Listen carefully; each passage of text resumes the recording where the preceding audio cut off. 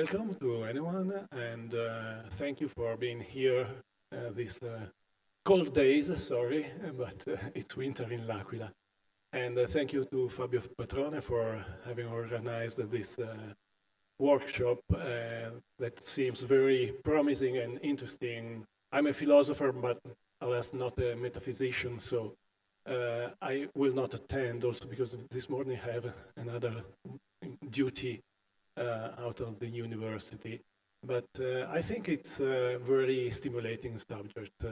I know about personal identity, what I learned in Locke and Hume, so very old-fashioned things, but I understand that metaphysics, so this empiricist tradition, which is very very prompt to abandon the idea of a real personal identity. So I think that metaphysics has something important to say about personal identity, and also this idea to apply new venues of metaphysics, as George explained to me just a few minutes ago. So I encourage you to discuss and having some new things to bring out to the community, and I'm very happy that you are here. I hope you enjoy this time. Thank you very much. So thanks a lot, Marco, and welcome everybody to this workshop. Just some quick words about the general purpose of the workshop. Part it. So the general purpose is bring forward the debate about the personal identity, connect it more tightly to recent. The general idea is that from the time of the work of Garfield or Lewis, many things happened in arithmetic. New tools have been produced, grounding, higher order mathematics. Important examples, new theories have been formulated also about old problems, for example, about persistence and time. And the purpose is to bring forward the application of these new tools to the traditional problems of personal identity, to apply these new tools to persons, human beings, human animals, personites, and all the other entities that are discussed in the metaphysics of personal identity. This workshop is financed by the Italian Ministry for Research and Universities in the context of the National Research Project, whose title is The Varieties of Grounding. This project involves the University of L'Aquila, but also the University of Padua and 2 universities in Milan. I thank first of all Fabio Patrone, who is actually the real main organizer of this workshop. And I thank the Dipartimento di Scienze Umane for the administrative support. What else?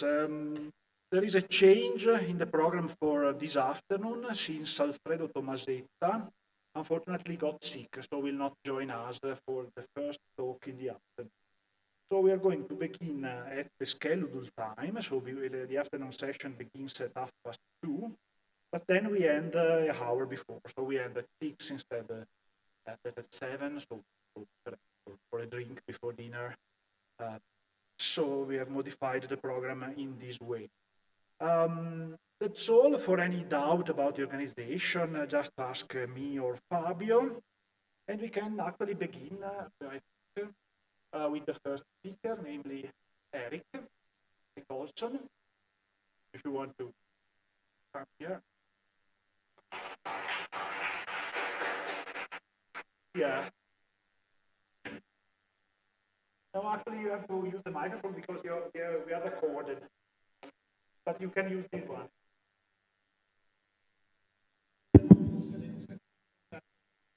Is that better? All right, good. I'm a nervous speaker, so it's much better if I can walk around and stand up. Okay, so it's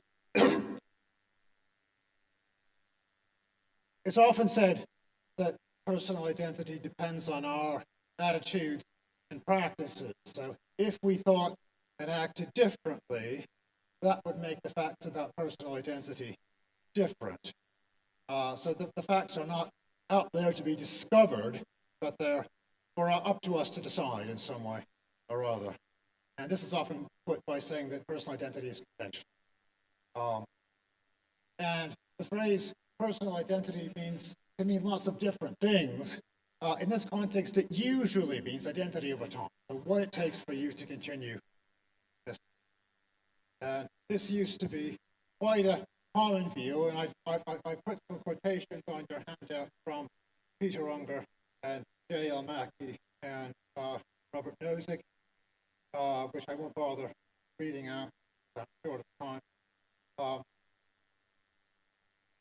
I think this used to be the dominant view, and then it sort of faded away a bit. But recently, it seems to have been revived. And I've put a handout, a quote on the handout from David Braddon Mitchell and Christy Miller, which I want to read out a bit of, just because it's so remarkable. So it's so sort of explicit. They say a person's identity over time is, at least in part, determined by the various person-directed practices of the individual and/or of the community. Someone survives some event just if, given her person-tracking practices or those of her community, the being that exists prior to the event is treated in the same person-directed way as the being that exists after the event. Yet, had those practices been somewhat different, she would have failed to survive the event. And they go on to say, changing the relevant conventions changes the persistence conditions of the objects in question. Okay, so imagine that everyone in our community takes us to persist by virtue of, let us say, some sort of psychological concept.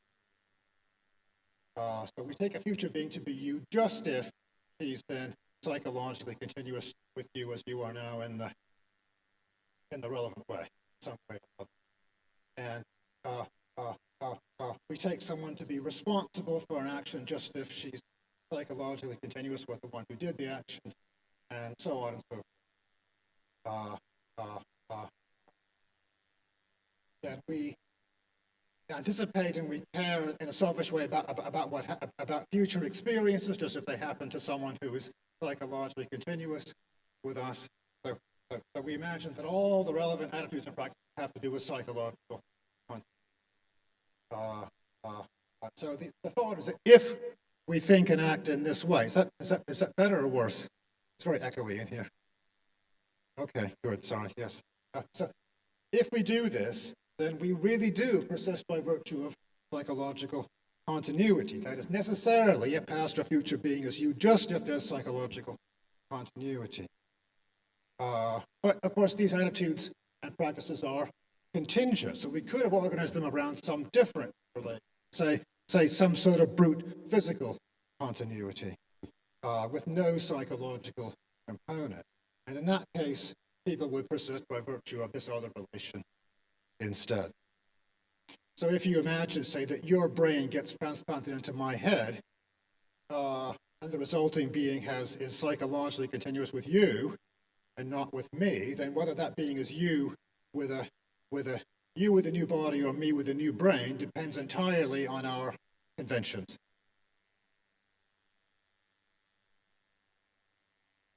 Okay, and if this is right, it's nothing to do with personal identity in particular, I suppose. It ought to apply to the persistence of dogs and trees and stones and so on as well. It's a matter of our attitudes and practices.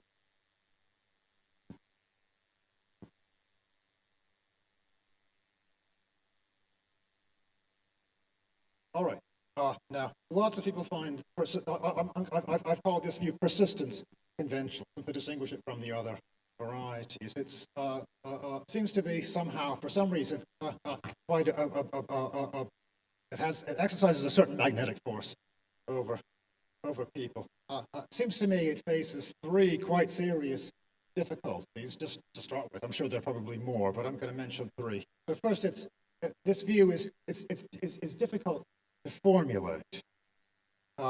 So you want to ask, well, whose attitudes and practices are supposed to do the work?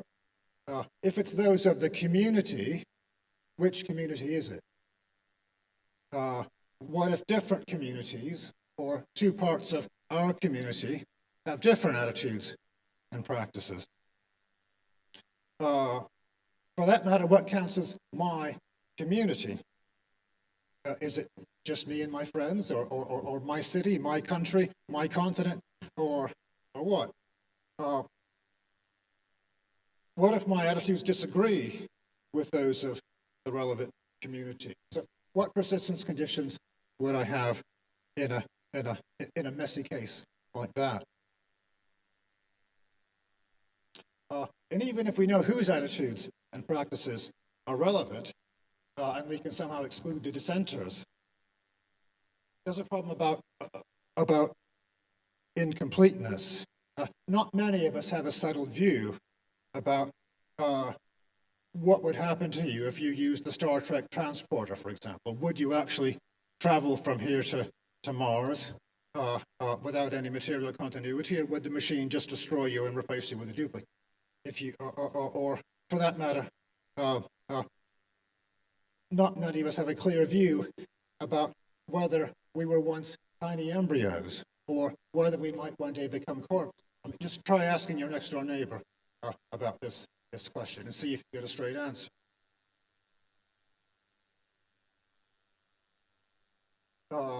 So even if we know whose attitudes count, the attitudes might be inconsistent or incomplete. And yet these inconsistent and incomplete attitudes would have to give us some persistence conditions or other, and they couldn't give us incomplete or inconsistent persistent conditions.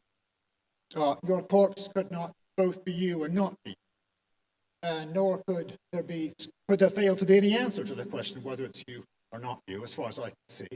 You might say that it's a determinate, not definitely you, not definitely not you, but that's also an answer to the question whether it's you or not you. That has to be determined somehow by the attitude practice. Now, no doubt you could find some solution to this problem, some way of fixing which attitudes and practices it is, and some way of making them consistent and complete, but no one would expect this to be sort of principled or satisfying. And the conventionalists seem to me surprisingly insouciant about this sort of problem. All right, that's what I call the formulation problem. A second problem is that persistence conventionalism looks logically inconsistent. So suppose again that the relevant attitudes and practices have to do with psychological continuity, and that our persistence consists in that relation. So this would make psychological continuity both necessary and sufficient for you to persist. So that is, it would be impossible for you to survive without psychological continuity. But again, these attitudes and practices are supposed to be contingent. So we might instead have arranged our attitudes around some sort of brute physical continuity. In that case, it would be possible for you to survive without psychological continuity. But there can't be possible circumstances in which something impossible happens. So, in other words, our actual persistence conditions are supposed to imply that there are no possible circumstances in which we could survive without psychological. But the view implies that there are such possible circumstances, namely where the attitudes and practices are different. So someone surviving without psychological continuity seems to be something that's both that both can and cannot happen. Yeah. Now, maybe the view is that our persistence conditions tell us what it's possible for us to survive in some contingent sense of possibility. So it's impossible to survive this in something like the way that it's impossible to travel from Britain to Ireland by train. Yeah. You can't do it. Okay, but it would be possible if the if there were a railway under the Irish Sea. Okay, so that might be the view that people have in mind. But the problem goes deeper, because what it's possible for us to survive can make a difference to what we actually do survive. So suppose again that our current conventions imply that we persist by virtue of psychological continuity. So that would imply that we were never embryos, right? Because there's no psychological continuity between you and an embryo. So we must have come into being several months later than our conception, at the least. Okay, but then our conventions might change. So next year we might decide to arrange our attitudes and practices around brute physical continuity. Okay. That would seem to make it the case that we were once embryos. Okay, so it looks like the view implies both that you were never an embryo, because that's what our conventions now dictate, but next year you will have been an embryo, because that's what our conventions next year will dictate.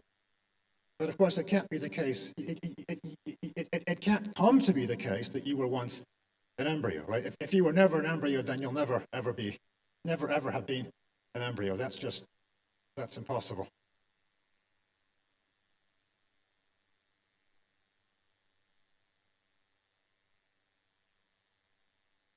In other words, it looks like the view seems to imply that what it's possible for us to survive can change from one time to another as our conventions change, and that will change the past.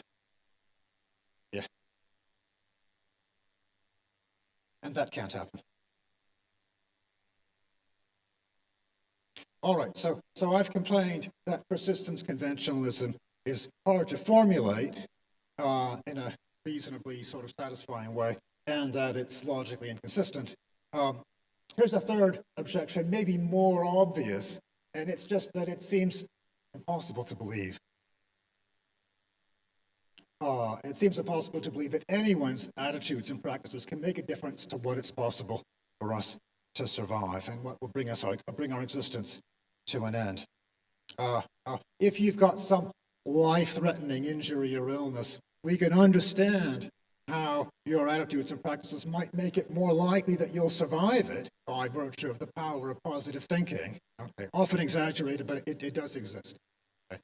We can understand how your attitudes might cause some supernatural being to intervene in the world and alter the physical facts to enable you to survive. That makes sense. Okay, but how could your attitudes and practices by themselves, without altering the physical facts, make a difference to whether you survive or whether you perish? It doesn't seem like we have that sort of magical power. And this worry has a practical as well as a theoretical side, as Chisholm argued many years ago.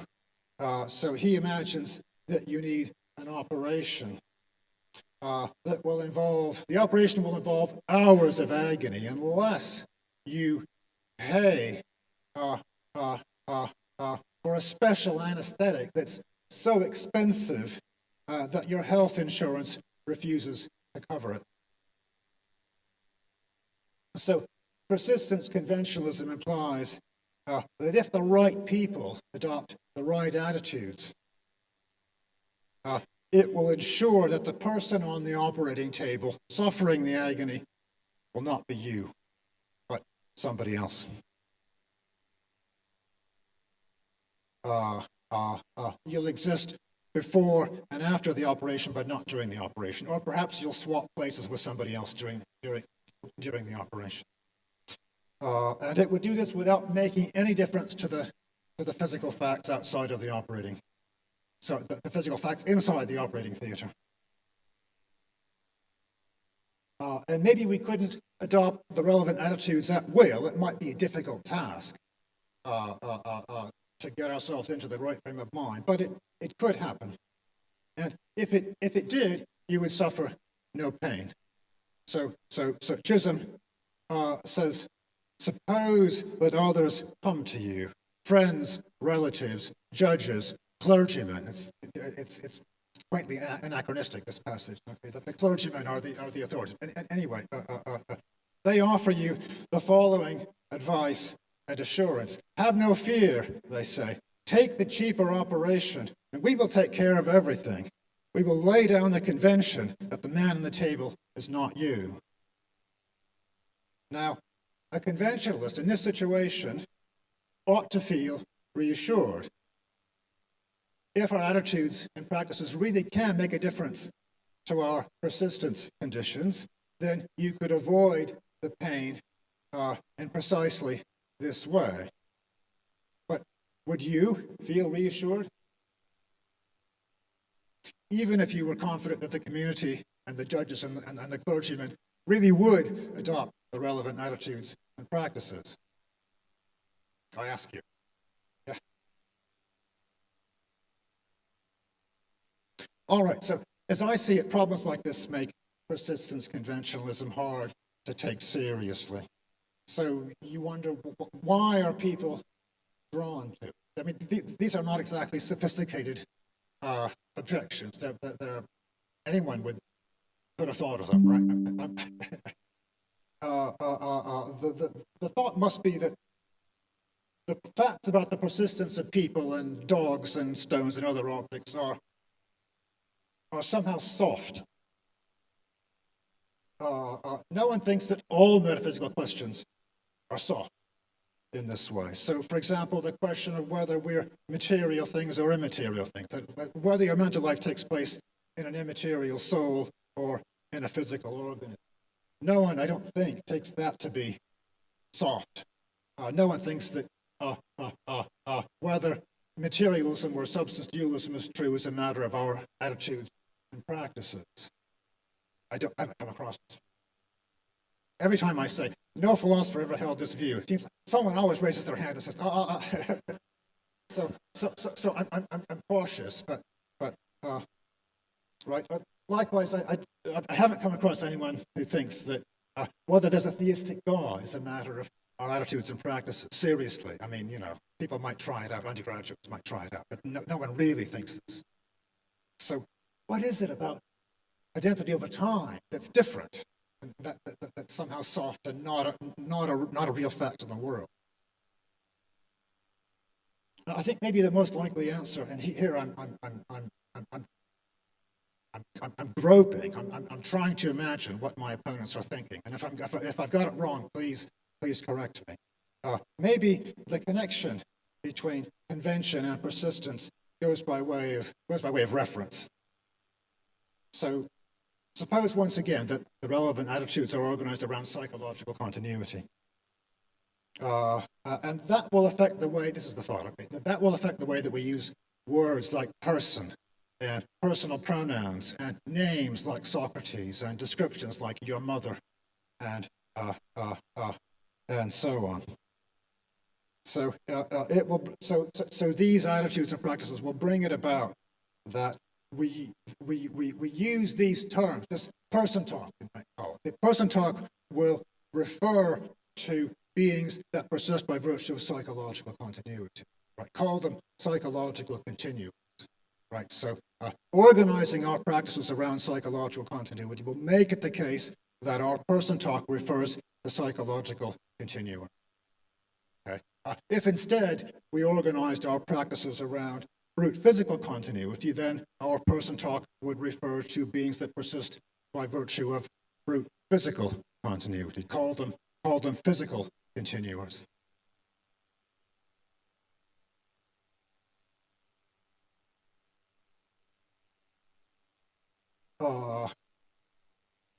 Right. In that case, then, our attitudes will make it true to say that if your brain were put into my head, the resulting person would be you with a new body and not me with a new brain. But if the practices were different, then that sentence would be false. So the proposal is that the attitudes and practices don't create metaphysical facts.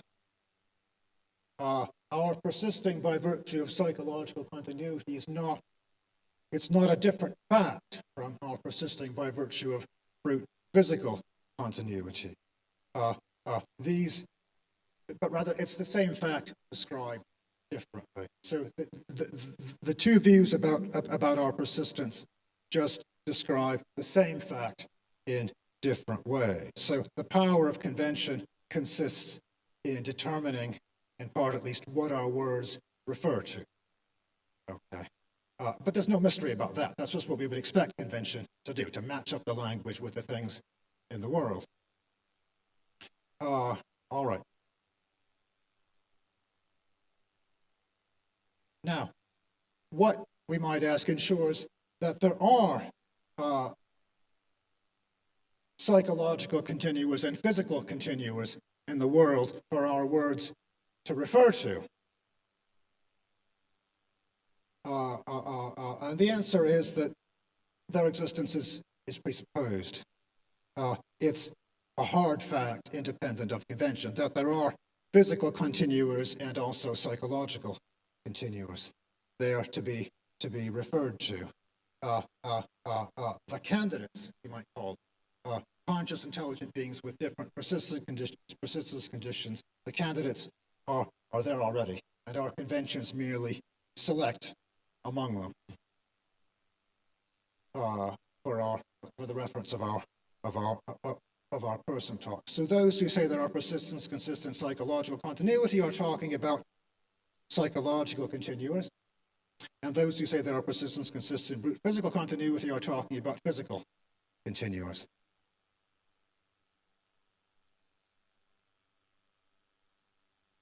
And for any possible attitudes and practices, more or less, there are intelligent beings here among us in this room now that persist under the corresponding conditions. So whatever we take our persistence to consist in, there actually will be beings within our skin that have those persistence conditions, perhaps with certain exceptions. And this, yes, okay. And this view is sometimes called multiple candidate conventionalism. This is a name that I'm borrowing from Christy Miller. All right, I think this view avoids the problems that I raised for persistent conventionalism. So if you think about the formulation problem, whose attitudes and practices make the difference? Well,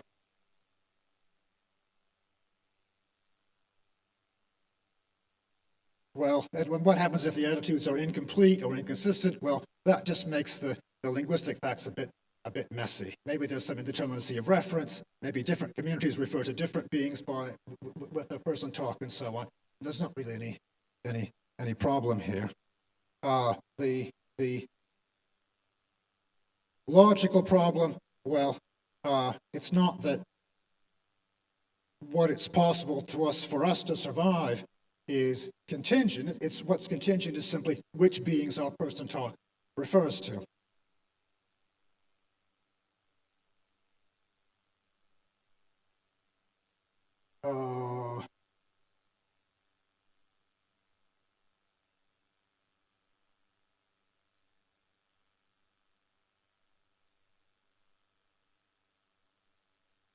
And it doesn't imply that our attitudes can determine the metaphysical facts about what we can survive. They just determine which beings our person talk refers to. So it doesn't suggest that our community can bring it about just by changing our attitudes, whether you survive a certain adventure or whether it's you on the operating table.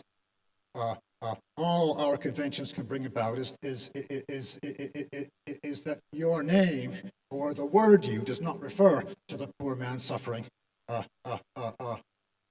the operation without any anesthetic.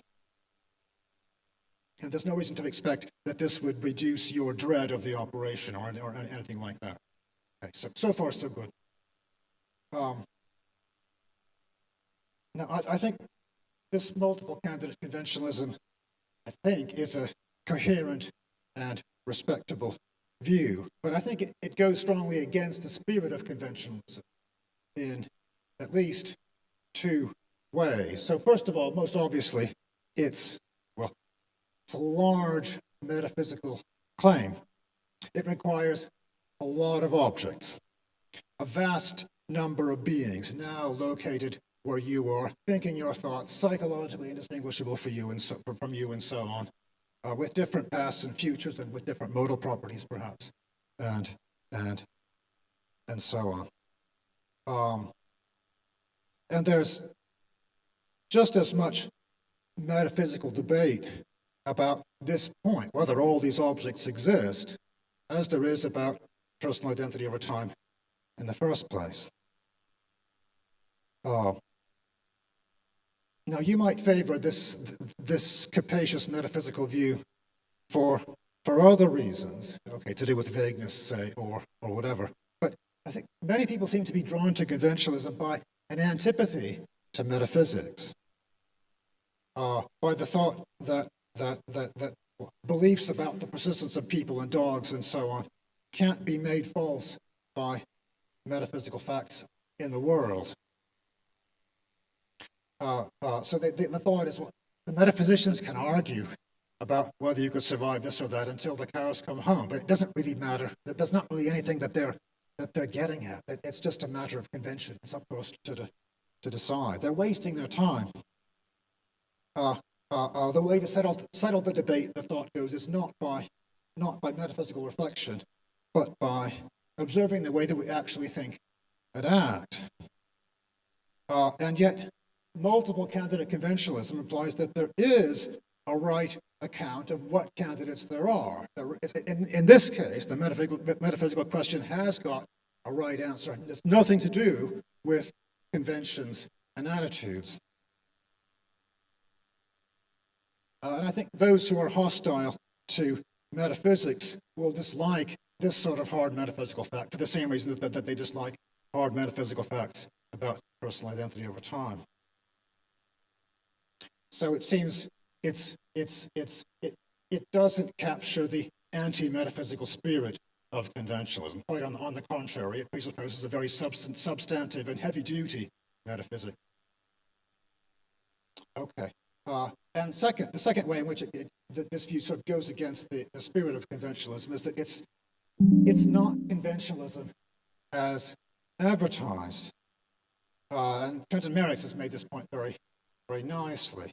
Persistence conventionalism is supposed to be the view that what it takes for us to persist depends on our attitudes and practices. And that had those attitudes been different, our persistence conditions would have been different. And this is clearly stated in the quotations that I gave at the beginning, particularly in the Braden Mitchell and Miller quotations. And multiple candidate conventionalism does not have this implication. It doesn't imply that had our attitudes been different, what we could survive would have been different. It implies only that had our attitudes been different, the beings that our present talk refers to would have been different. That is, the word I in my mouth would have referred to a different being, a different philosopher with different persistence. But it doesn't imply that I myself would have had different persistence conditions. But my persistence conditions are already settled by the metaphysical facts in the world. Convention only affects which thing I refer to when I say I. So our conventions determine only what things our person talk refers to, but they make no difference to what it takes for those things to persist through time.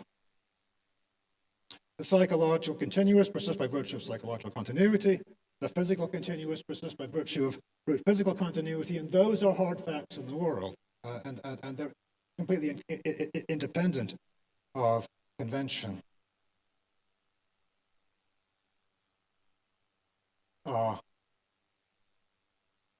So it's not a version of conventionalism as stated. It doesn't imply that had our attitudes been different, our persistence conditions would have been different.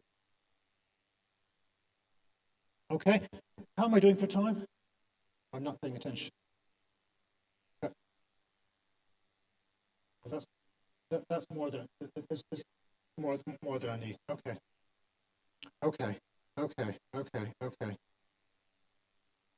So the view doesn't imply or even suggest that, as Brad Miller and Mitchell say, changing the relevant conventions changes the persistence conditions of the object in question. That doesn't follow. And of course, that's the whole purpose of multiple candidate conventionalism, is to avoid that outrageous and incredible consequence. So it seems like by avoiding the metaphysical mystery, multiple candidate conventionalism takes away the whole attraction of the conventionalist program.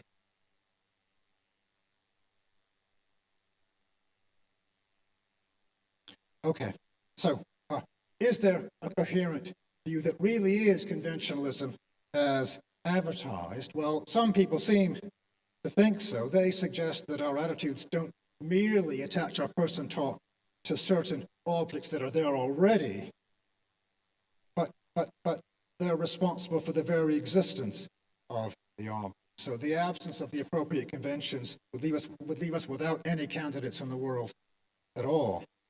So Peter Unger, for example, once said that any plausible approach to personal identity quote, will treat questions of our existence and identity as being in large measure conventional matters. And Brad Mitchell and Miller are more explicit. I like to quote them because they are so. How does that bear on these views that are called conventionalism about personal identity? Do you want to say more about that? Or No, go ahead.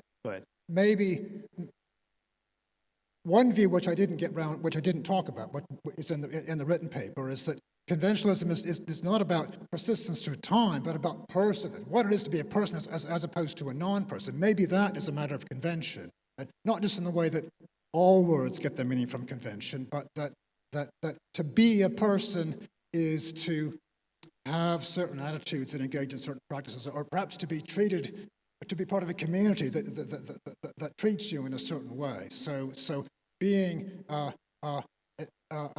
conscious, intelligent being, as Locke said, is not enough to be a person. You also have to take responsibility for certain past actions and anticipate certain future events, and perhaps to be treated in a certain way by the community or something like that. That's a possible conventionalist view. So being a person is a bit like being a member of a club, right? You get to be a member of a club by doing certain things, by paying your dues and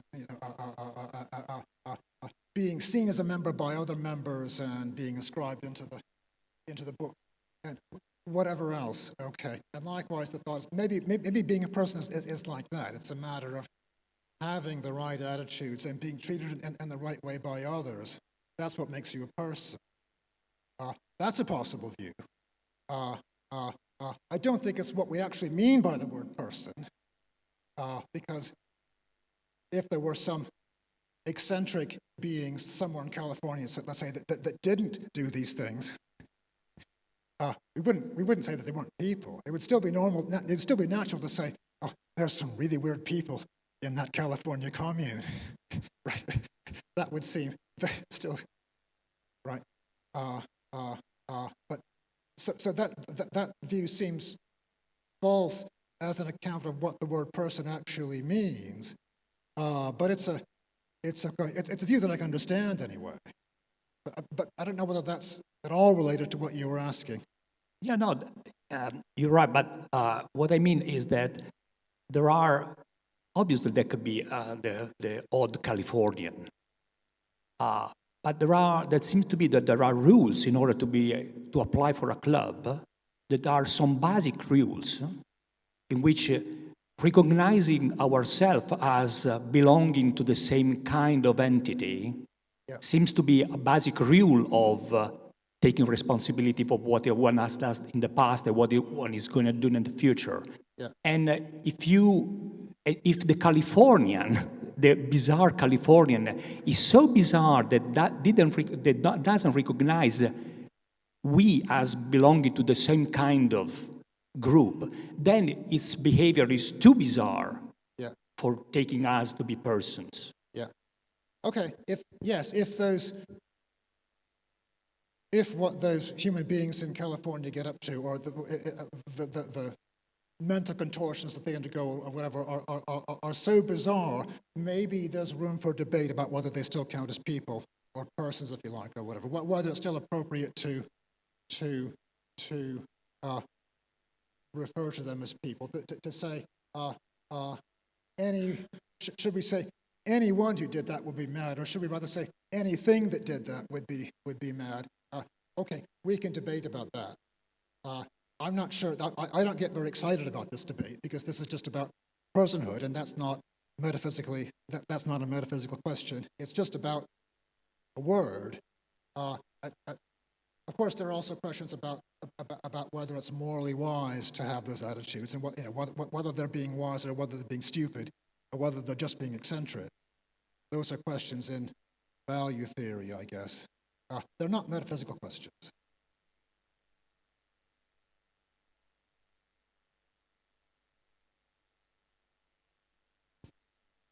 Okay, thank you. So when I'm thinking about conventionalism for persons, I'm trying to think of views that have nothing to do with persons that can kind of help me glom onto what it would mean. And it reminds me a lot of some of the debate in the metalinguistic negotiation literature. I don't know super well, so I'm sorry if I get it wrong, but thinking about how we might categorize a particular plant, like a tomato, as to whether it qualifies as a fruit or not. And you might think, well, look, if you're just an ordinary person and you're trying to make a fruit salad, you're not going to count tomato as a fruit because that doesn't belong in a fruit salad. But if you're a gardener and you're really interested in like growing plants, then a tomato counting it as a fruit is important, or botanist or something. Yeah. So you have these different norms or different practices, and depending on the context of the practice that you're into, a tomato might count as a fruit. Do you think, and this is just more clarificatory so I can kind of understand conventionalism with respect to persons, but if we have that kind of view about whether, I count as a person or we count as persons, or what might count as persons, more as, well, what are the practical uses that we need it for at the moment, given our context? And if we think of it more in terms of like debating whether a tomato counts as a fruit, I can get into that because it seems like you can have views about us disagreeing about a particular plant qualifying as a fruit without even really getting into metaphysical issues, because I can just say, well, look, for these purposes and these practices and for these conventions, this thing qualifies as a fruit, and for these other conventions, it doesn't. Yeah. And when we seem to disagree, we're just getting confused. And then I give you some sort of metalinguistic reason for why it may seem like we're disagreeing, but we're really kind of changing our meaning. Yeah. When you carry that over to whether something qualifies as a person, I don't know. First of all, is that the kind of right spirit for conventionalism about persons?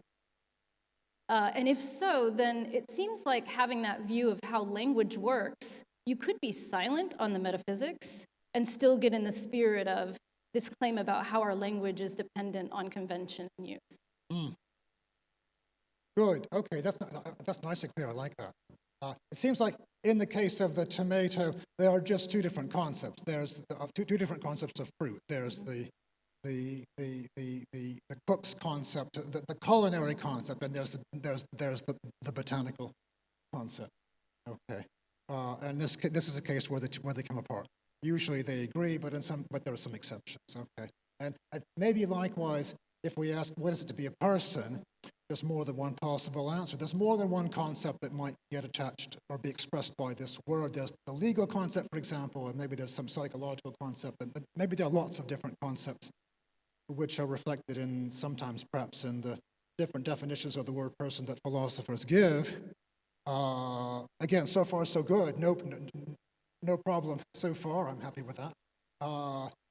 It would get interesting, I think, philosophically interesting, only, again, it's just about which word attaches to which things.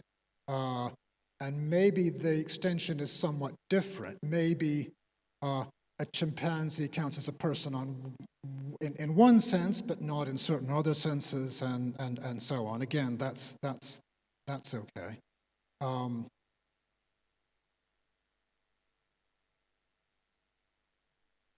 It still doesn't sound conventional. It's nothing to do with personal identity, unless by that you just mean personhood. And again, this phrase personal identity is very unclear and very often not made clear what it means when people start talking about it.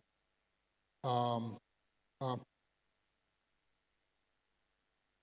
mean, I've been thinking about personal identity for decades. I've never got excited about what it is to be a person as opposed to a non-person. It never had any interest to me. I don't really care because the metaphysical questions that I care about don't engage with this. And I don't care whether I was always a person or whether I might one day be a non-person when I'm lying in the grave or whatever. I'm not sure. Am I addressing your question? Or? Yeah, no, good. No, I was just more kind of getting a sense of how conventionalism for personhood might relate to this kind of view of language where, let's take a case where it has nothing to do with persons and see if it's similar. And okay, and so I was,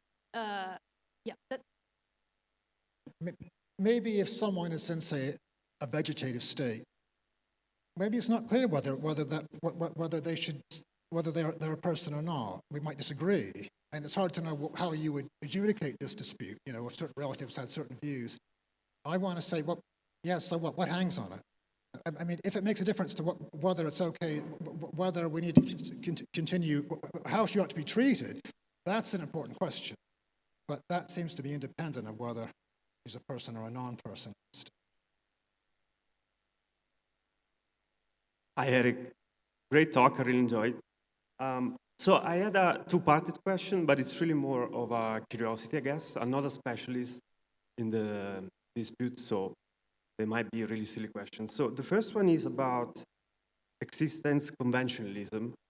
And I was wondering if you have any idea of what the strength of the claim might be in terms of whether they take it in terms of like a full determination, as in like convention, like fully determined, like a person, or if it's in terms of like a claim of partial determination, so something like there is a human organism right there, and that partially determine what the person is, and then conventions like add that extra element, and we wouldn't have had people without this extra element.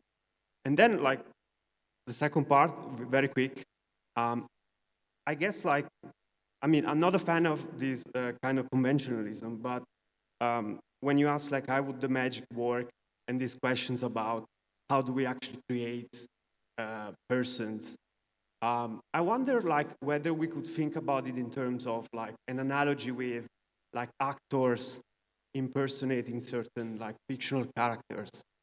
And like I'm thinking about the Christian Bale's Batman in the Dark Knight trilogy, something like that. Obviously, I mean, the analogy works to a certain point because obviously Christian Bale is a person, but I mean, when we talk about that Batman there, like it seems that we have in mind some kind of like, again, like human organism, and then there's something that clearly like we add to that picture, right? Those Batman features over there. Good, yes. As I understand it, the view is that our attitudes and practices are only part of what makes it the case that there's a person. So there has to be an organism there or something else. I can't just look at this pillar and treat it and adopt certain attitudes towards it and practices and make it the case that there's a person here in this columnar shape. No, I don't think that's so there has to be something in the world there already, I guess. Okay.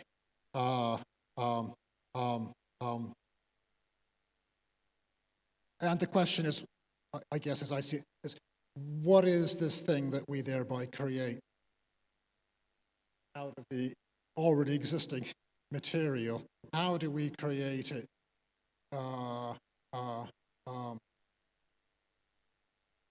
And if the answer is, well, it's the animal that creates it, if it's this animal that adopts certain attitudes and practices and makes it the case that there is a second thing here, namely a person, well, it's not clear how this creation is supposed to work. I don't suppose anyone working in the ontology of theater or cinema would say that if I pretend to be Batman, I brought into existence a new entity, a concrete, intelligent, conscious being. That I've never come across that view, anyway. And the obvious question that leaves me scratching my head is, if the animal has the power to do all this, why isn't it already a person? Why not just say that the animal is the person and it just engages in certain attitudes and practices? Why do you want to say that the animal, that the intelligent, self-conscious animal that has all the right attitudes thereby creates a new thing that's a person, and somehow the animal is not itself a person? That just seems to be, it seems to be metaphysical mystery with no motivation or purpose, whatever. Does that answer your question? No, I guess you don't find the analogy with like film characters compelling in a sense, right? So when you're thinking about Christian Bale's Batman, Yeah. well, is Christian Bale's Batman conscious? I guess so, in a sense. Well, I suppose that Batman is a sort of fictional character. It's like asking whether Sherlock Holmes is conscious. Well, of course, he's conscious in the story, but no one thinks that Arthur Conan Doyle created an intelligent, conscious being when he wrote those stories. You know, a being with moral status and so on. That sounds like a crazy thing to say about the ontology of fiction. Now, maybe there's something to be said for the view that personhood is something to do with, has some connection to roles in fiction or in theater or in drama. Okay, so maybe being Eric Olson is a sort of role that I've taken on, that I've created, perhaps, something like that. My persona, maybe, you know, on social media or whatever. Yeah, I can sort of understand that, but that doesn't sound like metaphysics to me. Because that's just something that I do. Still, the thing that is conscious and intelligent and doing the work is the animal or the person. And the work consists in creating this persona, but the persona is not a thinking conscious being. That's something else. Yeah. Hey, thanks. This is sort of a follow-up to Liam's question. I'm wondering, or I want to hear more about why you think that the metaphysical commitments of multiple candidate conventionalism are so large. Because for me, it's really easy to get to them. You just think about these coincidence puzzles, like statue and the lump, and you take whatever solution you give to the puzzle there, and then map that on to your view of persons. Or you take whatever view you have of the statue lump puzzle, which makes something is destroyed when the thing goes in the crusher or explodes or whatever. Something is destroyed when the thing is crushed. You take whatever view makes that utterance true, and then you port that over to your view of persons. I'm sort of like, and in the statue case is like especially helpful because our view of statues does seem to be largely the product of our conventions. It seems contingent, could have been easily different. Well, okay. I mean, the metaphysics of statues and lumps, to take that example, is very controversial. There's lots of dispute about it. So there are these constitution views that seem to have gone out of fashion now for some reason, I'm not sure, and there are temporal parts views, and so on. These are all very heavy-duty metaphysical views with all sorts of worrying implications. I mean, maybe we could live with those implications if we had a good reason to accept that ontology in the first place. And maybe we do, for reasons that are entirely independent of any of these debates about conventionalism or personal identity. So maybe once you've accepted that what Fabio called the rich ontology of material things, maybe the conventionalist type thoughts become less mad and they make more sense. And this is the multiple candidate conventionalist picture, that all the things are already there and the conventions just select certain ones. And of course, the ontology raises all sorts of metaphysical questions, but maybe those questions are answerable. Maybe we face those questions anyway. Maybe we already have ought to or find it difficult. Maybe we have other reasons to accept that metaphysical background picture. But then the conventionalist element is a bit superficial. The metaphysics is already there. And the conventionalism is only about the connection between all those entities and our thought and language. So it's not, this is conventionalism with no metaphysical content at all. Isn't it? Yeah. Can perhaps continue later. Thanks a lot for the talk. Thanks you all for the questions. We are now going to have a break. There is a cafeteria in front of the building, so we can go there for a coffee or whatever you want. And then we begin again at 11 with the next talk of Ugo Ferreira Luzio. Thanks a lot. So the next speaker is Ugo Luzio, and the title of his talk is Am I a Biological Process? As usual, we have approximately 40 minutes for the talk and then approximately 20 minutes for the questions. So, Ugo? Working? Okay. So, thank you, Giorgio. Let me begin by thanking the organizers. So, this is a lovely event. I'm really happy to be here. So, the talk is on a paper I'm working on recently. And the idea is mainly to present a certain conception of animalism, a very recent one, called processual animalism. So this conception is based on a critique of the more sort of traditional version of animalism, substance animalism. And so the idea is to present this processual account and to discuss it, and also to defend substance animalism from some of the critiques that it has been subject to by processualists. So here's my plan. So I'll begin by presenting substance animalism in very basic general terms. Then I'll present Anne-Sophie Meinke's critique against substance animalism. So she's one of the main processualist animalists writing right now.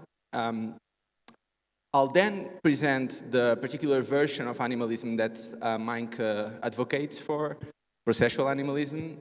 And I'll defend substance animalism and also discuss some points about processual animalism. So let's begin with substance animalism.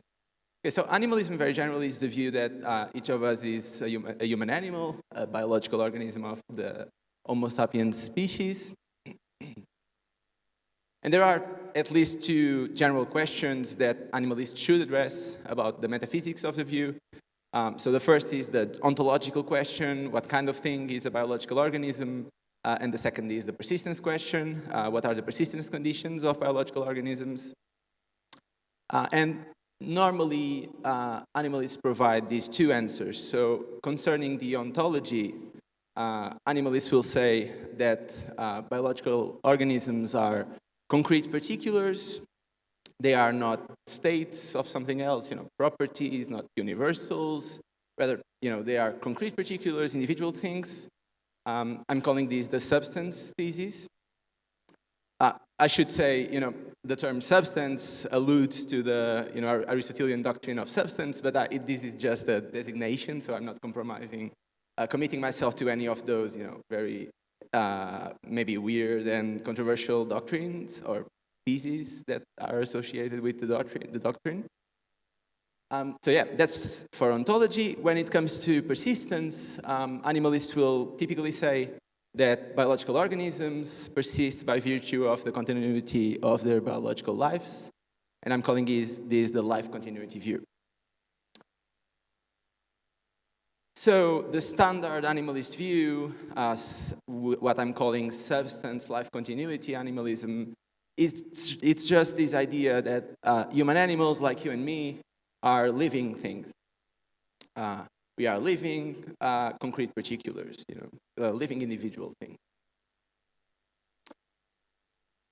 Yeah, so most critiques of animalism, they tend to challenge the life continuity view, and we all know this from the literature and the usual debate on animalism. So we have neo-Lockeans arguing that this view has problematic consequences because it implies that no form of psychological continuity is necessary or sufficient for our persistence, and that's problematic, according to neo-Lockeans. Also, within the animalist field, we have these sort of particular debates by what I'm calling dissident animalists, or survivalists in this case. So some animalists think that life continuity is not necessary for our persistence, insofar as we can persist as corpses, for instance, in some cases, or as cryopreserved organisms, and so they reject the life continuity view on this basis. However, both proponents and opponents of the life continuity view, they tend to share this commitment to the substance thesis. So it's not easy to find philosophers arguing that we are actually not things, we are states or properties or any other kind of, we belong to any other kind of category, right? So even animalists, they disagree on whether biological organisms are living things, or if you want, essentially living things. But normally they don't disagree about whether they are things to begin with, right? So there is this sort of shared commitment to the idea that we are to be included in this ontological category of things,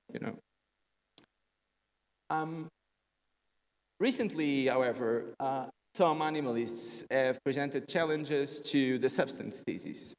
And this includes, I will be focusing on animalists who come from this biology-driven tradition or field of processualism. Meinke is included in those in that camp, and I will be focusing on Meinke's work here. But also in Dupré, you can find presentations of this sort of processual animalist view also. So Anne-Sophie Meinke has presented three main claims against substance animalism, and I'll go through each of those. So the first claim, she calls it the armless claim, and it says that animalists have not yet sufficiently explained their key notion of biological identity.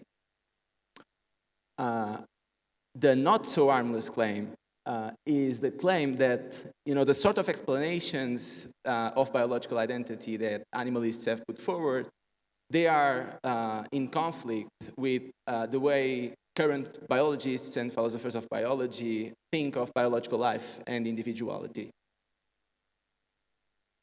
And finally, the main claim against substance animalism, which Meinke calls the radical claim, is the idea that animalism is simply based on the wrong sort of metaphysical framework, and that is substance-based metaphysics.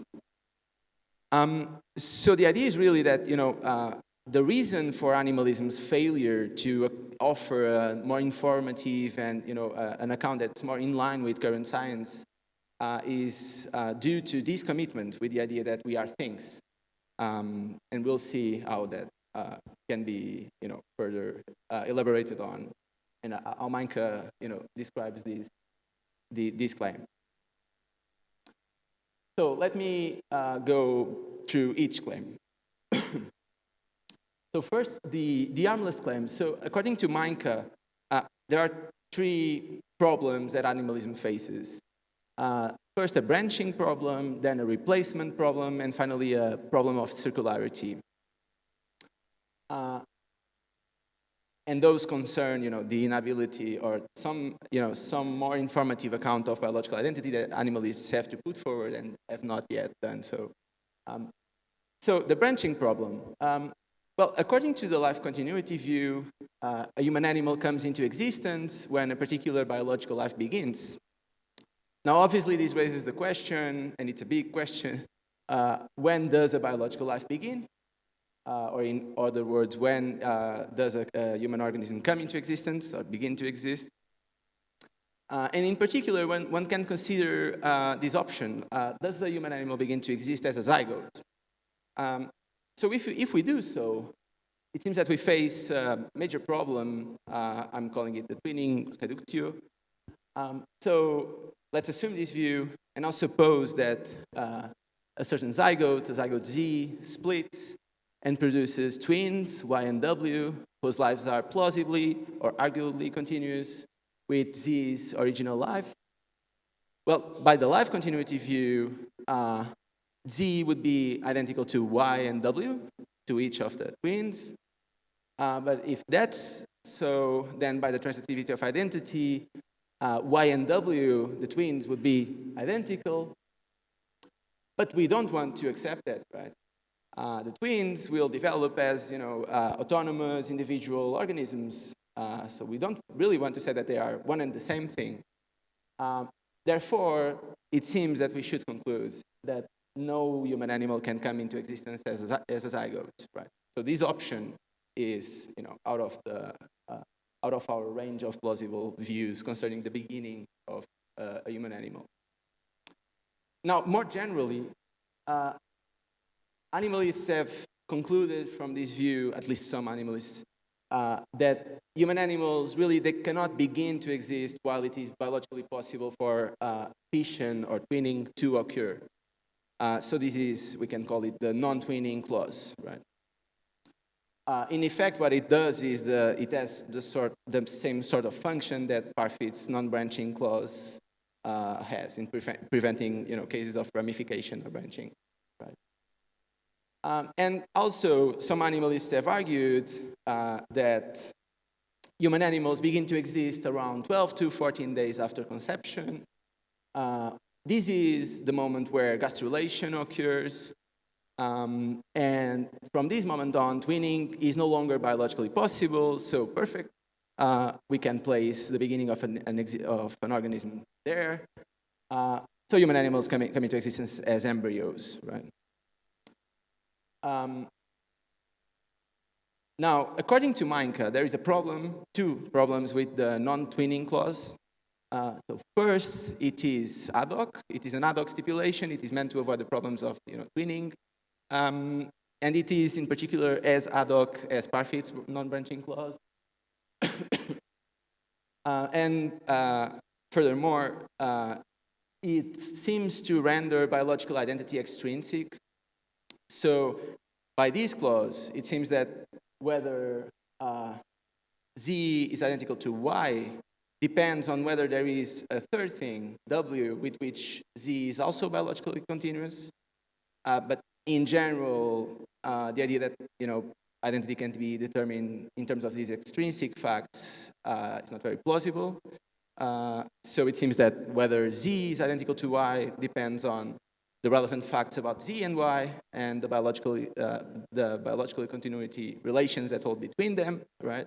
But not on the existence of a third thing and the relations between Z and the third thing. So this is Meinke's critique to the non-twinning clause. Now, for the replacement problem.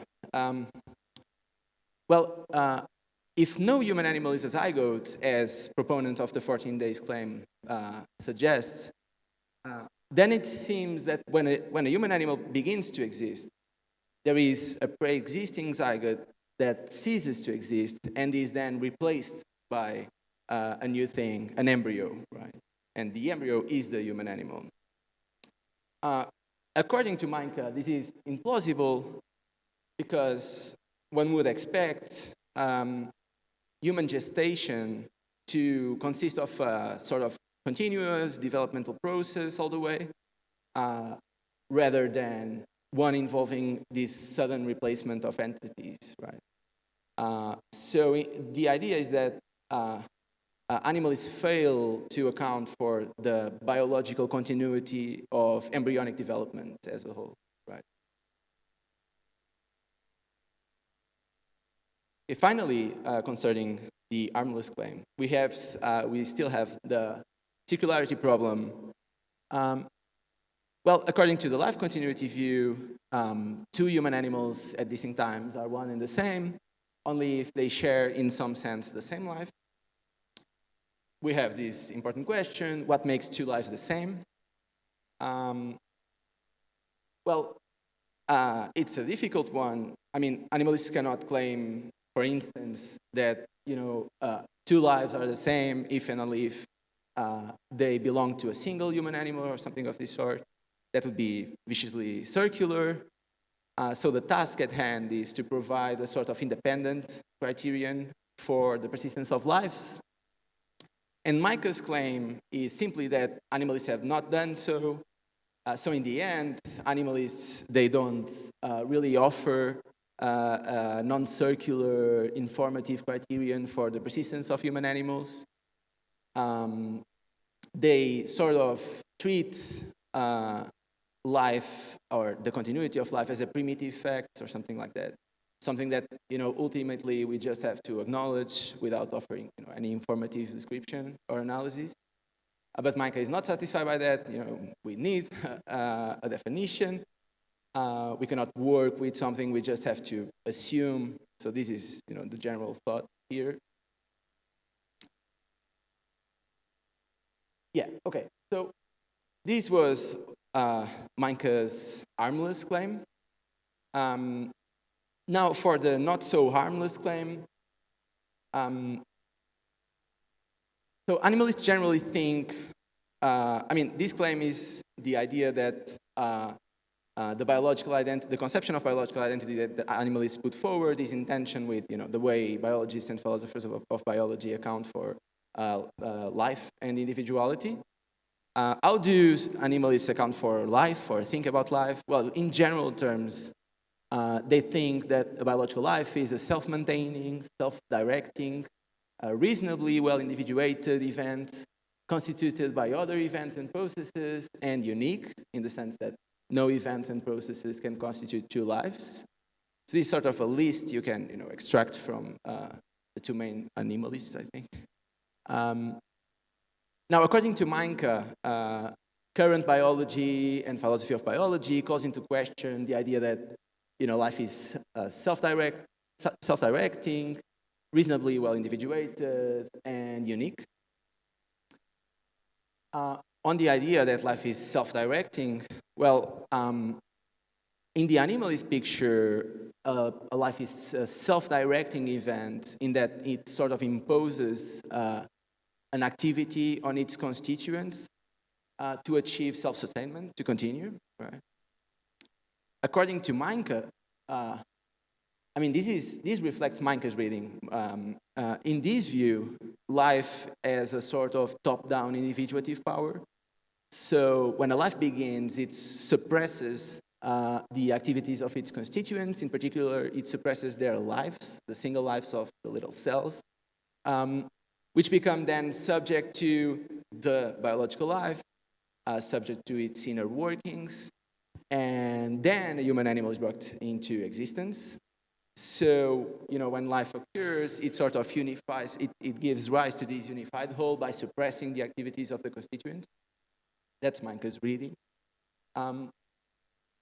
However, Meinke suggests biological life is much less about suppression and competition, and much more about cooperation between multiple organisms. And then, Meinke cites a lot of theories on biology that seem to point to these facts, right? So it's by virtue of the cooperation of multiple organisms that this unified whole is brought about, you know, rather than by virtue of suppression. Yeah, on the claim that life is a reasonably well-individuated event, well, the sense in which animalists typically, propose this idea, I think, is captured by this Van Inwagen's quote. So that is that there is often a reasonably clear answer to the question whether a life at one time is the same life as a life at another time. According to Meinke, current biology and philosophy of biology suggests that biological life is actually far from being well individuated. And the way Meinke explains this is by saying that, you know, biological individuality and identity, as we find it in the living world, is not all or nothing, but rather comes in degrees. So it seems that Meinke is reading this idea as if it consisted of, you know, the claim that there is a determinate point at which human animal comes into existence, namely when the biological life begins, and Meinke is saying, no, not at all. Rather, individuality comes in degrees, and Meinke will then claim that actually we do come into existence into degrees. We exhibit various degrees of individuality throughout the process. And finally, concerning the idea that life is unique, well, in the animalist picture, the sort of traditional one I've been presenting, biological organisms, they are individuated by their lives, so there is this sort of one-to-one correspondence between lives and organisms. According to Meinke, however, there are many cases in which this doesn't seem to be true. I'll just be considering one, but she presents at least other two. So I'll be talking of colonial organisms, but Meinke also points to symbioses in general and holobionts also. But looking at colonial organisms, for instance, well, these kind of organisms like corals and the Portuguese man-o-war, they seem to be single living organisms. However, they are composed of many distinct living organisms, and each has their own life, they seem to work in close association with one another. So in this kind of case, Meinke claims that it seems that we would be as justified in saying the coral reef is one organism hosting many lives, as we would be in saying that there are many organisms participating in one life. So at least it creates difficulties for this one-to-one correspondence between life and organisms. Okay, so how am I doing on time? 20, cool, okay, thanks. Okay, so I've presented Meinke's harmless claim and not so harmless claim. So these two claims are used to sort of motivate what is actually like the main claim of Meinke's paper, which is the radical claim. And that's the idea that we animalists, substance animalists in particular, they are working under the wrong metaphysical approach. So ultimately, according to Meinke, what is preventing animalists from offering a more satisfying account of biological identity, individuality, and also life, is this commitment to the idea that we are things. So it's the substance thesis that's doing, you know, that's creating the problem here. And Meinke describes. She characterizes some substance animalism as a view that works under what she calls a thing ontology.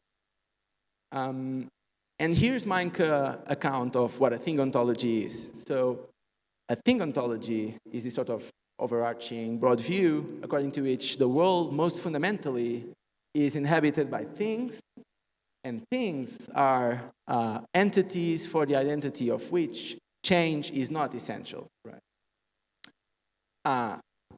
So by characterizing, by working with the thing ontology in this sense, Meinke says that substance animalists, they face a dilemma. Actually, she has, like, in different places, she argues that this is a very broad dilemma. She even calls it the dilemma of personal identity. It is supposed to affect any view that thinks that we are that thing or made up of smaller things. So by working with this sort of approach, according to Meinke, substance animalism faces this dilemma, a dilemma between mysticism and eliminativism. Right? So let's look very briefly at each horn of the dilemma. So on the one hand, we have substance animalism's explanatory mysticism, explained by Meinke as the idea that substances, and more generally things, are numerically self-identical by definition. It's a bit hard to unpack, like, this part of Meinke's papers, but here's what I think she's trying to say. She could, I mean, in some sense, she could be pointing to the mere fact that in order for something to change, the thing that exists before the change and after the change must be the same. So in this sense, the thing itself must not change in any sense. But what I think she's doing is using her critique, in particular the circularity critique, to say that, well, look, animalists, they don't provide an informative non-circular criterion for the persistence of human animals. Therefore, in the end, we must just assume that things ultimately persist or something like that. And so that's what I think she's trying to encapsulate by this idea that, you know, things are numerically self-identical by definition. So I think it's working as a critique or a reinforcement of her previous critique. But that's my reading. So beyond the explanatory mysticism, the other horn concerns eliminativism. And that's the idea that, you know, without the numerical identity of living substances, organisms, there would not be any identity apart from that of the elementary particles. Again, very hard for me to unpack what's the critique, but I guess it's just also maybe a reinforcement of the idea that, you know, in this view, life has this sort of top-down individuative power. It works as the unificator or the creator of the whole, and unless we offer an informative account of what that is, then we have problems. But yeah, that's in general terms what I think the dilemma is. Okay, so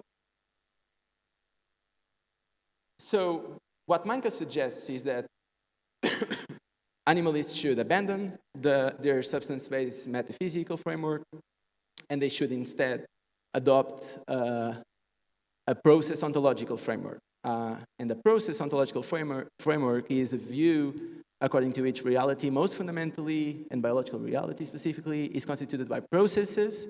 And processes, they are entities for the identity of which change is essential. Thank you. So, Meinke presents another version of animalism, one that abandons the substance thesis, processual animalism. So on this view, human persons qua organisms are a particular kind of biological process. And again, we should take a look at the metaphysics of processual animalism in this case. So what's the answer to the ontological question and the persistence question? The answer to the ontological question is simply that, you know, an organism is a living process. It is life itself, sort of. That's Meinke's idea. More rigorously, biological organisms are defined by Meinke as higher order stabilized processes. Then there is this complicated theory, you know, we have lower level processes, and there is multidirectional causality between lower level and the higher order process, and so on. But this is the fundamental idea. About persistence, Meinke says that organisms persist through time as long as stabilization and functional integration can be maintained, right? So we are living processes, and we persist by virtue of some form of stabilization and functional integration, right? Okay, so I'll just share some thoughts, like some critic thoughts about processual animalism, and also defend some points about substance animalism. Like in the paper, I go through every critique, every particular one, and present reasons for defending substance animalism from them. But here I will just present what I think it's the main defense we can give. So in Manka's view, as we saw, the basic metaphysical framework of substance animalism, which is encapsulated by the substance thesis, is this thing ontology, and we just saw that a thing in Manka's technical sense, it is an entity for the identity of which change is not essential. So by characterizing the sort of underlying metaphysical framework of animalism in this way, Manka ends up attributing to substance animalism the view that human animals and biological organisms in general, they are things for the identity of which change is not essential. So the idea would be that human animals, they may change, sure. The thing thesis is not the claim that things are static. It's just the claim that change is not essential, right? So human animals could change, they may change, but ultimately they do not depend on changing to persist over time. Now, I think that's just wrong. So I think that Manka's understanding of things in this thing ontology, they really do not reflect, it doesn't reflect the substance animalist understanding of concrete particulars or the substance thesis. Substance animalists, they acknowledge that animals rely on the continuous alteration of their intrinsic properties through interaction with the environment for their persistence. I think in this view, change is constitutive of persistence, so stasis would be incompatible, right? And I think the constitutive dynamicity of biological organisms is acknowledged by Van Inwagen and by Eric.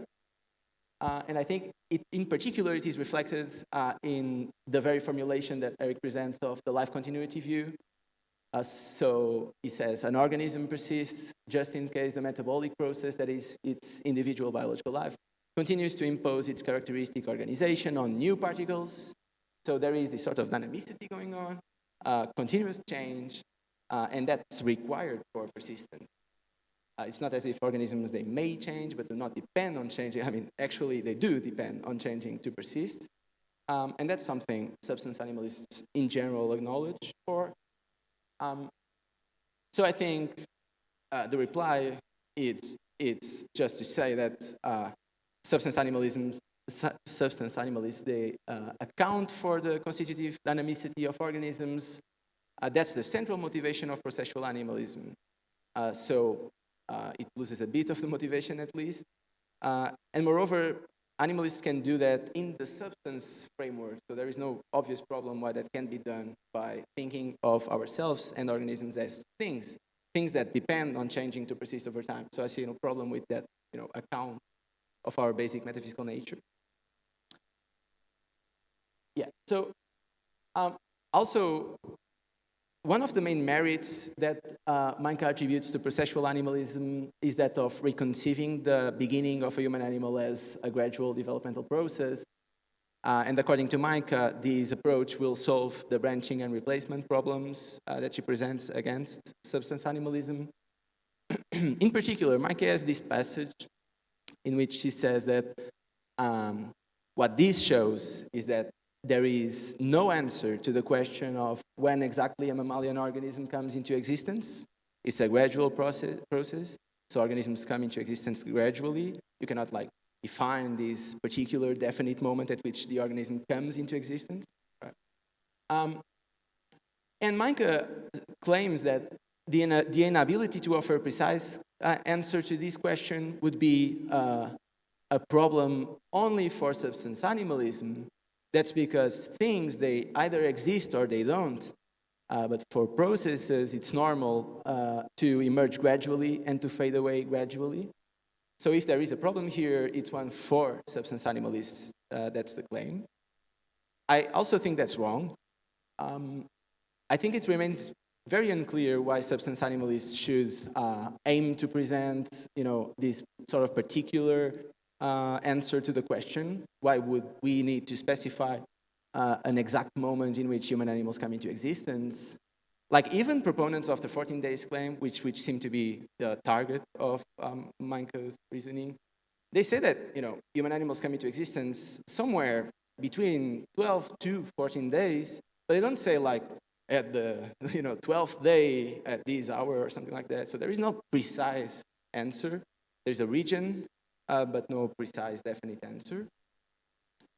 And substance animalists, they may take the existence of a human animal to be a fuzzy or vague matter. I don't think that's inconsistent with us being things.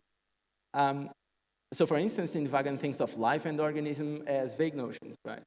Ontically vague. How am I on time? Just to see if I can say some more. Okay, so I'll try to resume. So that's it for my defense of substance animalism. Now I wanted to go through this last section of the paper in which I discuss whether in itself processual animalism is a plausible view. And one of the main questions I address is whether this view can really solve the replacement and branching problems. I'll just say what I think instead of going through the slide. The main idea is that it's not really obvious why processual animalists cannot think that, it's not obvious that on this view, when a process is stabilized, there seems to be a new organism in that moment, right? So it's not obvious why that wouldn't count as a replacement of entities. So the stabilized process would, in that moment, replace the pre-stabilized process. We have to assume that, the new organism is not identical with the pre-stabilized process in order to say that stabilization is really what brings about an organism, right? So it's at least not obvious why processes cannot replace themselves. And I also suggest that it's also not obvious, at least. So this is just, I'm just inviting processual animalists for further clarification. It's also not obvious why it couldn't be the case that a process understood as an entity that becomes stabilized somewhere in the zygotic phase of gestation cannot then split and produce twin processes. So that's a bit extravagant, but it's just not clear why that couldn't be the case, right? So that's one thing. About the circularity problem, my claim in the paper is just that we have literally no account of what are these stabilization and functional integration conditions that processualists are focusing on. So we need such an account to see if the view is circular or not circular. So there is no answer at all. I couldn't find one, and I had to read Meinke's whole work. So we need such an account to check whether the view can surpass the circularity problem. And finally, I'll just end with this, sorry. I think that processual animalism faces, I think, at least a series of surprisingly difficult cases when it tries to account the conveyed personal ontology with common sense, if that's a project they want to engage with. So I think that many of the properties we ascribe to people are hardly explainable if we are processes. Things like, for instance, you seem to be located in a single region of space that encompasses all of your parts. But processes, they can be distributed, they can be multilocated, and so on. So there is some explaining to do in this regard. There are some more simple cases, like we have certain spatial parts, spatial properties, such as shape and weight, and we can inquire about those, but it hardly makes sense to ask what shape, height, or weight the process has. So it's not really obvious how we could go about measuring such properties. We do certain things that processes, at least not obviously, can do, like eat and talk and run. So I never saw a process running or eating, right? I mean, I'm not claiming that this is not a knockdown argument against processual animalism, because they can just acknowledge, yeah, that's that's a consequence of the view. Processes can run, but there is some explaining to do, like why were we wrong to think that processes couldn't be, that they are not the kind of thing that can run and eat and talk, and also think, right? So we are capable of thinking. But not obvious. It's not obvious in what sense can a process think. Like we need several crucial, complex processes to think, biological, psychological, and so on. But in what sense could a process itself think? I think that's far from obvious, and I think like processual animals should at least try to explain how their view accommodates to common sense about persons if they want to engage in such a project. Okay, I'll finish here. Thanks.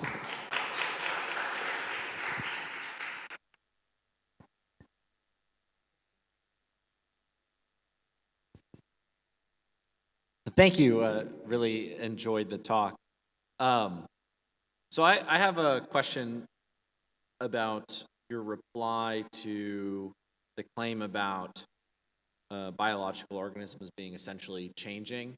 So you said, and correct me if I have this wrong, but you said that on Micah's view, a process is something which is essentially changing.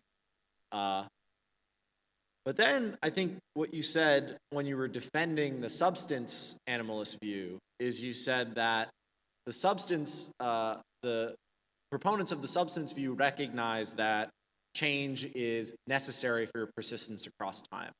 But these, I think, are two slightly different claims, right? So it might be that change is necessary for your persistence across time, but not that you're essentially changing. There might be a possible world in which an organism exists only at a single instant in time, right? And it might be true for that organism that it couldn't have persisted across a single instant in time without some sort of change, but that organism is not essentially changing, since it's not essentially persisting across time. There are worlds where it exists only at one time.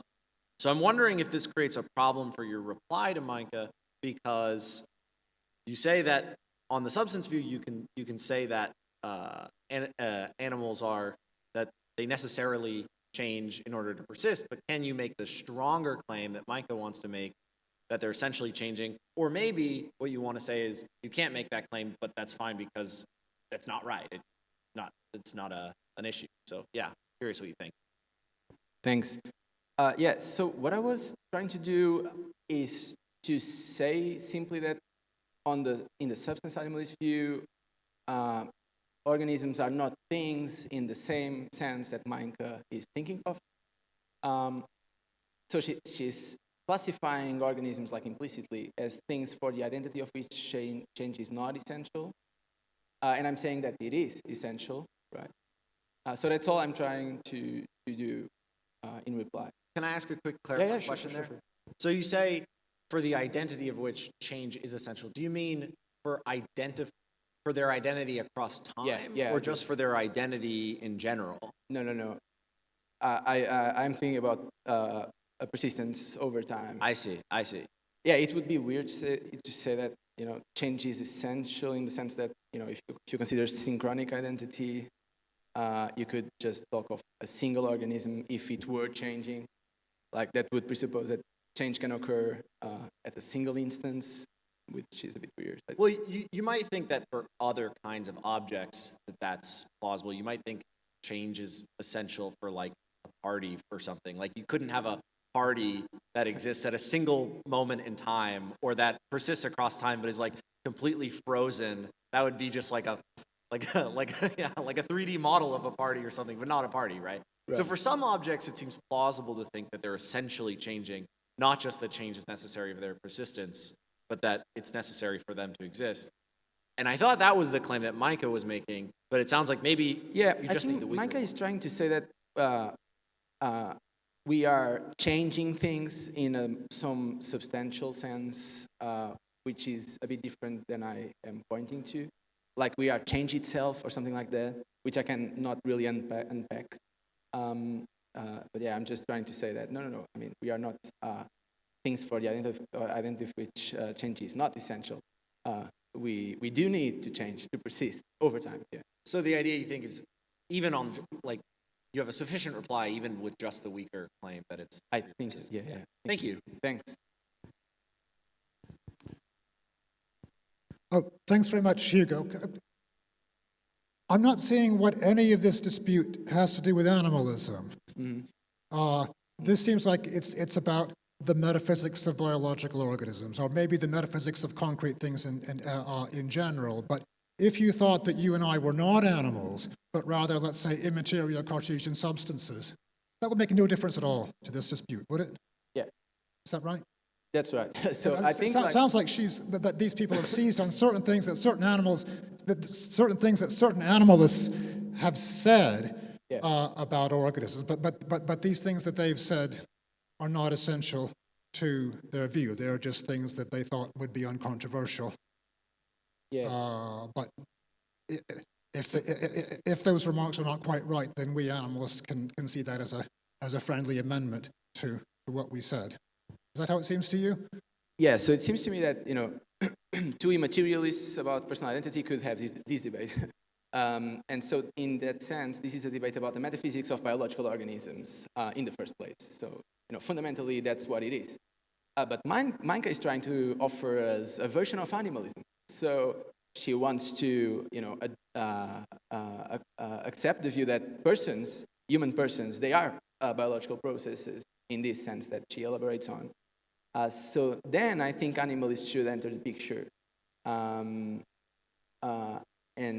try to see if that's plausible, if it's plausible to say that human persons are processes rather than things, right? So it's sort of a consequence of a more fundamental dispute on the metaphysics of organisms. That's the way, at least, I'm thinking of the problem.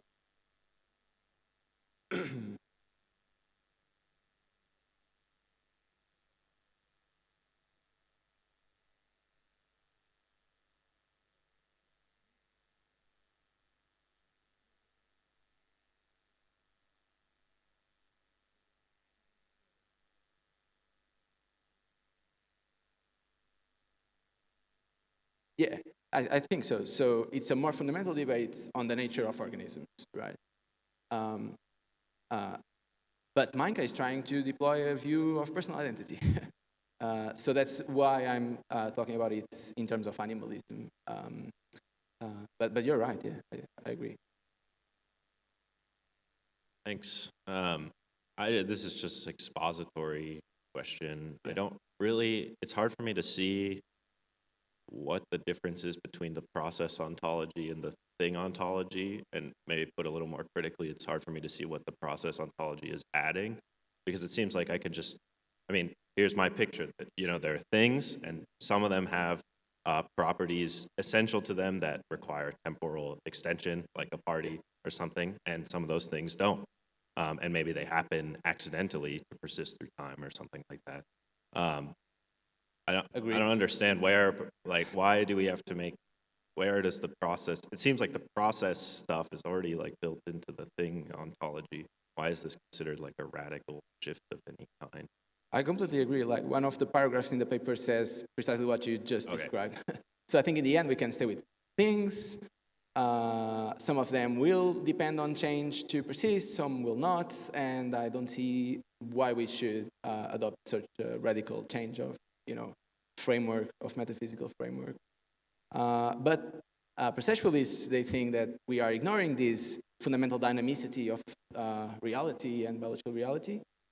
And I think there is some work to be done, I think, that I tried to do in the paper in a very limited form, about the consequences of this sort of view for instance, Leibniz's law, and how identity is being conceived rigorously. So there might be some changes in that respect. For instance, at some point when you read Manka, you get the impression that in her view, identity really depends on change. And that would be a big consequence, I think. So yeah, I think that's work to be done on exactly what processualism is adding. But yeah. I agree with the general point that we can stick with things. Thank you. Thank you very much. I have a question about the last part. Yep. It may sound a provocatory question, but it's really not. You're saying that it seems implausible to you that a process can think, right? But why? I mean, if we are processes, it seems that we are a kind of thing that is basically different from the one we think we are, right? And if we are processes and we think, then processes think. Yeah. It seems straightforward to me. Yeah, I think that sort of depicts the kind of answer Minecraft would give, I think. So it's just, yeah, sure, like if I'm right about the basic ontology, then these consequences, they just follow, right?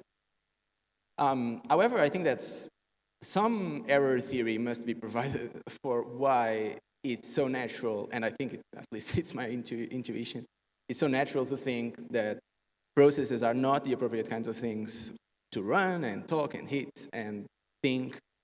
Concerning the thinking case, like what I think like, so suppose you're a process, and the idea is that processes think.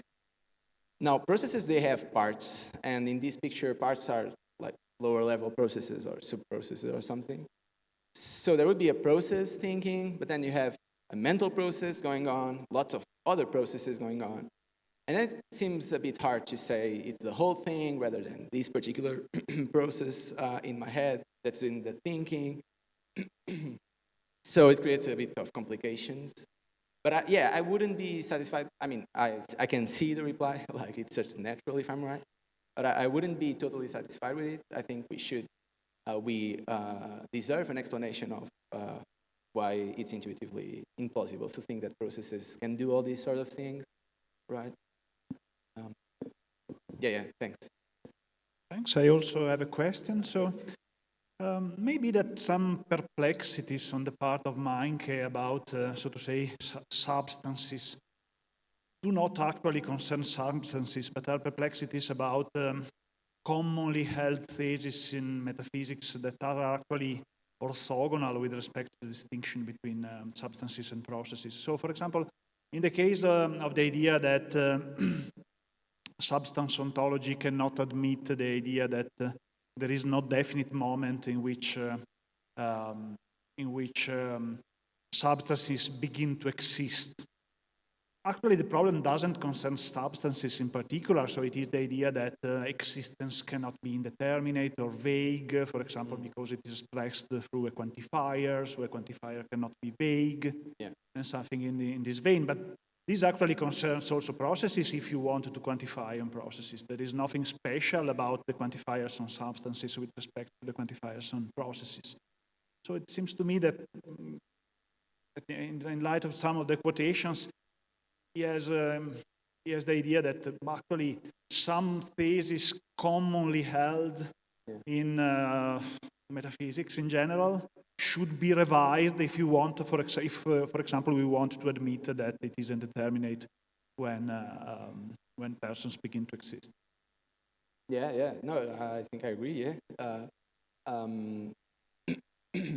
So I think like some of these problems are general problems that Micah uses to criticize substance animalism, and that's one of those. Maybe the motivation is really that we can't have indeterminate existence, or existence can be a vague or fuzzy matter. And yeah, what I'm trying to do is just say, well, that's no option we should disallow. Like, it's we can actually employ these. On the other hand, as I was saying about the notion of identity and Leibniz law, I think like if you try to develop processual metaphysics, you will have to revise some notions. It's not entirely clear which. At least I think Leibniz law would need a revision in a very interesting and weird sense, I think. But maybe some other notions concerning gradual existence and all these kind of things, which are broader metaphysical notions. Yeah. Thanks. Other questions?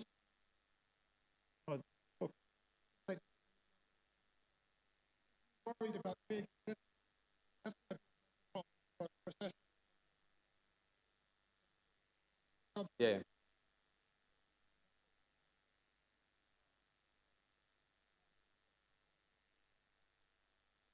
I see. I see. I mean, If suppose you're a process, you know precisely, then it definitely did not leave the just saying that your process. right. Yeah, someone who had problems with vague existence would have a problem with either of these views. Yeah, that's right. That's right. Yeah. Actually, it is me who is saying to Micah that, well, we can go in this direction to avoid this sort of implication that we are committed to the precise time at which organisms come into existence. But Micah doesn't really express, obviously, because she doesn't express concerns about vague existence, or actually because the view seems to imply something like that. But yeah, sure, you're right. That's a common preoccupation. Yeah, the very last question. So I'm probably a bit unclear what processes are in general, so I'm not sure to understand. But in a sense, it seems that processes are similar to events. So that processes are, in a sense, maybe, I don't know, glorified events. But then there is the problem that events can be thought to be very different from substances, at least given, I don't know, a kind probably of three-dimensionalism about substances, in the sense that they have different persistent conditions. They are not in the single moment of time. So if you take events, they do not, you then take, so to say, a slice of them. Yeah. The event doesn't really exist there. Sure. But this is very strange for persons. So if we try to apply this notion of events to persons, it seems to me that the results are extremely strange. And share that feeling. But yeah, I would like to see an account of the difference between events in general and processes, because from what I read, processes are supposed to be a specific class of dynamic entities or something. But it's not easy to find like papers that try to engage with the notion of what is a process or something like that. Yeah. Okay, if there are no other questions, thanks a lot. Thank you to you all. And we can proceed with Fabio, right?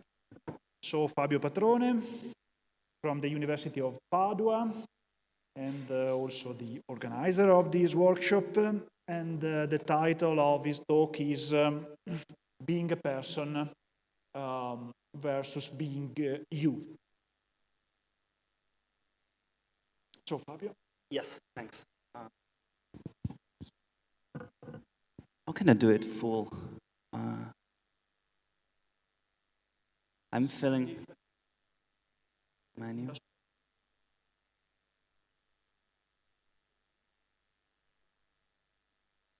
There we go. All right. Thank you. Thanks, Giorgio. Thank you all. We made it. So I'm really happy about it. Thanks for all of you. We almost made it because Alfredo was not able to come, but still, it's great. So thank you.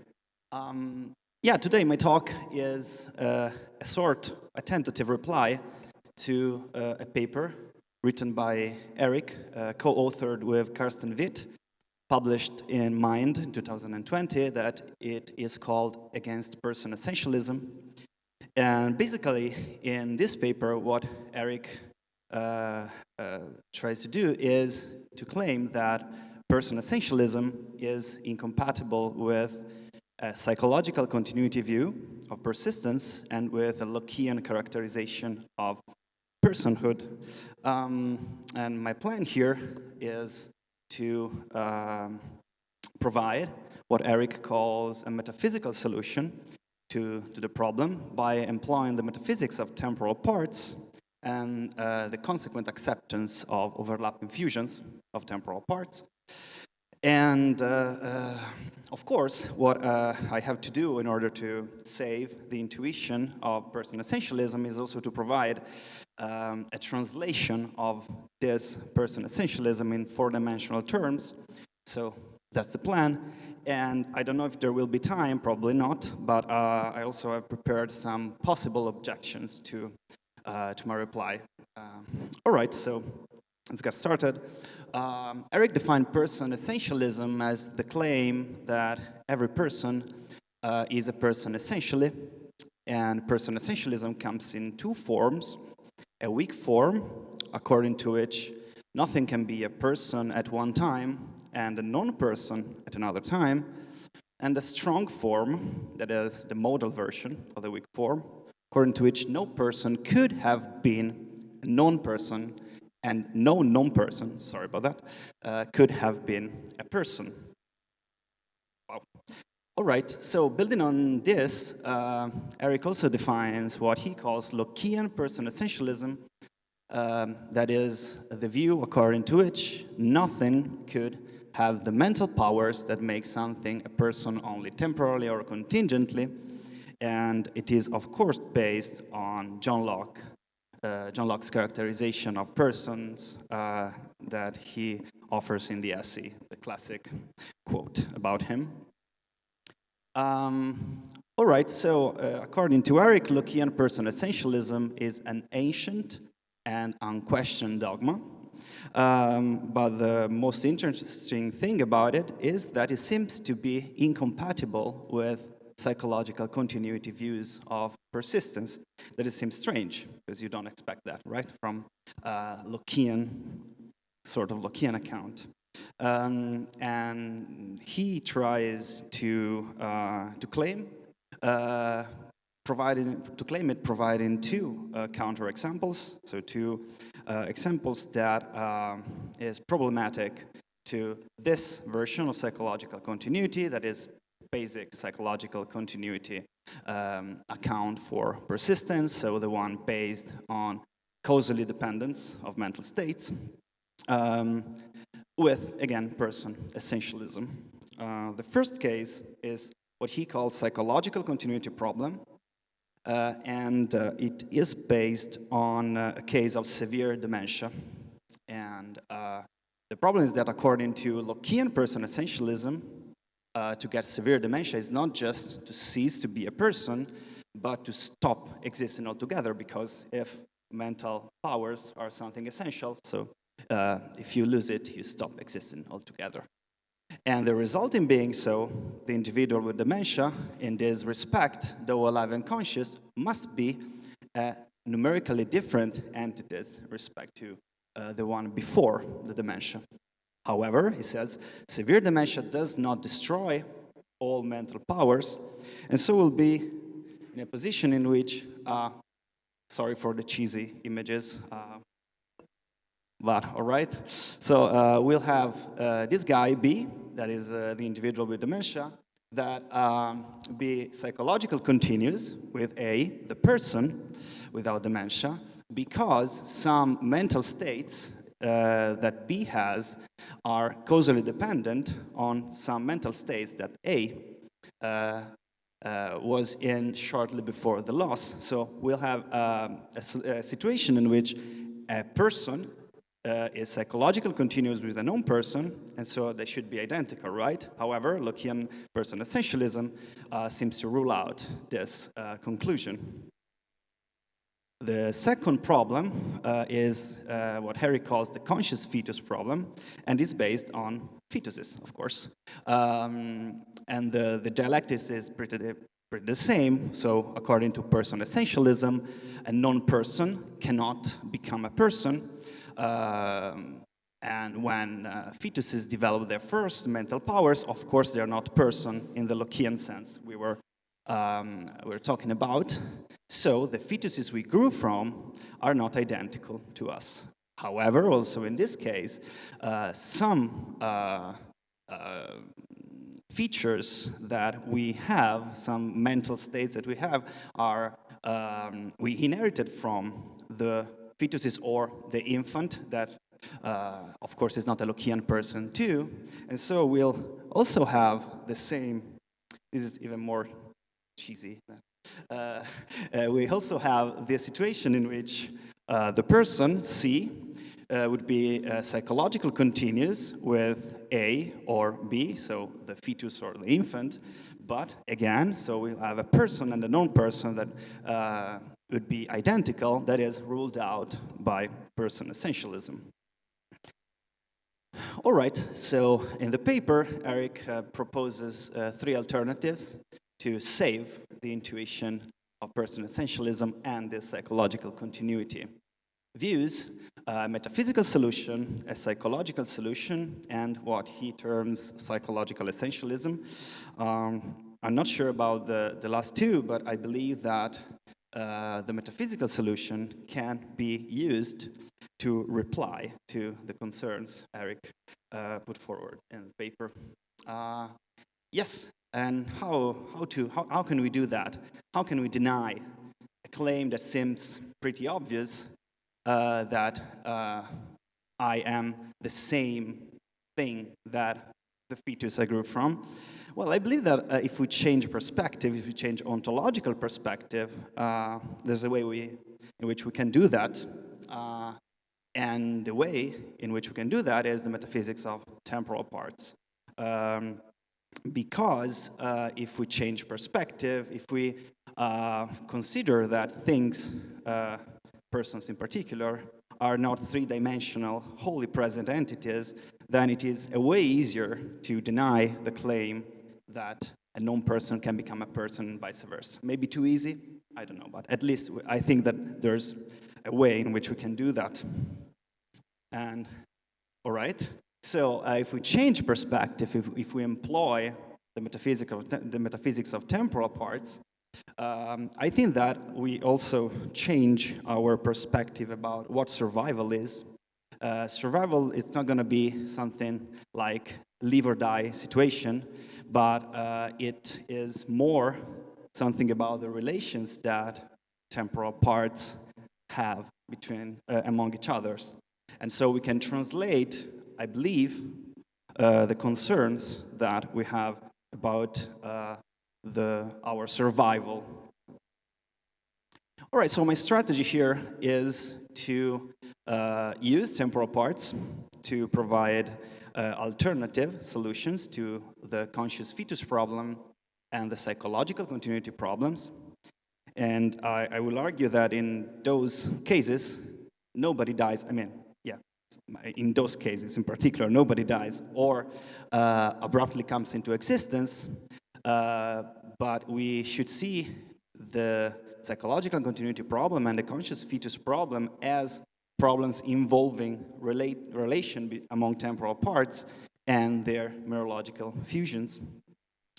And as I was saying before, of course, my strategy is to provide a person essentialist translation in four-dimensional terms. That it's not an easy job, but I think that there's something we can do about it.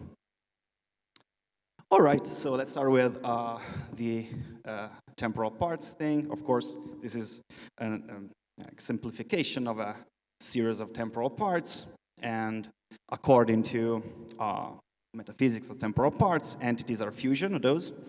And in particular, persons are fusions of personal temporal parts, or as David Lewis calls them, personal stages. And of course, a personal temporal part is a temporal part that has properties associated with personhood.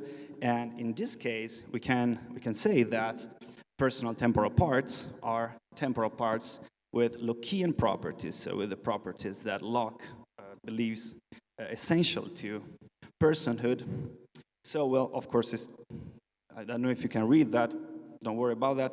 Anyway, so we'll have a series of temporal parts. Some of those do not possess Lockean properties, and some of those do. Of course, in this framework, we can ask whether it is possible for a single temporal part to possess Lockean properties that in some cases at least seems to be time to be instantiated, right? But of course, not of course, but we can use Kathleen Hawley's solution about lingering properties and historical properties. So we can say something like, she said, a single stage can satisfy Lockean predicates if it has the right intrinsic properties and stands in the right relations to other stages and its environment. My present stage, she continues, has interests and acts partly because it is appropriately related to other stages which have appropriate properties. Of course, she's talking about exurantism, right? But the four-dimensional framework is the same, so we can say that a temporal part possesses Lockean properties even if they need time to be instantiated. And of course, if we believe in temporal parts, we have no problem in accepting overlapping fusions. It's usually like that. So we have this sort of scenario in which a series of temporal parts compose a human being and a subset of them compose a person. So the same temporal parts that compose overlapping fusions. And that, of course, the same solution that four-dimensionalism employs for all the metaphysical puzzles of persistence, composition, and so on. All right? That's basically it. Of course, there will exist not only persons and human beings, but also other different fusions that do not count as persons in this particular respect, like fetuses, newborns, individual with Alzheimer's disease, and so on. And also, of course, some fusions, like embryos or zygotes, that that are, of course, fusions of temporal parts, that in some cases, but Hugo talked about that in the last talk, can be considered as proper human being or proper animal, but that's not a concern for this talk. All right, so how can we solve the problems highlighted by Eric using temporal parts? As I was saying before, the conscious fetus problem can be seen not as an entity, an individual, the fetus dying, but as different fusions composed by different temporal parts. And while the psychological continuity problem, I think, can be solved by being tough-minded metaphysicians, as Eric labels the one who wants to restrict mental properties, the continuity of mental properties. He says in the paper that if we restrict psychological continuity to some mental properties, the mental properties required for personhood, then we can have a solution to that. But he denies that it is such a solution is possible because it would be incompatible with an example that he provides. That it is this. Eric says, imagine that your friend Sally gets severe senile dementia. At the institution where she is confined, you encounter a daughter resident of familiar appearance. You may well say, that's not the Sally I knew.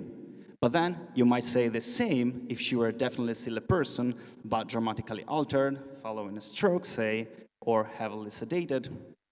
These are not judgments about numerical identity. You might just as easily say she's not the person she used to be, which presupposes that she existed both before and, sorry for the typo, after getting dementia. The current proposal implies that the nursing home resident is a being you have never seen before, and that your friend now has the same status she would have if she had died and been cremated. So according to Eric, if we restrict psychological continuity, we would have examples like that. That seems absurd, right?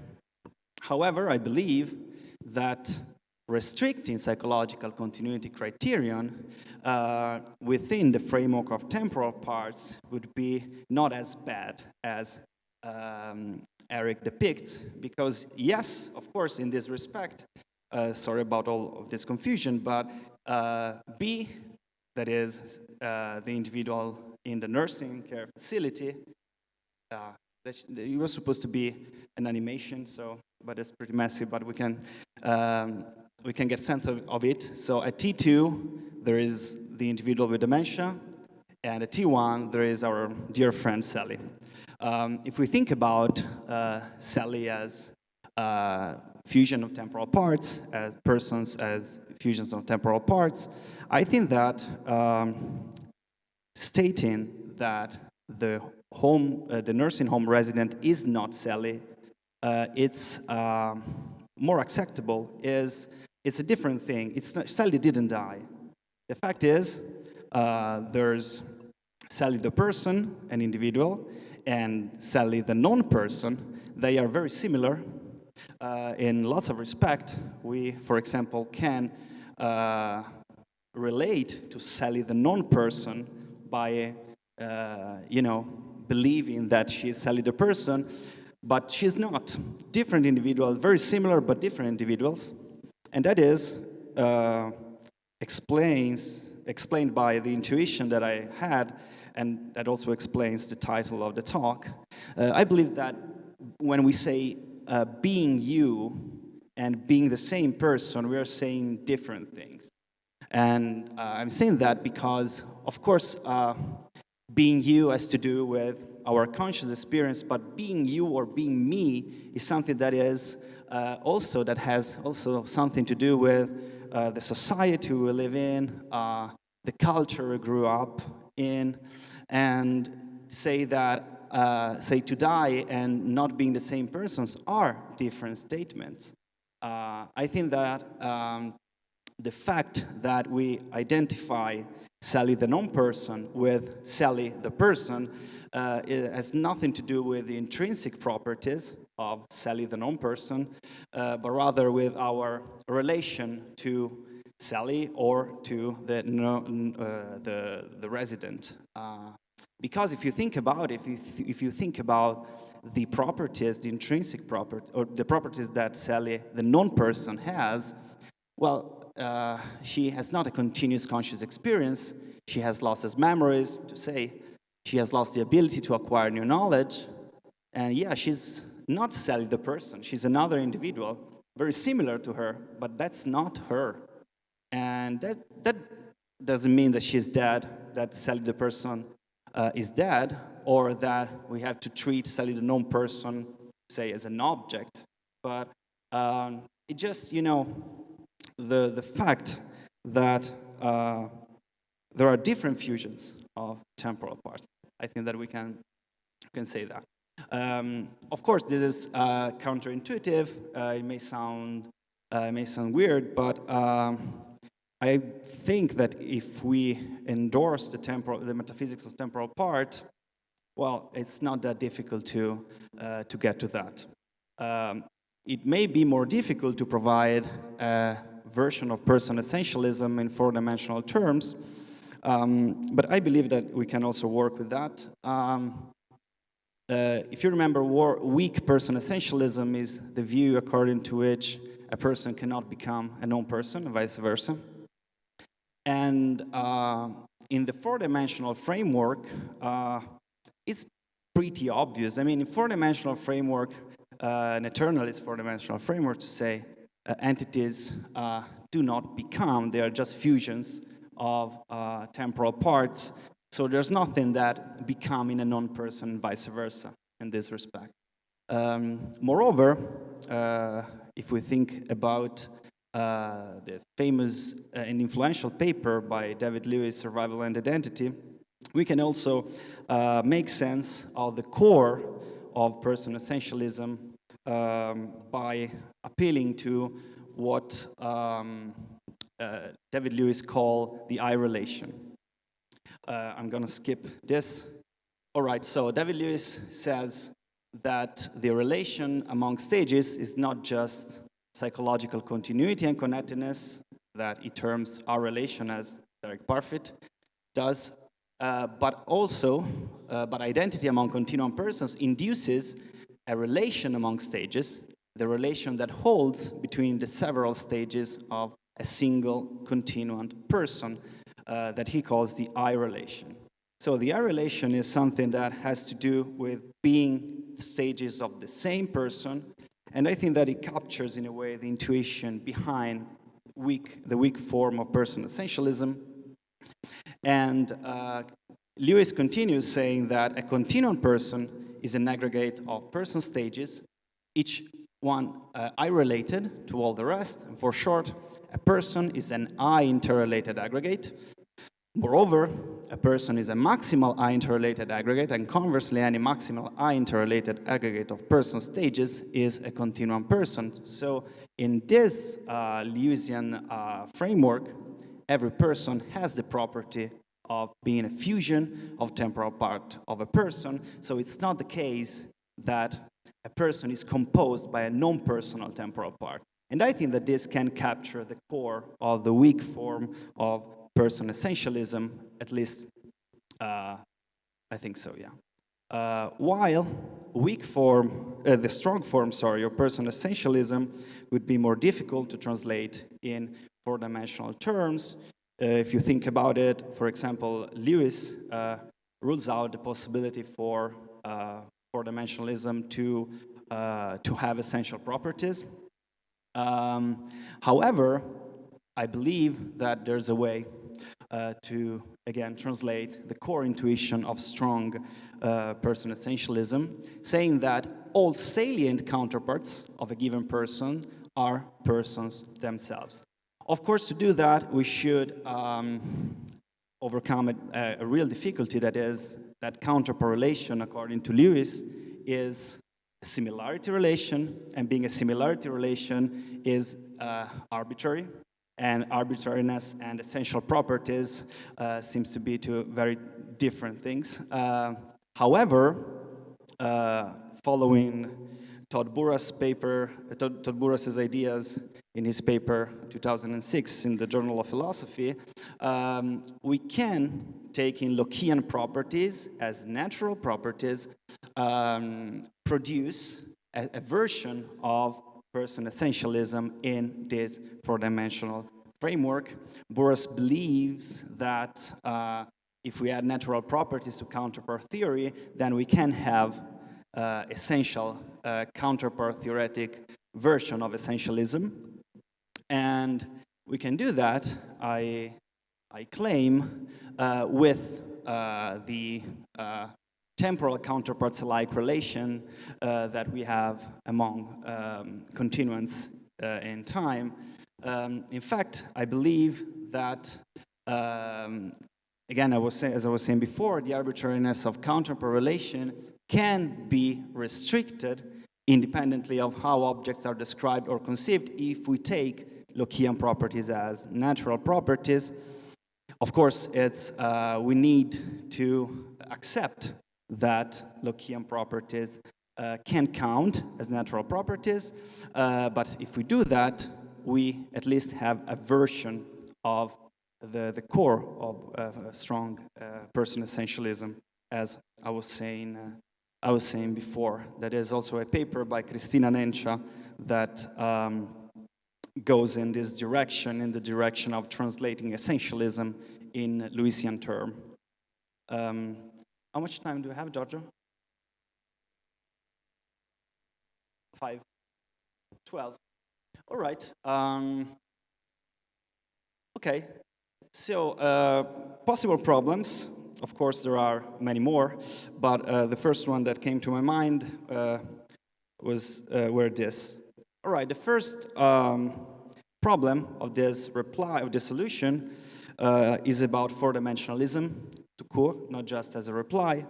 In fact, according to Eric, for example, and Mark Johnston, four-dimensionalism has undesirable consequences for practical ethics. We'll see that also in tomorrow in the talk of Chris, or maybe, I don't know if today. Yeah. Oh, Liam, yes, sure, sorry. You know that the blind review processes. Yes, sorry about that. Well, okay. So if you don't believe that four-dimensionalism, or conversely, if you believe that four-dimensionalism has the problems for practical ethics. Probably you don't want to go in that direction. Yes, all right. This is, you know, a related problem, but not a particular problem, the reply. I think that there are many possible replies to subperson or personal problems that can work. Another possible problems is about the last part of the talk, the translation in four-dimensional terms of person essentialism. Basically, the fact that you can say to me, well, what you're doing is not right, it's not person essentialism, you cannot have a version of essentialism in four-dimensional terms, and so you're not replying to the paper, you're just providing a temporal part account. Yes, also this is a possible problem. However, I believe that at least the weak form of person essentialism is not an hardcore essentialist position. So I believe that there's room to reply also to this. Another possible problem would be the decision between perdurantism or exturantism in this four-dimensional framework. Well, I don't know about that, but we can talk about it. And another problem would be with examples that may challenge the not the metaphysical side of the reply, but the appealing of that. If you think about the very same series of stages, but consider that a person at one time, for example, has amnesia or a dissociative fugue, or take LSD or something, so just completely, change, if you want, be in another state of mind or whatever. And so we, supposingly, this temporal part or this bunch of temporal parts do not instantiate Lockean properties, or, yeah, we can say that. And so we have that person would be some scatter object, right? So with a hole in between the twos. And this seems strange for a person essentialist. So if you believe that persons cannot become non-persons and vice versa, it's not a metaphysical problem, because the fusion can go like this, of course, but it seems, again, weird for a person essentialist, even if this naive four-dimensional person essentialist, to allow for a situation like this, so a situation in which the continuant person has some hole. All right, I think that I'm done. Thank you very much. Thanks a lot, Fabio. Questions?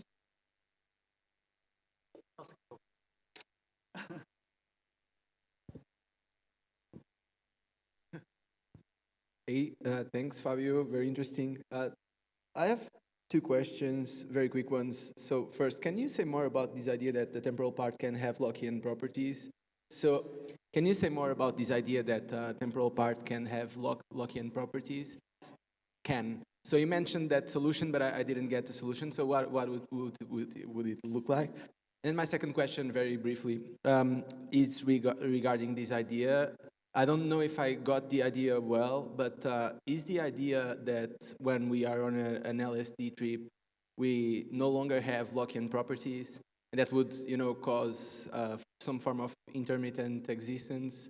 It's not. I think it's not very clear that we would lose the kind of properties that, according to Locke, would make us a person, right? Yeah, right. I wanted to use the LSD trip examples just because it's more fun. But of course, when in this case, probably you do not lose Lockean properties. Yes, you're right. But take, for example, amnesia, dissociative fugue state, or something that can happen to you just temporarily. Just, I don't know, coma. You go into coma and then you wake up again. Something like that. I realized when I was preparing the talk that LSD trip would not work as well, but again, All right, and about the temporal parts and Lockean properties. How is that? All right. Okay. What I was saying is that in this temporal part framework, we can think of the bearer of properties being the temporal parts. All right. And in this respect, if so, we should say that a single temporal part is conscious, intelligent, self-conscious, and has all the Lockean properties, concerns for future, and something like that. And I was saying that the problematic thing of that is that Lockean properties, at least some Lockean properties, maybe not intelligence, I don't know, but some Lockean properties seems to take time to be instantiated. And the solution of that is what Holly says about historical and lingering properties. She has in mind something like getting wet. So how can a single temporal part can getting wet? Seems not possible, right? But if the temporal part has the right intrinsic properties and stands in the right relations with other temporal parts, we can translate the intuition that it has. Of course, she has to do it because she's an externalist, so the worms does not play any role in her ontology, but we can use it also for our purposes. Can I just add this little comment? So yeah, my worry is that being in a certain relation, it's something it's a property you might have on a single slice. So I don't know how it introduces the kind of temporality that is required for certain Lockean properties for you to have certain of those properties, right? So being in certain relations is something a static single slice can have. But maybe, my worry is about these kind of solutions, maybe not about what you're. No. I didn't get the concern. It's like. So if some Lockean property requires temporality, you're trying to catch out that idea by saying that, well, it's enough that the single slice is in certain relations to other slices. But that property being in a certain relation with other slices, that's in itself, it's static, right? I'm not seeing how it sort of introduces the temporality you need. You don't introduce temporality, just that properties work that way. That is, it's like something that, again, like getting wet, that it seems that it needs time to be instantiated, is something that a single temporal part can have, being in relation with the other. Of course, it's static because, temporal part, worldview. Yeah. But Okay, thanks.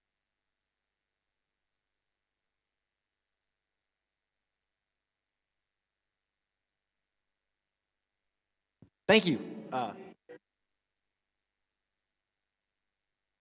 Perfect. Yeah, thank you. Interesting talk. So one thought I have that I think is helpful for you, is like good for you, not bad for you, for your for your argument. So you talk about the worry that maybe Perdurantist can't be a person essentialist because they can't sign up for a strong essentialist view. That seems to me, I think that's just a consequence of counterpart theory, not of four-dimensionalism. And I guess I'm of the opinion that the relationship between Perdurantism and counterpart theory is just a sociological one. Like Lewis and Sider are counterpart theorists. So, and I know that a lot of four-dimensionalists like counterpart theory, but I don't think you have to sign up for counterpart theory if you like Perdurantism. And so it seems like one route of reply there is like, if you really want to be a person essentialist in a very hardcore sort of way, well, it's not the ontology of temporal parts that's stopping you. It seems like your solution totally works as long as you just don't want to also take on the counterpart theory. yeah, thanks. Yeah, I don't know. It would be great, but I don't think it's just a sociological thing. If you think about relations between temporal parts of a single continuant in 4D, is countercorrelation, a temporal countercorrelation. So it would be strange, or at least not common, if you want to find some, four-dimensionalism and essentialism paper, it's really hard to find, because it seems, maybe it's a sociological thing, I don't know about that, but it seems that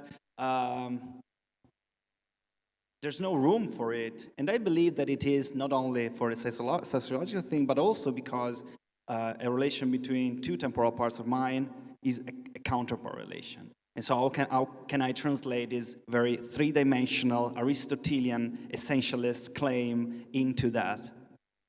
So, we should talk about this more one-on-one, because I would love to hear your thoughts on this. But yeah, I don't agree with that. I think that I personally like the Perdurantist with no counterpart theory kind of view. So we should talk about it. Yeah, we should. Yeah, thank you. Yeah, thank you. Okay.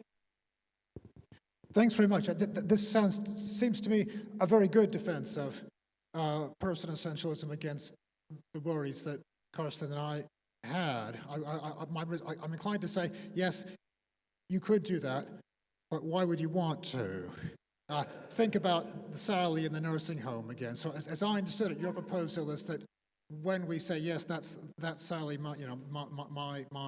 my sister, or the person I went on holiday with, or whatever, the suggestion is that the word Sally is systematically ambiguous. So there's the person the person Sally who no longer exists. So she isn't dead, as you say, not in the ordinary sense anyway, but she's perished.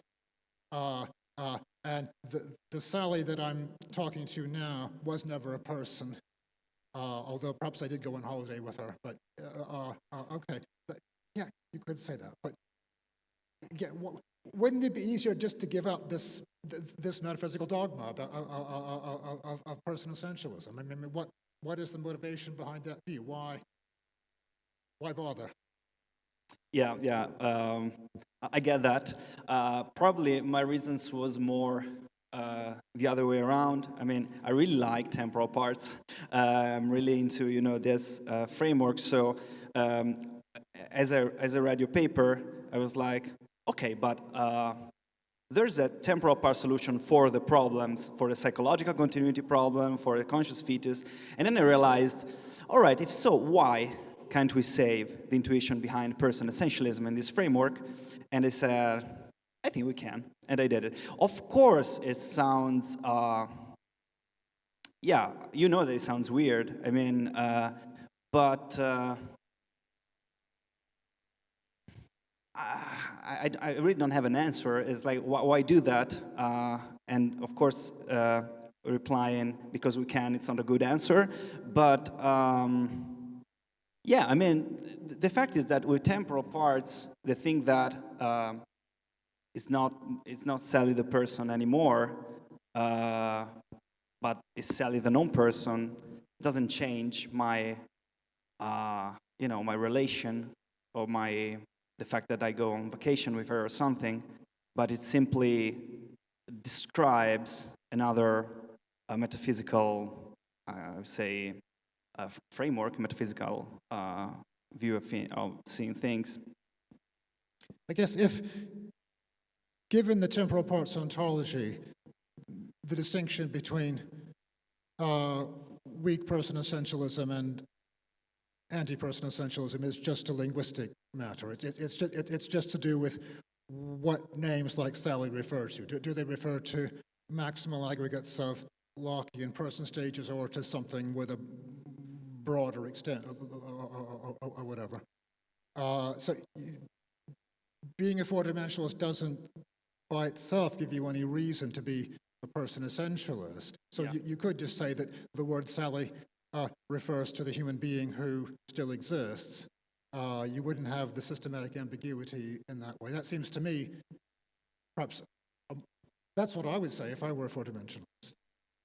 Yeah, I get that. And that's probably the same when I was making the question before to your talk, when I was saying the reach ontology and the thing, I don't think that it's just a linguistic thing,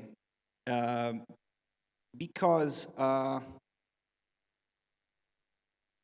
the temporal parts are there, all right, and all possible fusions of those temporal parts are there, all right, but not all fusions are on the same metaphysical level. And if so, when we say that a subset of fusion is a person, we are not just simply says that there are the temporal parts with Lockean properties, but we are saying that they are connected in a certain way such that they are an entity. But don't all temporal parts theorists agree about that? I mean, I thought the way I understand the temporal parts ontology is that all of these fusions, so-called, are ontologically on a par. That is, you've got universal composition among momentary stages. So the four-dimensionalist person essentialist and the four-dimensionalist non-person essentialist agree about the stages and their interrelations and what fusions they have and so on. They agree about all the entities and all the psychological properties of all the entities. They disagree only about which ones count as people. Yeah, I see what you're saying. Is that what you mean? Yeah, they are yes, they are metaphysical equivalent. That's right. Yeah, I see what you're saying. So you're saying that it just, a linguistic thing to refer to some. When you are referring to something, you're saying that Sally applies to that particular fusion. That's, right. And, That's what I meant by saying it's a linguistic. Okay. It's a claim about which things count as people, which things are the reference of our personal pronouns and proper names. All right. So on. Yeah, thank you. I think about it. Thank you. So thanks a lot, Fabio. I have also a question. The question is about what happens when you build a kind of essentialism, when you accept a kind of essentialism in the context of counterpart theory. Because it seems to me that what happens is that you have to take a decision about how to interpret the predicate expressing counterparthood.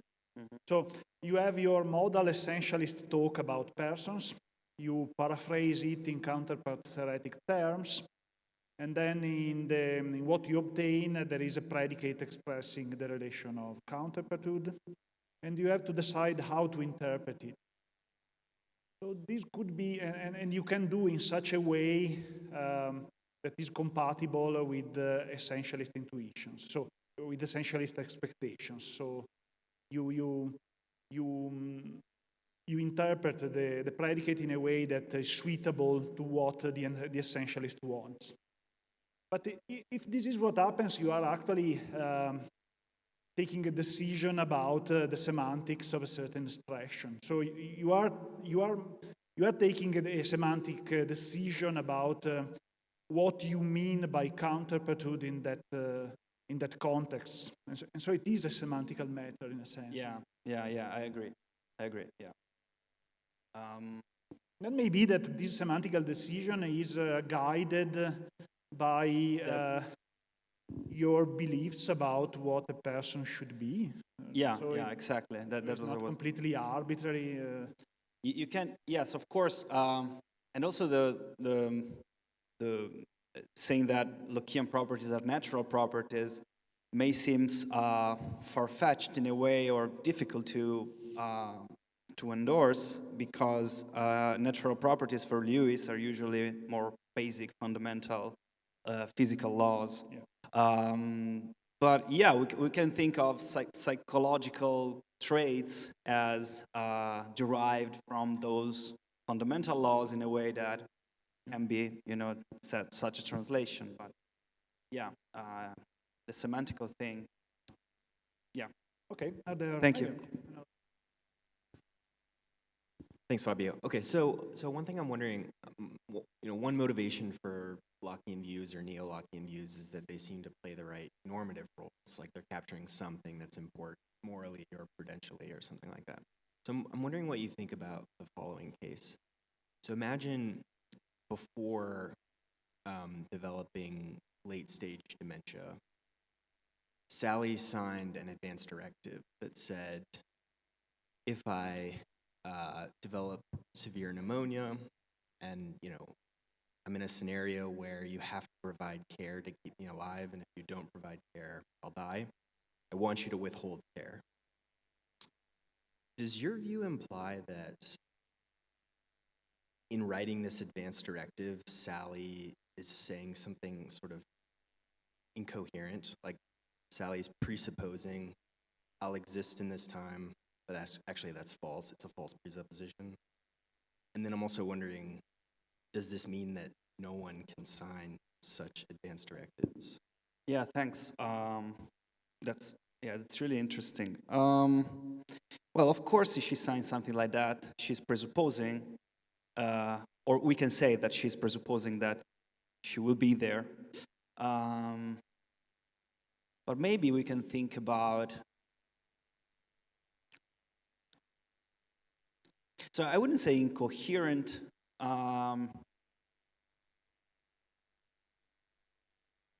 Yeah. So we should probably grant that personal fusion can make the decision on some other. It seems weird to say, but can make a decision on other fusions, like as a proxy for them or something like that. Yeah, go on. Yeah, well, I mean, for what it's worth, I'm not sure that it's like, I actually don't know if that would be a bad verdict one way or the other, but I think it'd be sort of. Yeah, I didn't thought about that. Yeah, because either she says something about herself or not, right? It seems that she's not saying something about herself, so she's saying something about someone else that could be dependent on her on some level, probably for a responsibility level, for a moral. Because, yeah, maybe, I don't know. One thought is, part of it makes, if I may, are there other There's another question, but how much time? Do we have time? Oh, maybe. Okay. Well, just one further thought is that maybe our use of the terms is somewhat flexible, so maybe sometimes Sally, the bigger thing, longer lived thing, and maybe sometimes. Probably we can do that. But if we do that, probably we go against even the four-dimensional version of person essentialism, if you think about it. Because if there's a fusion that is a fusion of two fusions, a meta-fusion, that is the fusion of the person and the non-person, collection of temporal parts, we'll have a further fusion. No, it doesn't go against person essentialism because this other fusion is not a person. We have to grant that this further fusion is not a person. This seems weird, probably. We'll talk about that. Yeah. Thank you very much.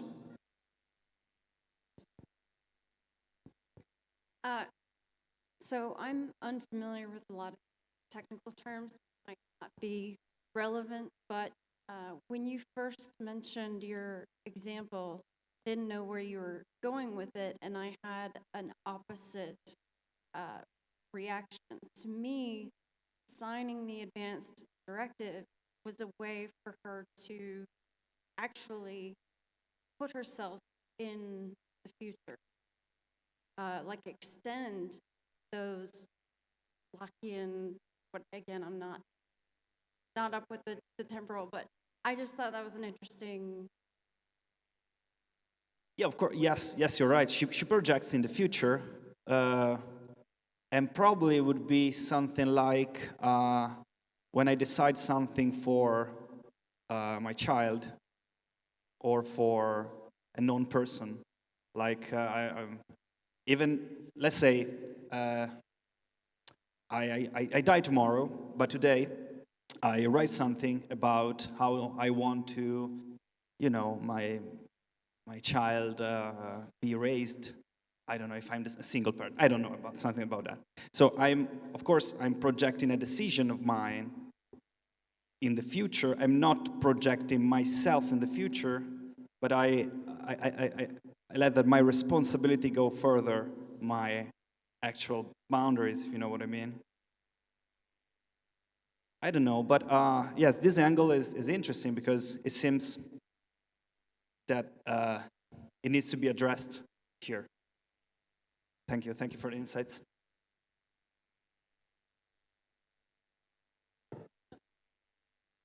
Oh, okay, it's okay. So just kind of related, I just want to jump in. So it seems, and this might hook up with just kind of reference in general, but I mean, the advantages of temporal part view, I think, and when you bring in all these fusions, is that you get to make heavy use of things that overlap parts.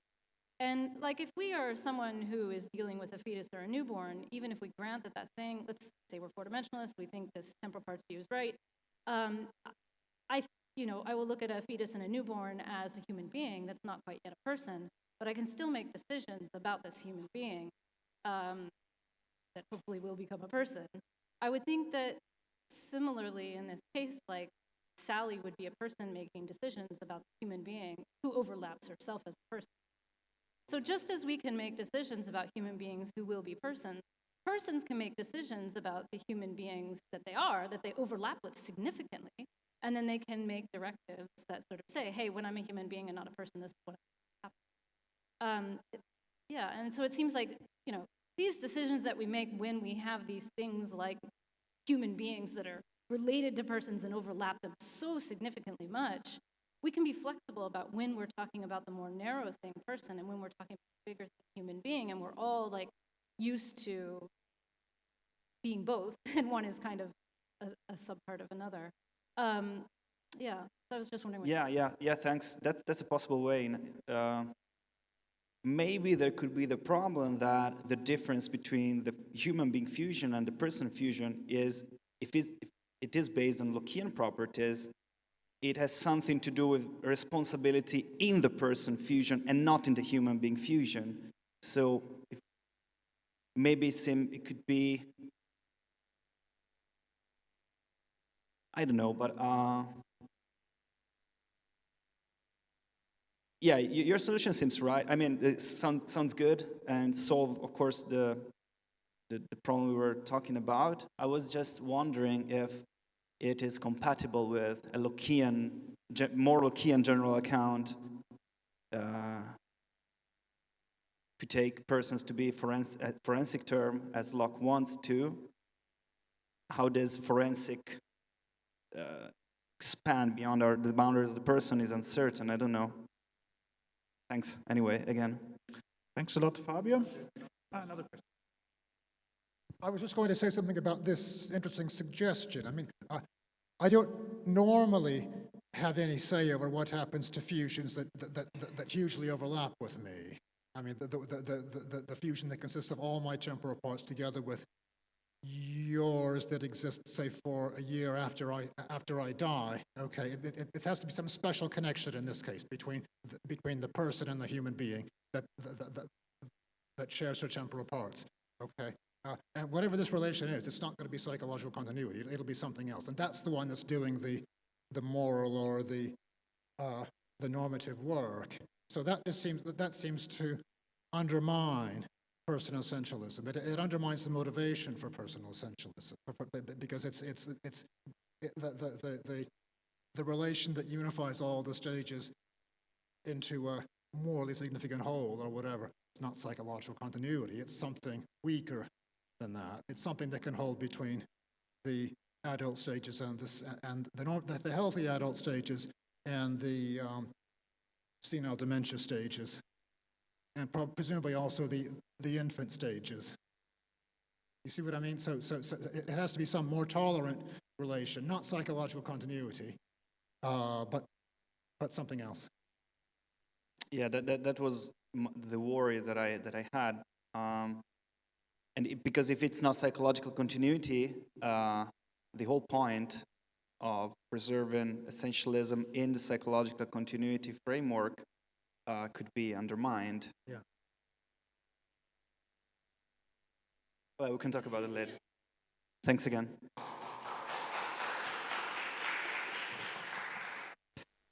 All right. Here we are. There, everyone? Yes. Okay, so I'm glad to start this evening part of the workshop with presenting Liam O'Brien from University of Wisconsin-Madison that will talk us about why personates don't count. All right. Thank you very much. And thank you to Fabio and Giorgio for putting this together. This has been a super, super cool conference. I'm really glad that I'm able to be here. So thank you guys.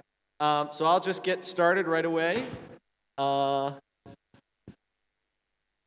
This is part of a larger project that I've been working on the personite problem. So I'm going to share some of what I've been thinking about with respect to the personite problem, and curious to hear what you think.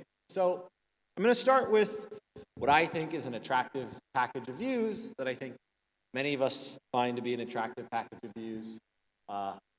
Fabio seems to find an attractive package of views. First view is perdurantism, according to which a person is a sum of instantaneous temporal parts, called person stages, and a person persists across time by having different person stages at different times. The second is the unrestricted composition of stages, which says that for every collection of stages, there exists a mereological fusion of exactly those stages. And this just follows from the fact that perdurantists tend to also like mereological universalism. This is just a consequence of mereological universalism. And this package of views, I think, is attractive for a lot of reasons, but it has this strange consequence. It turns out that within your spatiotemporal boundaries are countless other fusions of your person stages who seem very person-like in their own right. So for example, consider this fusion U20. So U20 is the sum of all of your person stages that exist before your 20th birthday. So if you are this temporally extended object with stages from 1990 to 2070, U20 is the object composed of just your stages between 1990 and 20. U20 starts existing at the same time as you, coincides with you perfectly, and then suddenly, on your 20th birthday, ceases to exist. Well, in many ways, U20 seems no different from an ordinary person. In fact, in many ways, he appears to be just like you were for the first 20 years of your life, except for the fact that he is located within the boundaries of another person. U20 is an example of what Eric Olson has called a sub-person and what Mark Johnston calls a personite.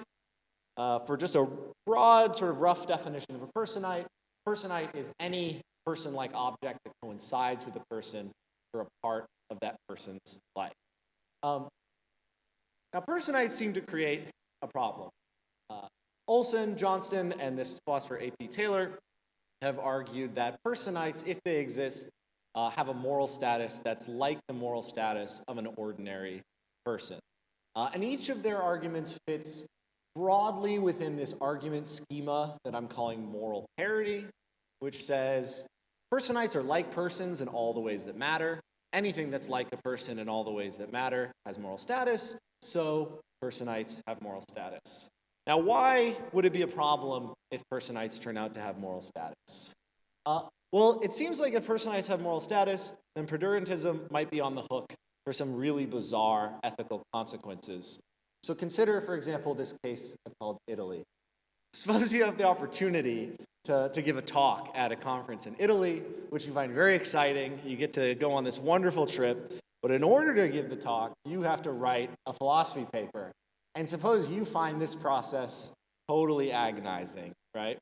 So if this is you, this temporally extended object, this is the time at which you go to Italy, and this gray shaded region here is the period of your life where you have to write a paper in order to go to the conference. Well, given perdurantism, you have a ton of personites whose lives take place entirely within this shaded region. There are tons of different fusions of person stages that are located entirely within the period that you're writing this paper.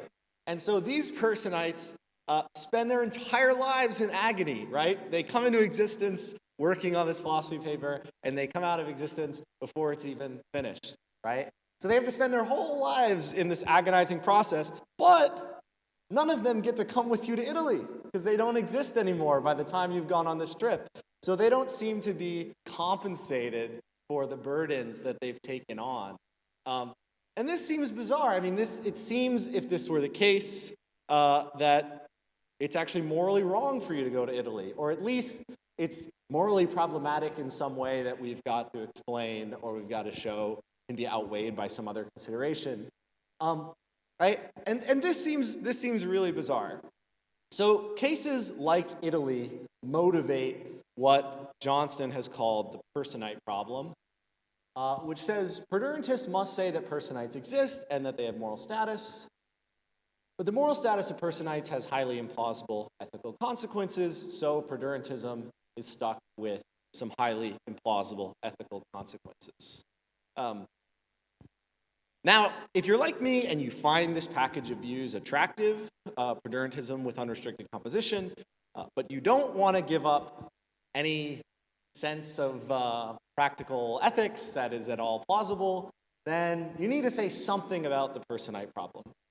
And so I'm going to try to say something about the personite problem.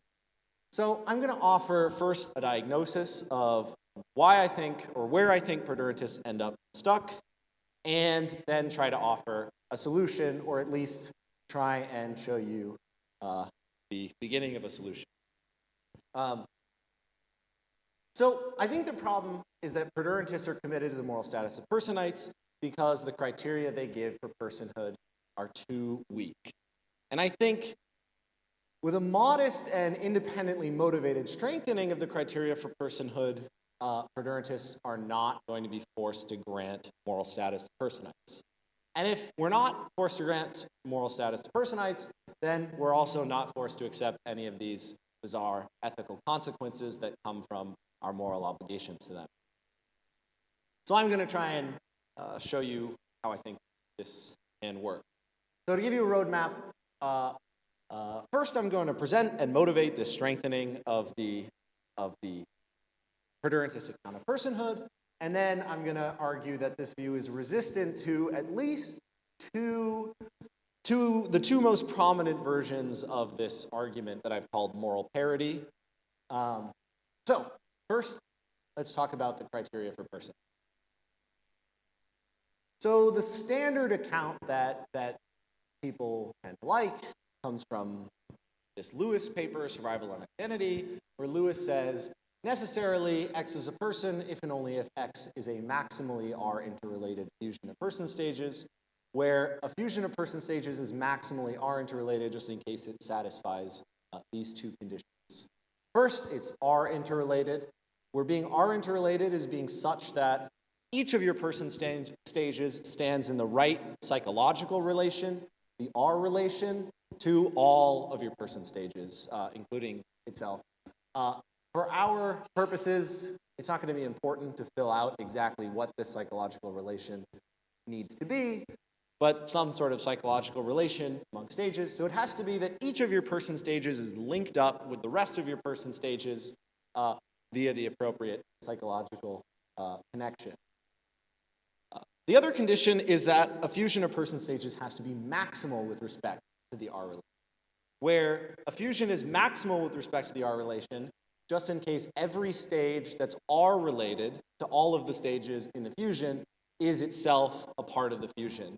In other words, you're maximal with respect to the R relation if there are no person stages R related to all of your stages that are left out of the sum. There are no person stages left over that stand in the right psychological relation to your stages, but that aren't a part of it. And something's maximally R interrelated just in case it satisfies both of these conditions. And this seems to rule out the right things that we want to rule out from counting as persons. So first, consider this fusion U Napoleon. That is the sum of all of Napoleon's stages and all of your stages. This thing starts existing in 1769 and has this gap in the middle of its life. Well, this thing's not going to count as a person because it's not R interrelated. It's not such that each of its person stages stands in the right psychological relation to all of the other person stages, because Napoleon has a bunch of person stages that are not psychologically related at all to any of your person stages. So it's going to fail to satisfy this condition of being R interrelated. Now U20, this person we were just talking about, is going to fail to count as a person because he's not maximal. Or he's not maximal with respect to the R relation, which for short, I'm just going to say he's not maximal. So there are person stages that are R related to all of U20 stages, but aren't included within his boundaries. There are stages over here later in your life that are psychologically linked up to all of U20 stages, but which aren't included as a part of him. So he's going to fail to count as a person for this reason. But here, I think, is a shortcoming of the standard account, or at least something that I think is worth explaining. Standard account doesn't, on its own, distinguish between a relation that happens to obtain among a person's stages and a relation among a person's stages in virtue of which she persists through time. And to demonstrate this, I'm going to give this case lone Martian. So suppose Marvin the Martian hatches from an egg on Mars, and he spends his whole life on the surface of Mars. And suppose furthermore that Marvin is the only person in all of eternity to ever reside on the surface of Mars. No one ever comes and visits our lonely Martian. Well, in addition to being maximally R interrelated, Marvin is maximally M interrelated, where the M relation is the relation that obtains between person stages if and only if they're both person stages on Mars.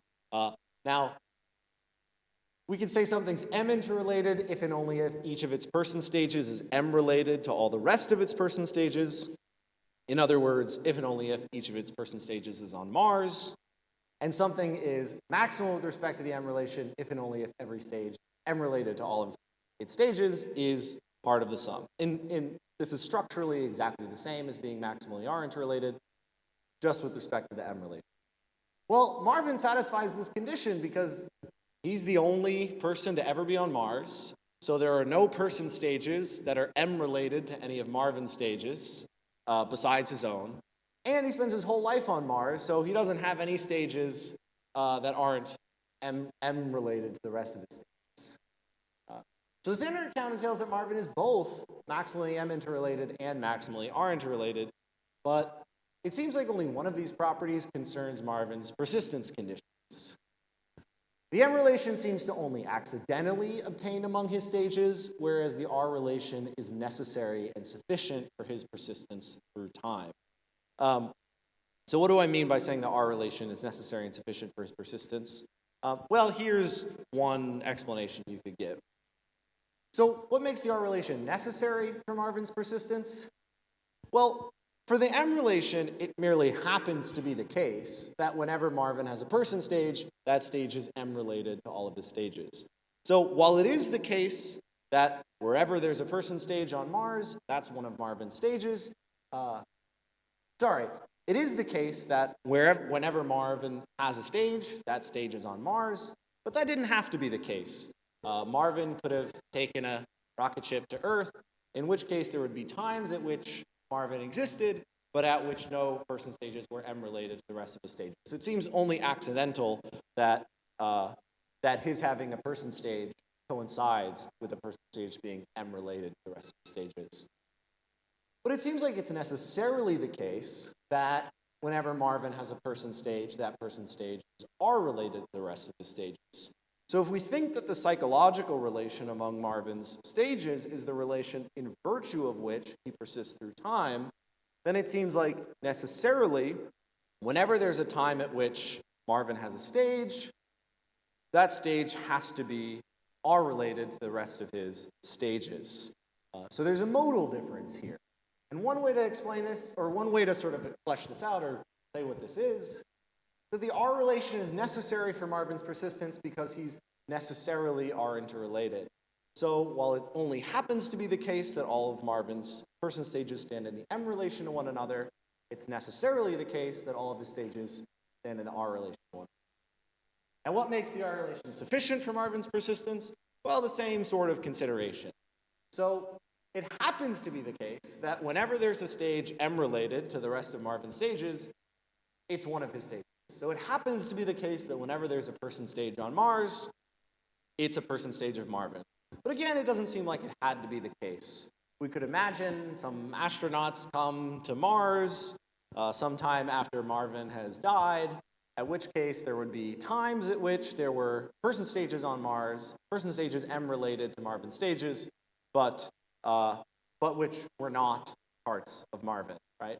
So it merely happens to be the case that every time something stands in this M relation, it's one of his stages. But again, it seems necessarily the case that whenever there's a stage R related to all of Marvin's stages, it's a part of Marvin.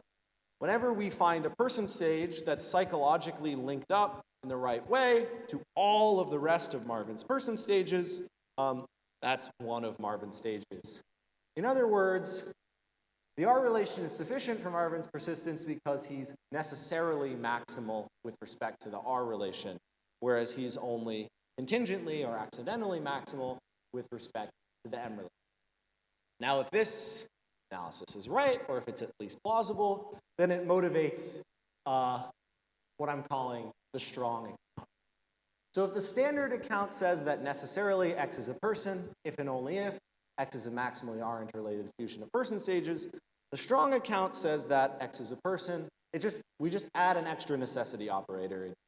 It says that necessarily X is a person if and only if X is a fusion of person stages that is necessarily maximally R-interrelated, as in it is both necessary that you are R-interrelated and it's necessary that you're maximal with respect to the R relation.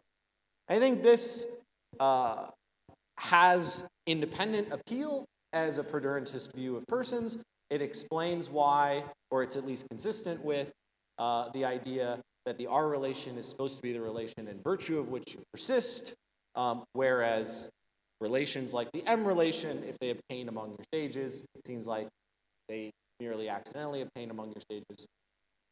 So I think this is an independently motivated strengthening of the standard account that's worth at least taking on as a plausible working hypothesis. But this account also has a very nice consequence, I think, which is that I think personites don't count on the strong account, or at least it doesn't seem obvious that we're required to think that they count in the same way that the standard perdurantist might be required to think that. So recall this argument moral parity, right? Simple three-premise argument. Personites are like persons in all the ways that matter. Anything like a person in all the ways that matter has status. So personites have moral status. I think if we adopt the strong account, then we can resist the arguments for this first premise.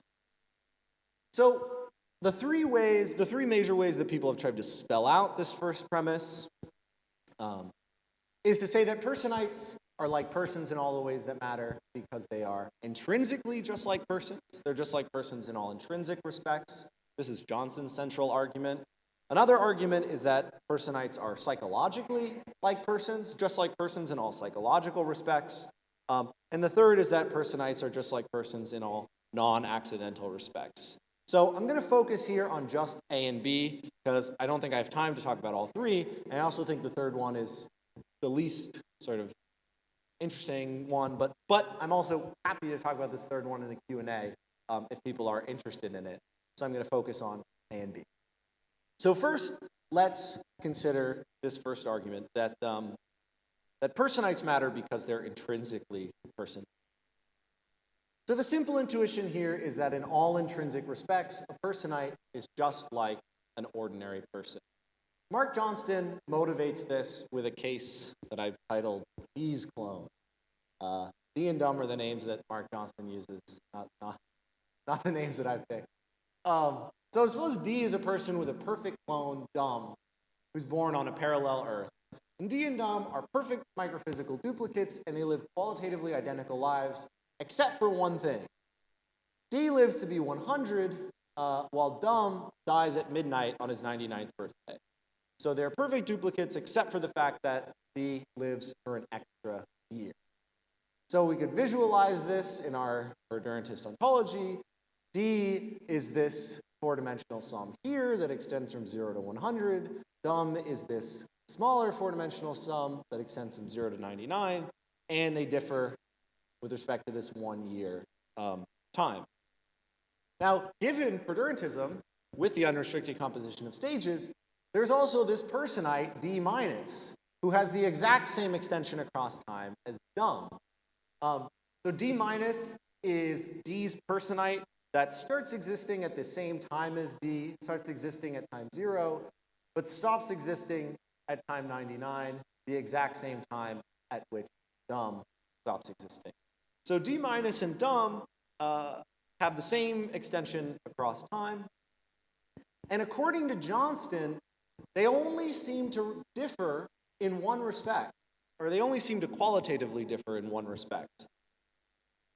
D minus is non-maximal, not maximal with respect to the R relation, whereas dumb is maximal. In all other respects, D minus and dumb seem to be qualitatively exactly alike because we've stipulated that they're microphysical duplicates and that they're living the same life. But according to Johnston, maximality is an extrinsic property. Whether you're maximal depends on the relations that you stand in to the stages outside of your boundaries, so it seems extrinsic. So it follows that D minus and dumb differ only extrinsically. They're intrinsic duplicates. So D minus turns out to be intrinsically just like some person. This gives us a simple argument for D minus's moral status. Anything that's just like a person in all intrinsic respects has moral status. D minus is just like a person in all intrinsic respects, so D minus has moral status. But how do we generalize this to an argument for the moral status of actual personites? So, as far as I'm aware, it is not actually the case that we all have clones on Twin Earth somewhere. So it's not actually the case that any of our personites have intrinsic duplicates that are persons. But Johnston says it's enough that it's possible that each of them had an intrinsic duplicate that was a person. The way Johnston puts it is he says, every personite is intrinsically just like some possible person.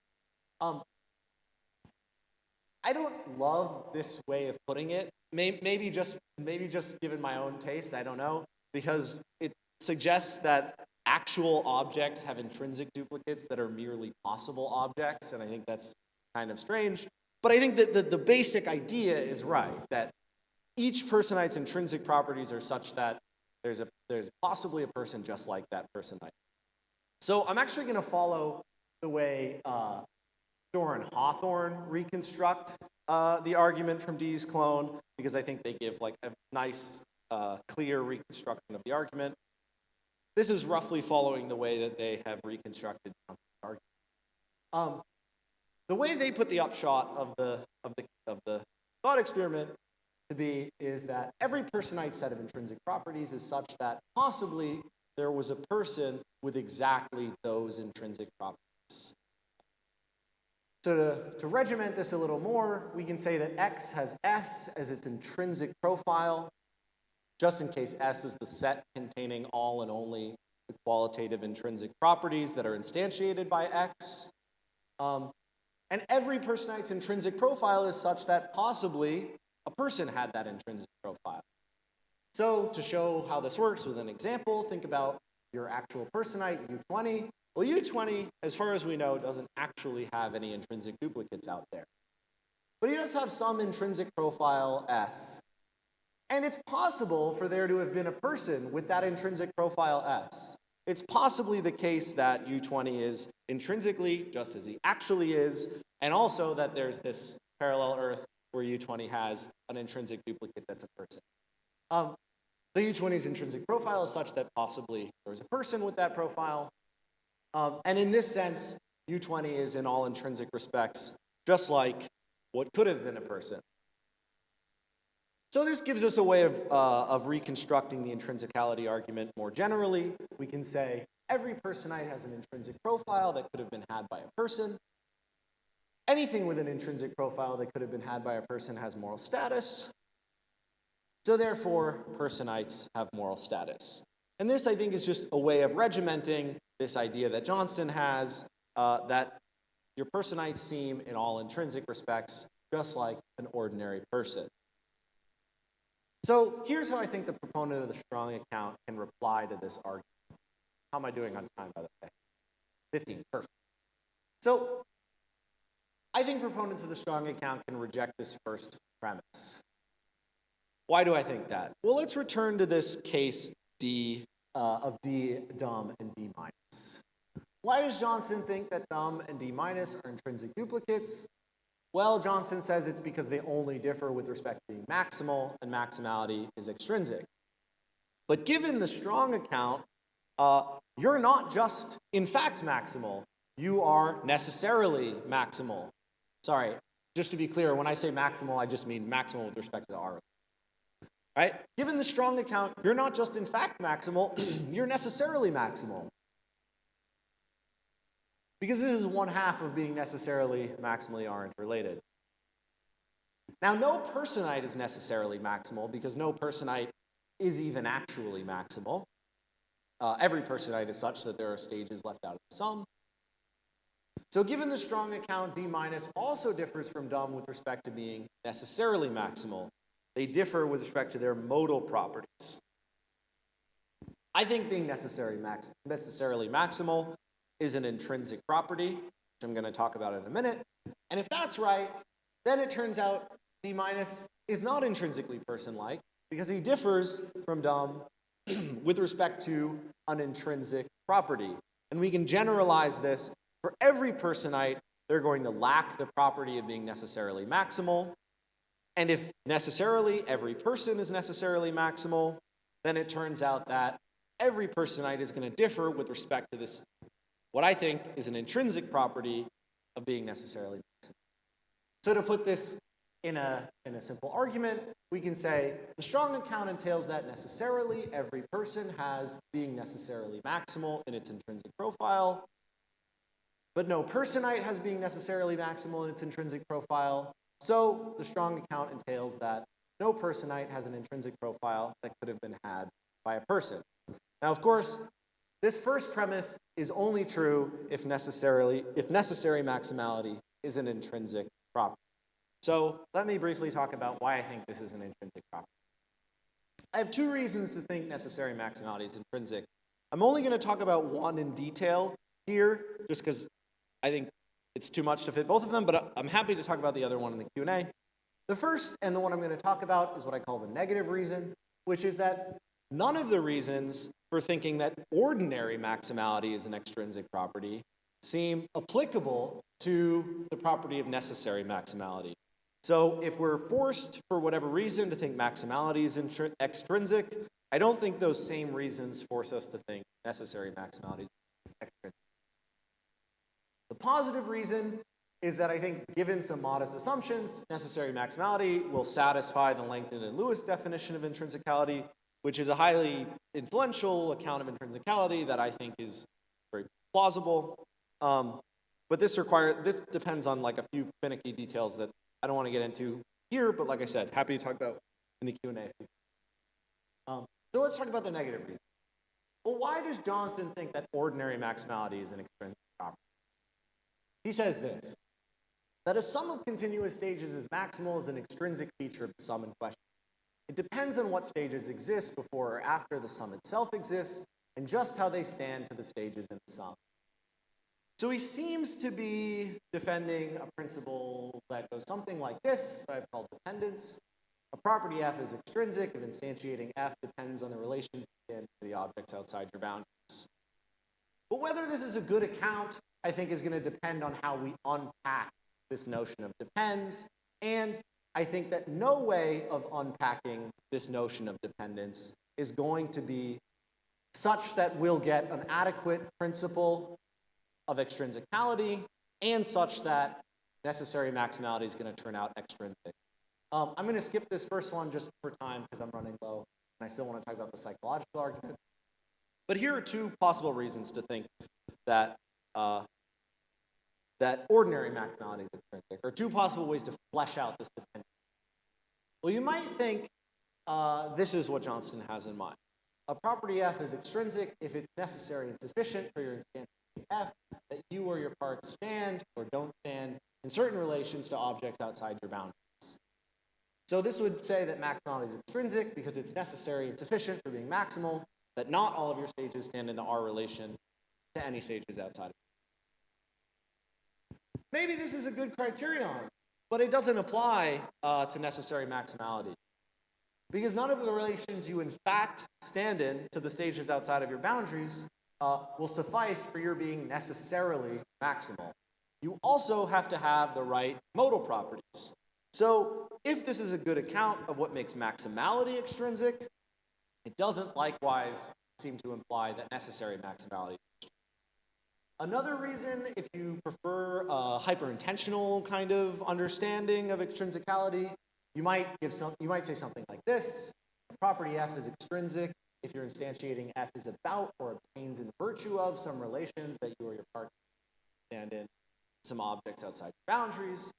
But again, I don't think necessary maximality satisfies this criterion. What I've argued at the beginning is that being necessarily maximal is just being such that the R relation suffices for your persistence across time. And this seems to be just about the facts concerning your persistence conditions and just seems to obtain in virtue of those facts. So this doesn't seem to entail that necessary maximality is extrinsic either. So to sum up our discussion of intrinsicality, I think proponents of the strong account can plausibly hold that being necessarily maximal is an intrinsic property. And if that's right, then the strong account entails that no personite could be intrinsically just like a person.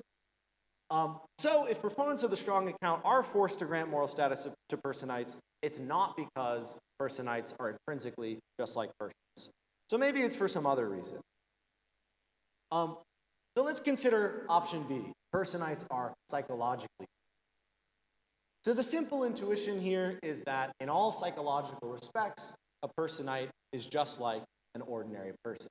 And Olson has a good passage here that I think explains this, but I'm going to skip it because I'm running low on time. But I think we can use the same setup that we used for the intrinsicality argument to set up the psychological argument, which will allow us to skip some steps. Let's say that X has S as its psychological profile, just in case S is the set containing all and only the psychological properties that X instantiates, right? So this is the same thing as an intrinsic profile, but just with respect to psychological properties. It's a set containing all and only your psychological properties.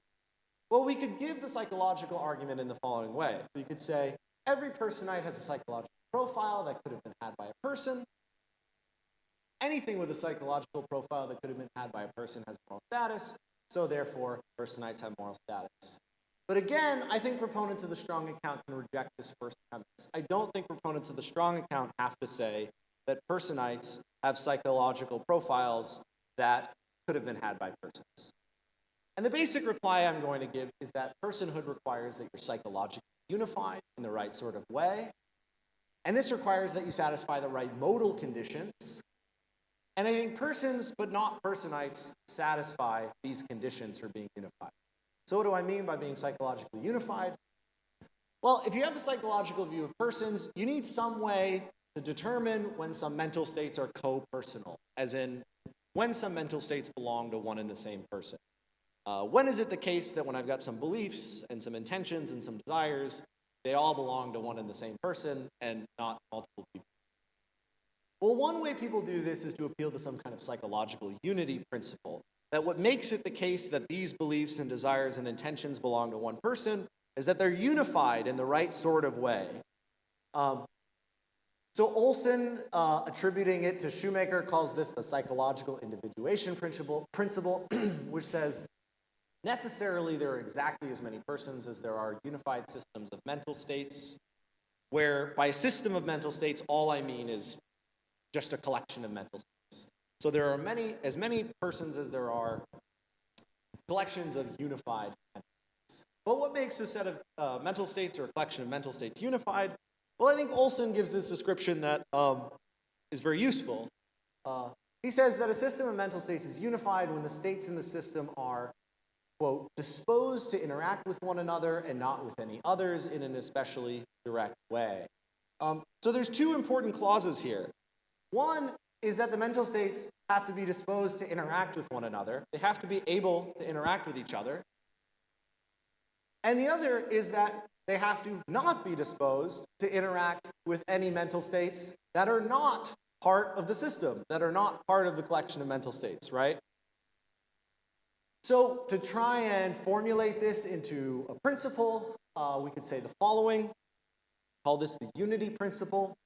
a system of mental states S is unified if and only if necessarily for any mental state M satisfies these two conditions. First condition I'm calling unity. M is a part of system S only if it's possible for M to interact with every other mental state in S. So a mental state is part of your system of mental states only if it's possible for that state to interact with all the other states in your system of mental states. And the second condition we can call maximality. It's possible for M to interact with every other mental state in the system only if M is a part of the system. So the idea here is that you satisfy the second condition, or a system of mental states satisfies this second condition, just in case a mental state's being able to interact with the other mental states in the system entails that it's a part of that system. So to visualize, if this is your system of mental states, we've got your desires, intentions, attitudes, beliefs, and the lines represent them interacting in the right sort of way. This is going to count as psychologically unified on this definition, right? But this system of mental states is not going to count as psychologically unified, this system that's in the yellow box here of just your beliefs and attitudes, because there are states that aren't within the collection of mental states that can interact with all the states in the collection.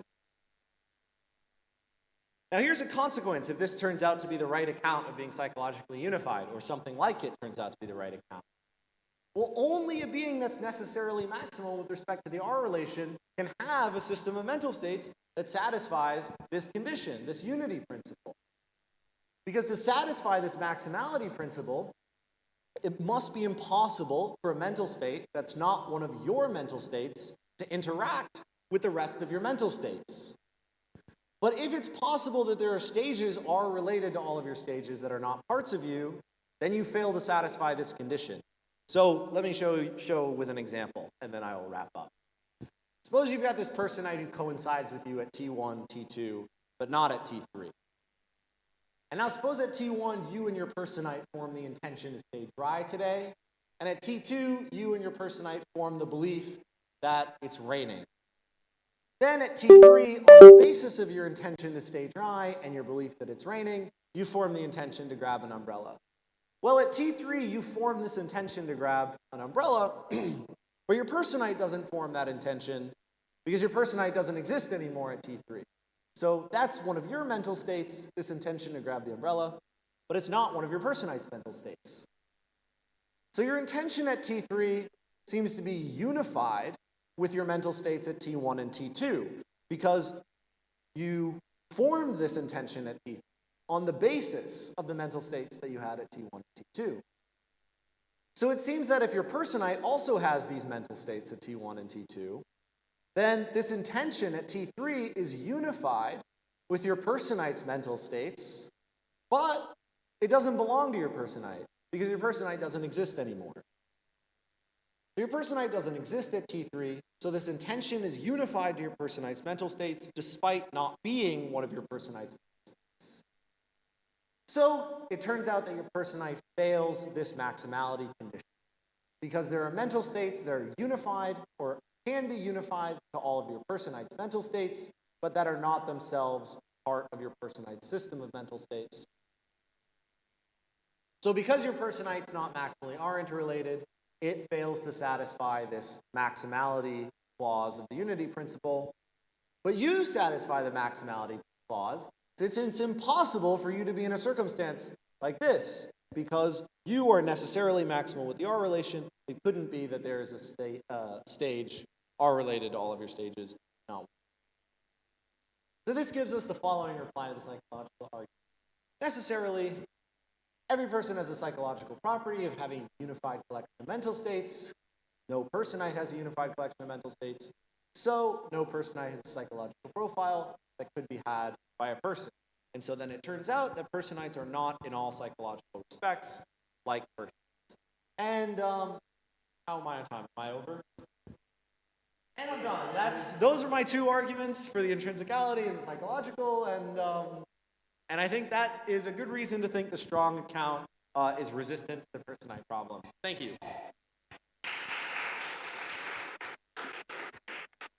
All right. Questions? Thanks, that was great. That was very nicely presented and very clear. Thank you. I've got several points, but I think my main thought is this.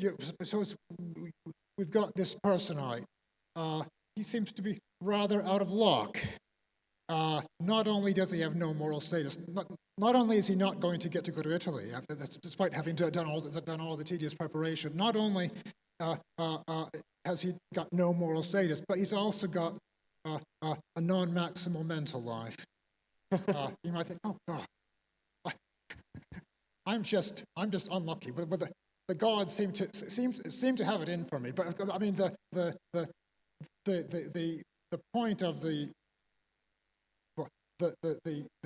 thought that psychological properties are what make you a person is that it's psychological properties like being self-conscious, being able to suffer, and so on. And the personalities have got all those properties. They've put in the work. They have the expectation of the future reward, but they're not going to get it.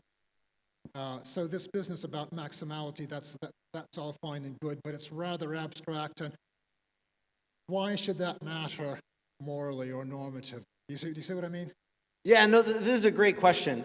So there are two things here that I think are worth talking about. The first thing you said is the personite seems like kind of unlucky.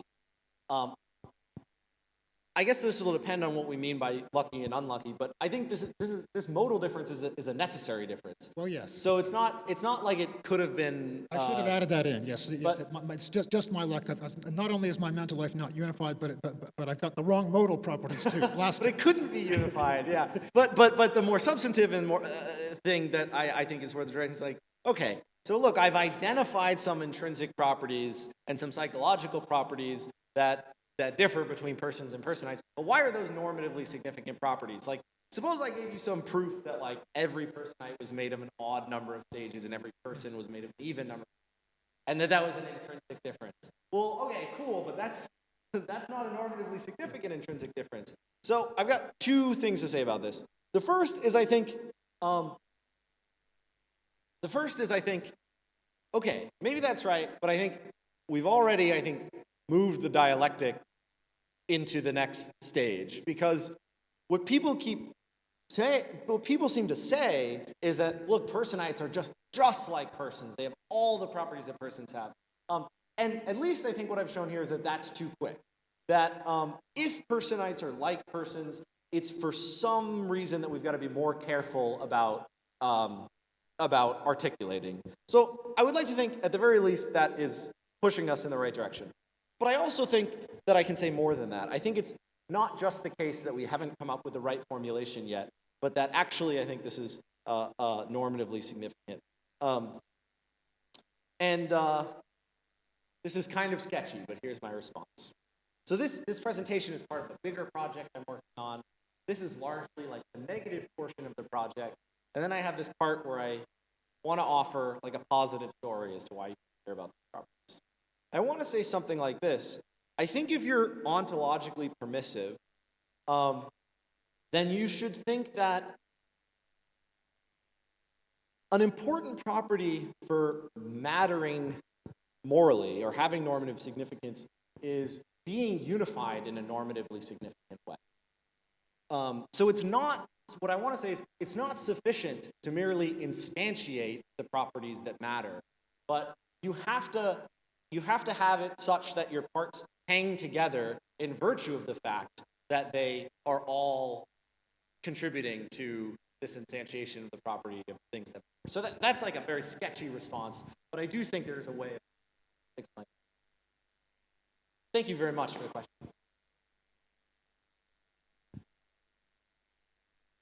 Thanks, Liam. So I had a question about your response to the intrinsicality. No. Yeah, that's right. Intrinsicality argument. Yeah.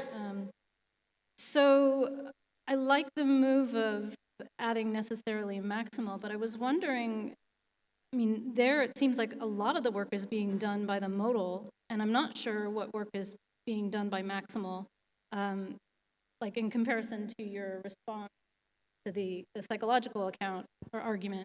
It seemed like maximal was doing a lot of work there. So just if you go back to like the D- and dumb, So you have D minus and you have dumb, and you point out, well, look, it looks like D is necessarily maximal, but dumb is not. So imagine you've got dumb, but you've got something that is, let's take dumb, but let's take something that's just like dumb, but is necessarily submaximal. Necessarily submaximal? Yeah, so let's imagine we've got something like dim, who is necessarily submaximal. Okay, yeah. And I want to know, I want to try and track whether there's something special about dim that I can consider when I'm thinking about things that are person-like enough that they should be part of my moral consideration. And if it's the fact that something is necessarily maximal, that it's something I'm tracking to be part of moral consideration, I wonder if it's the necessarily there, it's got this feature that's kind of really important that it has no matter where it's at, and not the maximality. So if we have something like dim that is necessarily submaximal, but otherwise is just like dumb, that does seem to track a thing that has an important feature that it has necessarily. And so why is it the fact that it is, like, if there is a difference, and this just might be, clarify the difference here. We have one thing, dim, that is necessarily submaximal in every possible world. Cash out that way. And you have this other thing that's necessarily maximal. Why does one of them? Yeah, why does it matter? Maximality, submaximality seems irrelevant. What seems to be doing the work is you've got this thing that has this important modal feature, and it's that modal feature that gives it some intrinsic oomph that then I can track it, and then it can be part of my moral consideration. Yeah, thank you. This is a great question. This is a really good worry, and I think I have some things to say about it. If this is very similar to an objection I've gotten before, which is like, if maximality is not a normatively significant property, how could just like slapping a box in front of it turn it into something normatively significant? Yeah, that's a good question.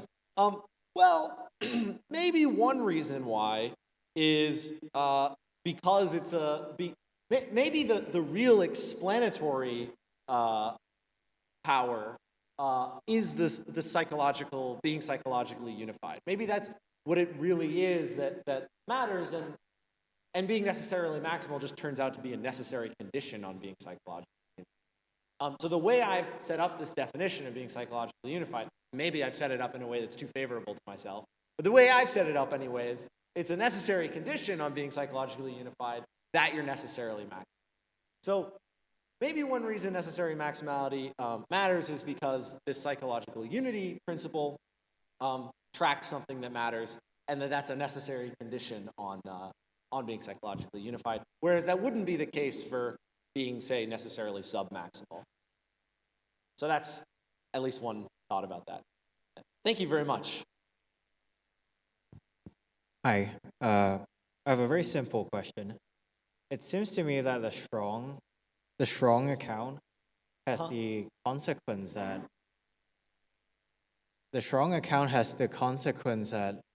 personhood is necessary. So if X is a person, then X is a person necessarily. So is this a consequence that you're happy to embrace? And on the other hand, for someone who would like to accept that personhood is a contingent property, how could they alternatively respond to the personhood problem?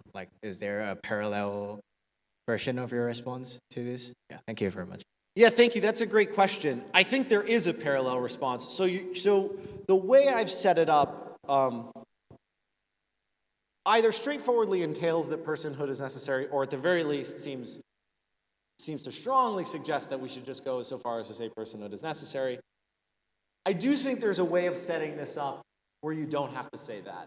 And that's if you just make the strong account a necessary condition rather than a sufficient condition on personhood. So it might be that here's a story you could tell. Maybe the R relation, where the R relation is just a stand-in for the psychological relation in virtue of which you persist across time, turns out to be not very demanding. Not so demanding that it would require that the things that stand in relation are persons or stages of persons. Maybe the R relation is some sort of mental continuity, like the sort of kind that we were thinking about with Olson's paper and Fabio's talk. Maybe it's something weaker that doesn't require that you're a person. So maybe to be a person requires that you're necessarily are interrelated, or necessarily maximally are interrelated, and you also satisfy some additional conditions like being rational, being self-conscious, and maybe these extra properties aren't necessary for being maximally are interrelated, in which case I think my argument still will work if we just state this as a necessary condition and then add in whatever extra conditions we want for counting as a person. So that's one way to get the view if you don't want to say personhood.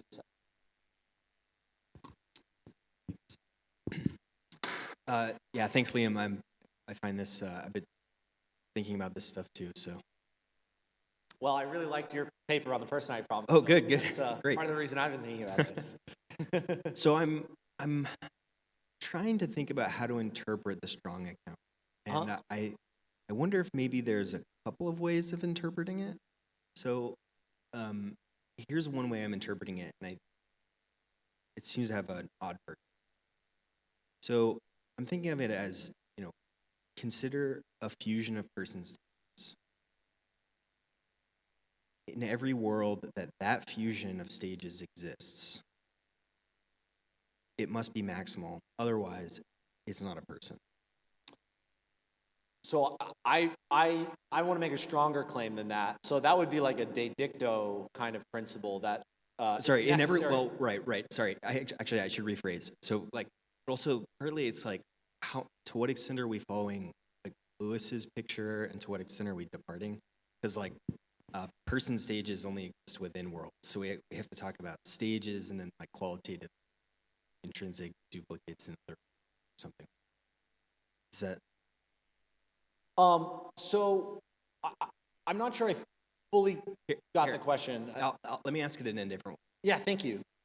So, consider teletransport case, right? So I'm about to get into the teletransporter, and either it will or it won't successfully beam me to Mars. But as it happens, this one's been malfunctioning sometimes. Mm-hmm. So sometimes it does successfully beam people to Mars. Sometimes it doesn't. Sometimes it just doesn't. The one on Mars doesn't create the new state. It seems like if I'm interpreting the strong account correctly,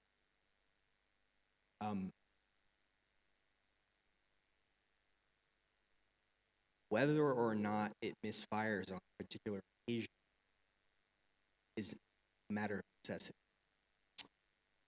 I'm not sure I see that as a consequence, because it seems like in both worlds where it misfires and worlds where it doesn't misfire, you're going to be maximal, right? Okay, good. So there might be something that's maximal, but that fusion of stages, the one that's gone through the teletransporter. right? So this is partly I'm trying to figure out what do you when we say a fusion of stages, what is that thing? Is it when Lewis says that, he's thinking that the things that are intrinsically exactly what's happening in this moment plus what's exactly happening. Yeah, that's what I'm thinking as well. Well, so but that that fusion is present in this world where the teletransporter doesn't misfire, and that a duplicate of that fusion is present in another world where it does misfire. So is the suggestion that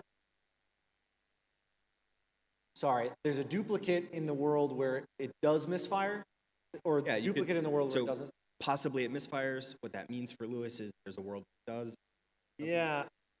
Well, I guess this will depend on what you take the R relation to be. So if the R relation is just like psychological continuity with any cause, say something like that, then you're going to be maximally R interrelated in both worlds. The world where you go through the teletransporter and the world where you don't, right. Yeah. So this is the question. So it might be that I'm maximally R. Mm-hmm. But the object that is the fusion, we're talking about different fusions. I see. And I guess I want as to. a matter, linguistically, like this I world see. refers to the bigger one, in that world it refers to the smaller one. So I want to deny that we're talking about different fusions in different worlds, because I personally don't want to sign up for the counterpart theory. So I think it's just a fusion that is identical to a fusion in another world that differs with respect to some of its properties in that world, right? Yeah, good. So it's just one fusion. Yes. So when you say fusion, one of them could be 100 years long, one of them could be 5 years long. That might, in some sense, be The same fusion same in fusion. two different worlds. Good. Yes. Yeah. Okay, so you have this like higher order variable conception of what fusion is. Yeah, well, I guess Because it could be, I see. It can have different stages, which is totally fine. That's not how Lewis uses the term. I guess I should clarify that. Thank you. That's very helpful. So since Lewis is a counterpart theorist, he doesn't want to say that any one fusion could have different properties in different worlds. That's just a consequence of the fact that he thinks nothing could have different properties in different worlds because everything exists only in one world. But if you're not signing up for counterpart theory, I think it's an open question. Nothing. I don't think anything about mereology forces you to say one way or the other whether a mereological fusion has its parts necessarily or contingent. You might think that a mereological fusion, just take the sum of just think about it three-dimensionally. We might think that there's a fusion of particles here that's this desk is identical to, but it's a fusion of particles that has many of its particles contingently, because there are other worlds in which that very fusion is made of different particles, because it's just it's a contingent property of that fusion that it's made of those particular parts. Yeah. Right. Thank you. That's helpful. I just have a quick question. You talk about maximally R interrelated stages. I don't remember Lewis in the paper. I tried to look it up, but I had no time. He talks about R interrelated because he talks about I interrelated stages, but you take R interrelated because it says that I relation and R relation in the end are one and the same relation. Yeah. So in survival and identity, he says that they're the same relation, right? Yeah. Relation, I relation. Yes, he says they are, but he defines it initially in different ways, right? Right. Since I guess I'm following him and taking them to be the same thing. And I was curious, but I think we do not have more time. Yeah, we talk about it later, because have you tried to use I relation instead of R relation? Because yes, they are one and the same relation. I see, but it might. It explained different way, and if you think about I interrelated stages, could be a different approach. Yeah, we should talk about this. That's very interesting. I would like to hear more about that. That's a very interesting suggestion. But we talk later. All right. Great. So thanks again, Liam. Thank you very much. Thank you. And I think that we can have the talk now and then the coffee break. All right.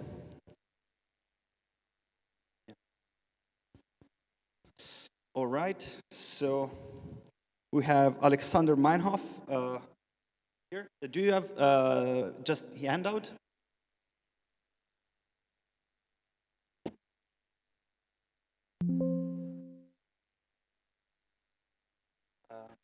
Have it.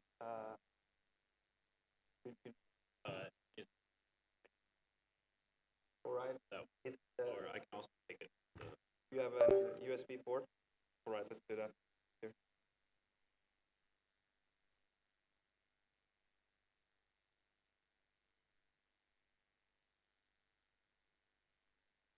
Sorry, I forgot. 2, 4.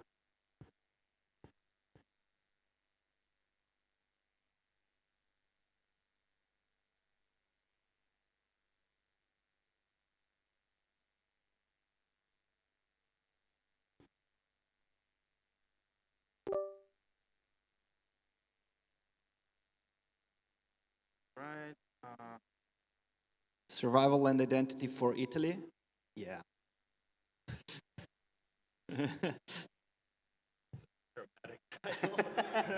I love it.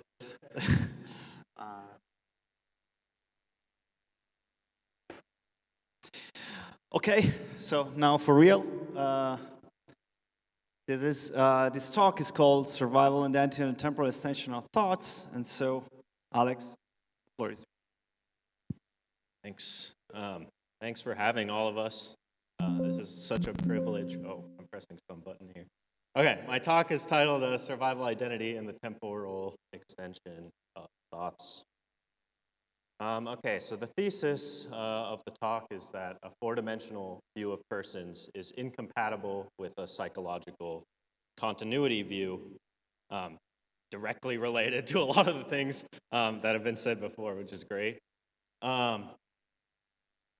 It's one of these incompatibility theses, so if you are really into psychological continuity, then you might consider this an argument against four-dimensionalism. And if you're really into four-dimensionalism, you might consider this a view against psychological continuity view. So this is the plan.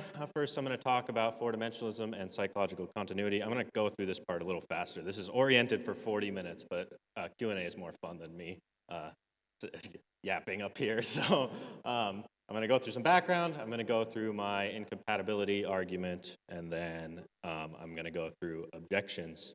And I think a lot of the interesting stuff that's said is said in the objection, so the argument is going to be a little bit fast. I'm going to follow the way that Lewis formulates the relationship between psychological continuity and four-dimensionalism. So, as a rough overview, four-dimensionalists purport to have this very neat way to square the idea that psychological continuity is what matters in survival and the idea that identity is what matters in survival, because typically they're taken as incompatible. The reason is, as well trod over ground, fission cases in which something at an early time is psychologically continuous with multiple things at a later time. Fundamentally, the issue is that psychological continuity can't be identity because psychological continuity is a possibly one-to-many relation, while identity isn't necessarily one-to-one strict numerical identity. So fission cases, the possibility of fission cases like this show that psychological continuity can't be identity. Go through this fast. Parfit was roughly so moved by the intuition that psychological continuity is what matters in survival that he chose to deny that identity is what matters in survival. And that's like a huge, huge, huge bullet to bite. I mean, the idea that identity is what matters in survival seems so, and this is what Lewis says, it seems like almost such a common sense platitude as to not be worth stating. To say something like, I hope I survive my flight back to Chicago, is to say, almost trivially, that I hope that some future person, or the person in Chicago, is numerically identical with me. So any theory, which can preserve both of these intuitions, identity is what matters in survival and psychological continuity is what matters in survival, is at least in some respect going to have an edge over a theory that requires denying. Okay, all that I need in terms of the four-dimensionalist account for the purposes of my argument is basically this thesis: temporal extended objects are aggregates, temporal parts. To go through this pretty fast, what do we mean when we say that? Well, consider the spatial parts of a thing. So the tree has spatial parts. It has, say, the leaves and the trunk. And it's extended in space in virtue of having different spatial parts in different locations. So I'm extended in space in virtue of having like a spatial part up here and then a spatial part down here. And that's how I'm extended through space. The four-dimensionalist says that objects are extended through time in much the same way that objects are extended through space. So just as the tree is extended through space in virtue of having different spatial parts at different spatial locations, temporally extended objects are temporally extended in virtue of having different temporal parts at different times. So, for example, a tree might be extended through time by having various parts at different I'm going to speak the way Lewis does in terms of the actual object being, the temporally extended object being the aggregate of all of the different stages. There's like some semantic differences between whether the referent of the, when we speak of the object is the stage or the aggregate of all the stages. I'm going to go with the aggregate of all the stages. You can take the argument and work it over to the stage theory.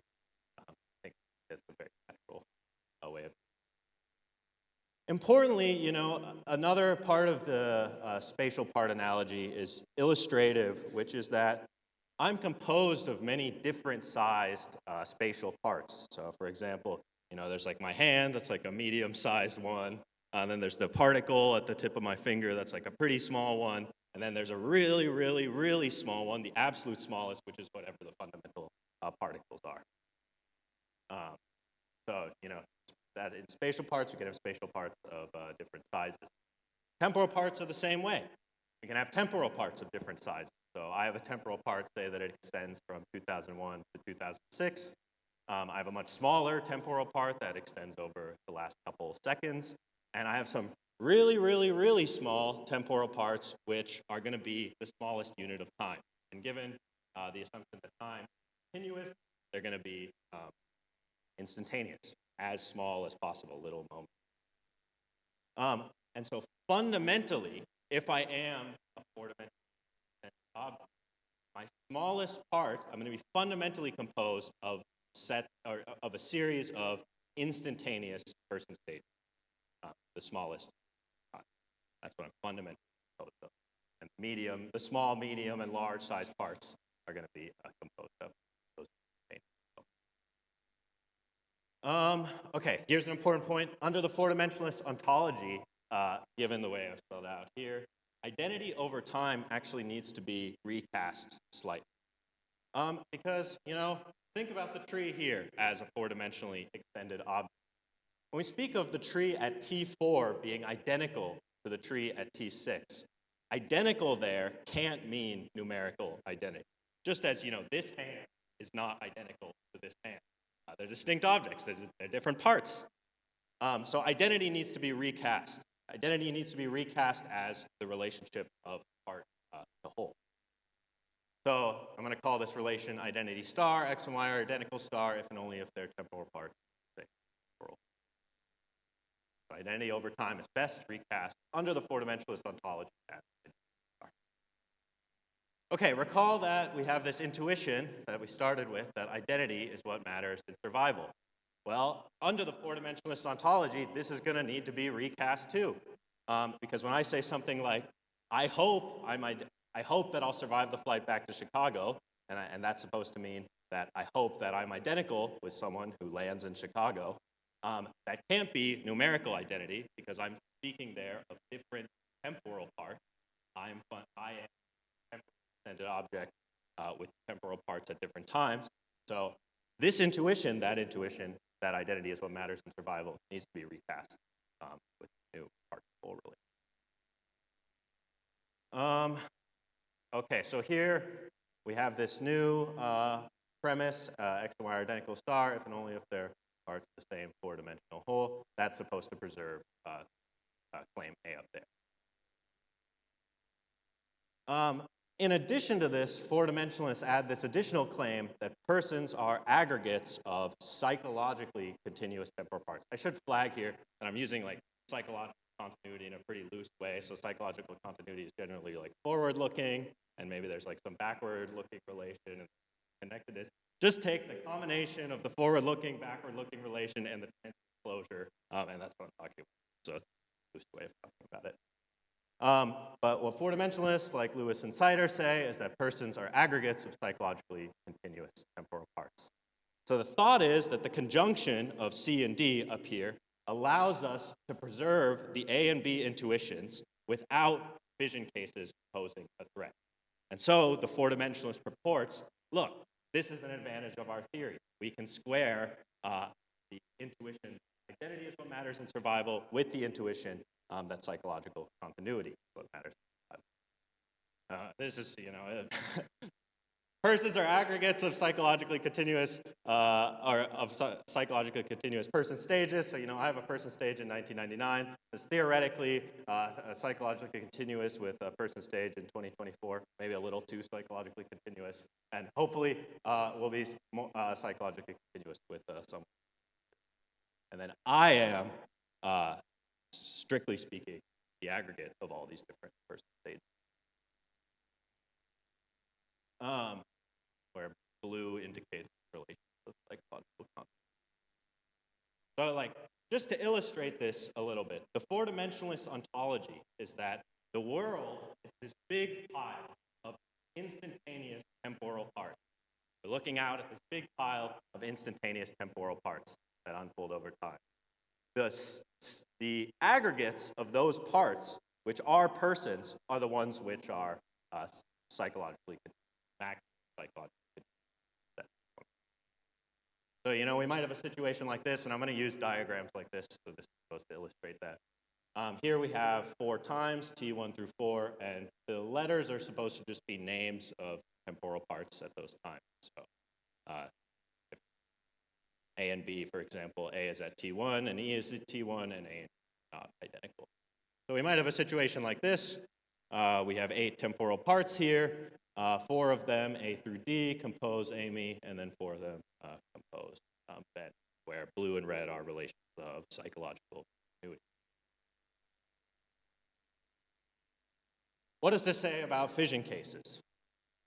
How do the four-dimensionalists get around the fission cases? Well, just as things can share spatial parts, think maybe of like a case of Siamese twins or something like that who share parts of their body, temporally extended objects can share temporal parts. So in the fission case, we just have 2 people who at T1 and T2 share temporal parts.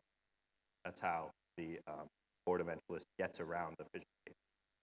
Fundamentally, it's because originally psychological continuity posed a problem because psychological continuity is a one-to-many relation, but the new identity relation for the four-dimensionalist, the part-whole relation, that's also can be a one-to-many relation. So that's how they square the two. So yeah, to sum up, the four-dimensionalist thinks that they can preserve the intuition that identity is what matters in survival and the intuition that psychological continuity is what matters in survival by recasting identity as this part-to-whole relation and then saying that persons are aggregates of psychologically continuous temporal parts. Okay, now I'm going to show why this doesn't work. Okay, we have this claim here, persons are aggregates of psychologically continuous temporal parts. My thesis is that this is false. This can't be true. It can't be the case that persons are aggregates of psychologically continuous temporal parts. Okay, I'm going to put a couple principles on the table, and then I'm going to some arguments with them, so just bear with me. It's going to pay off, I promise. Okay, first principle, thoughts are temporally extended. Why might we think that this is true? Well, I have 2 avenues to try and get you on my side here. One is the phenomenological data, and then the other is the empirical data. Okay, the phenomenological data. And we can do a little activity here. It's very exciting. Think the thought 2 plus 2 equals 4. Do it right now. Notice that it took some time. It took some time to think that thought. Thoughts have an associated phenomenology, and that phenomenology is temporally extended. That's it for the phenomenological data. Okay, empirical data. Okay, I don't know. Sometimes philosophy talks have this habit of throwing a bunch of science up onto the slides to I don't know why. This is from an introductory textbook. I don't intend this to be a really intimidating diagram or anything like that. What I want to show is that here's a very sort of intuitive picture of how thoughts arise given a physicalist view of the brain. Thoughts arise as the result of processing. They arise as the result of trading of electrical signals between neurons, and neurons are actually pretty slow at trading information. So thoughts arise as the result of brain activity, as the result of the brain changing states over time. And here's one reason you might think that. When neuroscientists go to study the brain, what they measure is the brain activity over time. You'll see a lot of diagrams like this in which time is one of the axes, which is being used to represent the brain activity. So it seems like a very plausible picture that what gives rise to thoughts, the physical correlate of thinking, is brain activity, a process which necessarily unfolds over time. And look here, when asked what is 8 times 12, and then the subject hearing the question of brain activity. Here's maybe a toy way of thinking about this. A thought like 2 plus 2 equals 4 requires, let's say, the transition between three different brain states. So we start here at T1. We have to go through these different brain states to think a thought like 2 plus 2 equals 4. And that gives a pretty straightforward explanation of the phenomenological data. Why does it seem to us that thoughts take time? Well, it's because our brains got to go through the different state transitions for the thought to arise. An analogy here with sound might be helpful. So for there to be a sound, it must be the case that there's a change in, say, air pressure in the room. A sound only arises as the result of change. Similarly, thought might only arise as the result of changes.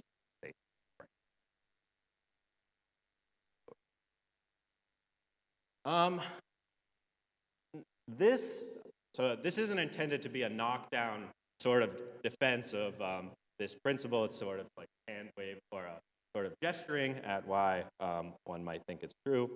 But there's actually a nice fact about this, which is that you don't need to be a super strong physicalist to think that this is true, to think if it is the case that thoughts arise as the result of brain processes, that's going to come out, it's going to come out true that thoughts are temporally extended even on a weaker version of physicalism.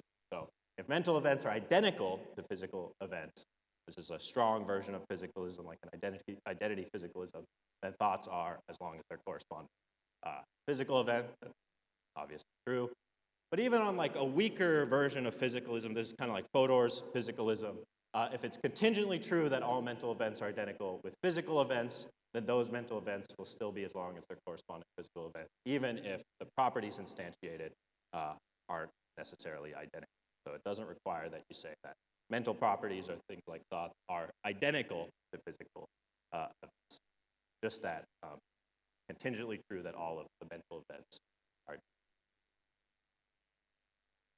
Of course, dualists need not accept any of this, but it would be an interesting result if being a four-dimensionalist psychological continuity theorist required you to be a dualist. And also, I would need some explanation of the phenomenological data. Why does it seem like thoughts are temporally fit if you have a dualist? Okay, so that's the defense of that principle. Okay, another principle. For P to think a thought, P must be the subject of that thought for its entire duration. Well, I think that this is true. Well, notice here when I describe sort of this toy example of what's happening, it must be the case that it's my brain which is transitioning through these states. It's got to be the brain of a single subject which is transitioning through the states in order to give rise to the thought. You know, if we have some situation like this, does anyone here think 2 plus 2 equals 4? Well, we have this configuration here. This is the right brain states at the right times, but no one's thought that thought because it's independent subjects which are occupying those brain states. Again, another activity. Everyone on this side of the room think 2 plus 2. Everyone on this side of the room think equals 4. Has anyone thought 2 plus 2 equals 4? I mean, as long as you listen to the instructions. Has anyone thought 2 plus 2 equals 4? No. No one's thought 2 plus 2 equals 4. Why? Because it must be the case that there's a single subject which is transitioning through all of the relevant brain states. Okay, from these two principles, we get an argument. Premise 1, thoughts are temporally extended. Premise 2, for P to think a thought, P must be the subject of that thought for its entire duration. Therefore, for P to think a thought, P must be temporally extended. Take the conclusion of that argument, make another argument. For P to think a thought, P must be temporally extended. We have this very simple premise that's almost a tautology. No instantaneous temporal parts are temporally extended, and we get the conclusion that no instantaneous temporal parts can think. Okay, one final principle. For X to be psychologically continuous with Y, X and Y must both be able to think. Well, this starts from a very simple observation. Two rocks will never be psychologically continuous with each other. Why? Because they're not able to think. Look at the space of things that cannot stand in relations of psychological continuity. We see that they all have something in common. They can't think. Look at all the things that can stand in relations of psychological continuity, maybe presumably dogs or very smart robots or people. They all can think. So it seems very simple. It's a very weak claim to say that something has to be able to think for it to stand in relations of psychological continuity. Now, there's a very natural objection to this, though, which is dispositions in non-occurrent mental states. I'm going to table that. Okay, take this principle Z, take the conclusion of the last argument, and we get the conclusion, no two instantaneous temporal parts are psychologically continuous. Okay, add this one additional premise. If persons are aggregates of psychologically continuous temporal parts, then the instantaneous temporal parts must be psychologically continuous. Okay, real quick to hone in on this, why might we think that this is true? Well, think about, how I sort of described the four-dimensionalist situation with regards to psychological continuity at the start. We're staring at a big pile, the whole universe, of instantaneous temporal, trying to pick out which one of these are persons. So it seems natural to think that it must be the case that those instantaneous stages are going to be united by the relations of psychological continuity. Otherwise, how am I going to start? I'm looking at the big pile of instantaneous temporal parts. If I can't unite the instantaneous, the fundamental temporal parts with relations of psychological continuity, how am I going to be able to pick out any? Another reason is think about the sort of way that the psychological continuity theory is stated in its sort of simplest, most naive form. A person X at T1 is identical to a person Y at T2 if and only if X and Y are psychologically continuous. T1 and T2 there are supposed to be arbitrarily sized intervals of time, including instantaneous moments. Like when we speak about identity over time, I'm saying I'm identical right now in this moment to some person, say, that arrived in Europe a week ago. So it must be the case that instantaneous temporal parts can stand in these relations of psychological continuity. So have this premise, the conclusion of the last argument, and get the conclusion. Persons are not aggregates of psychological temporal parts. And remember that this is the situation. The four-dimensionalist thinks that C preserves the A intuition and D preserves the B intuition. I've shown that D is false, so the four-dimensionalist is not availed this part of their theory. They're not able to preserve the psychological continuity intuition. Okay, now I'm going to go through a bunch of objections. Objection 1, I have committed the fallacy of composition. Fallacy of composition, to infer that the house is structurally unsound because the material it's made of is structurally unsound. That's a fallacious line of reasoning. An objector might claim that I've committed the fallacy of composition because I claim that sets of temporal parts can't be or aggregates of temporal parts can't be psychologically continuous with each other because the instantaneous stages which compose them can't be psychologically continuous with each other. My response is, no, I haven't. I never claim that aggregates of temporal parts, instantaneous temporal parts, or temporal parts can't think. I don't claim that at all. All I claim is that psychological continuity can't be the relation which unifies instantaneous temporal parts into a temporally extended aggregate. So again, this is the situation we're in. We don't know where the people are. We are looking at a pile of temporal parts and we don't know where the people are. Are they here? Are they here? Are they here? we don't know which sets of temporal parts compose persons. So we need relations of psychological continuity to obtain between the instantaneous parts to be able to answer this question. But I make no claim about the fact that temporal parts which are long enough can't think. We don't. Okay, another objective, disposition. So remember I had this principle for x to be psychologically continuous with y, x and y must both be able to think. But a natural response to this is, wait. Psychological continuity was never intended to be analyzed in terms of occurrent mental states or anything like that. In fact, a lot of the features which make me psychologically continuous with people in my past, for example, my memories, many of them are non-occurrent. I don't entertain them. I might not entertain them at all. Nevertheless, they seem to still be there. One natural way to understand non-occurrent mental states is in terms of dispositions. So I have a memory, say, of being in 5th grade because I have the disposition to form certain occurrent mental states under the right conditions. Say if someone asks, what was your experience like in 5th grade? But given that those conditions never obtain, I might never entertain that memory occurrently. It might just remain in the non-occurrent section of my psychology. So, you might think something like this. The young child in 1999 hates arugula. I hate arugula today. Probably the person in the future will also hate arugula. And I'm still going to have those properties at all of those times, even if I never encounter any arugula at all. So I have a dispositional property to hate arugula. If it's presented in front of me, I react in a certain way. So one way that this is talked about in psychological continuity theorizing is with comas. So take some coma case, say this guy is in a coma on Monday and then he recovers on Tuesday. People take coma cases like this to show that psychological continuity needs to have a dispositional analysis. And the response to the way that this might generate a counterexample for what I'm saying here is Dave on Monday can't think, but Dave on Monday is psychologically continuous with Dave on Tuesday because he has the relevant dispositional properties. Therefore, it can't be the case that psychologically continuous with y, x and y must both be able. We definitely don't want to say that any situation in which we don't have occurrent mental states is a situation in which we're not psychologically continuous with any. That theory would definitely work.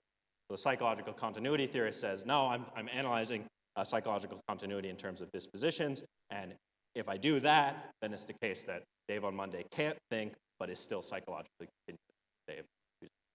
Therefore, my claim, he might have dispositional properties. Okay, I have two responses to this. One is basically to just concede to some extent and sort of retreat. The principle originally was that for x to be psychologically continuous with y, x and y must both be able to think. I can weaken this principle and still get my argument to work. For x to be psychologically continuous with y, it just must be physically possible for x and y to think. This is a weakening. Before I said be able, now it's physical possibility. And it's physically possible for Dave on Monday to think. And Dave on Monday is psychologically continuous with Dave on Tuesday. So this isn't a counterexample to principle Z if I weaken the principle this way. And if I go up through the various arguments I made, I think the relevant premise here is NPC2. It is physically impossible for any instantaneous temporal parts, or for any instantaneous temporal parts to think. Sorry about the typo. That seems just as plausible as the original premise. So if I weaken the principle and then revise the premises that they occurred in earlier, and my argument still goes through. The second response is circularity. So take, a very classic example of a dispositional property. The wine glass has the disposition to break when struck. So at T1, we have the wine glass is sitting there, and we want to say that at T1, the wine glass, even when it's not being struck, has the disposition to break when struck. So say we have like some situation like this. At T1, we have the wine glass, the unbroken wine glass. At T2, we have a struck wine glass. T3, we have a wine glass in the process of breaking. T4, we have a broken wine glass. How can we understand the dispositional property that the wine glass has to break when struck at T1 under this four-dimensionalist ontology? So I'm doing a lot of work for the four-dimensionalists here. I'm giving them at least a rough analysis of dispositions. So here's maybe a natural way of thinking about dispositions under the four-dimensionalist ontology. A temporal part T has the disposition to F when G, if were T to have F, it would be closely followed by a temporal part with G. So the wine glass has the disposition to break when struck at T1 because were that temporal part to have the property of being struck, it would be closely followed by another temporal part which has the property of being, say, breaking. Okay, what can we say then about psychological dispositions? Well, here maybe we have a situation where we have a person composed of A through D, and where temporal parts of that person have the dispositional property to react with disgust when tasting arugula.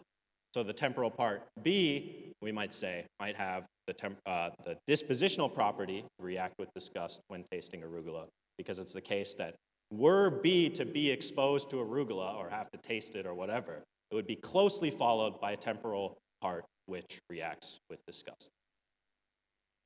The issue here is that this requires a pre-existing notion of a unified aggregate that forms a person. Because which temporal parts are the parts which closely follow, or what are the temporal parts which closely follow the tasting of arugula temporal parts of? Well, they have to be temporal parts of me. They have to be my temporal part.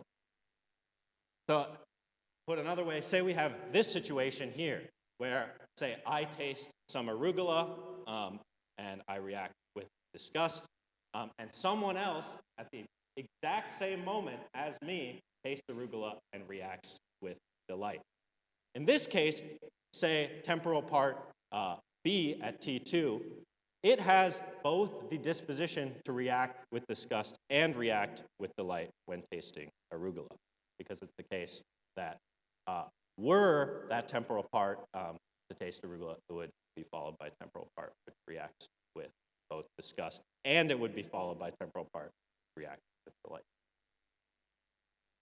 So C, or say C here, has the disposition to react with disgust, react with delight. We can see here that this analysis of dispositions requires a pre-existing notion of being the parts of the same object. Temporal part D has the disposition to F when G, if were F to T, were T to have F, it would be closely followed by a different temporal part of the same object with. Okay, that's the response. Okay, last objection. This is what I'm going to be calling a psychological continuity star.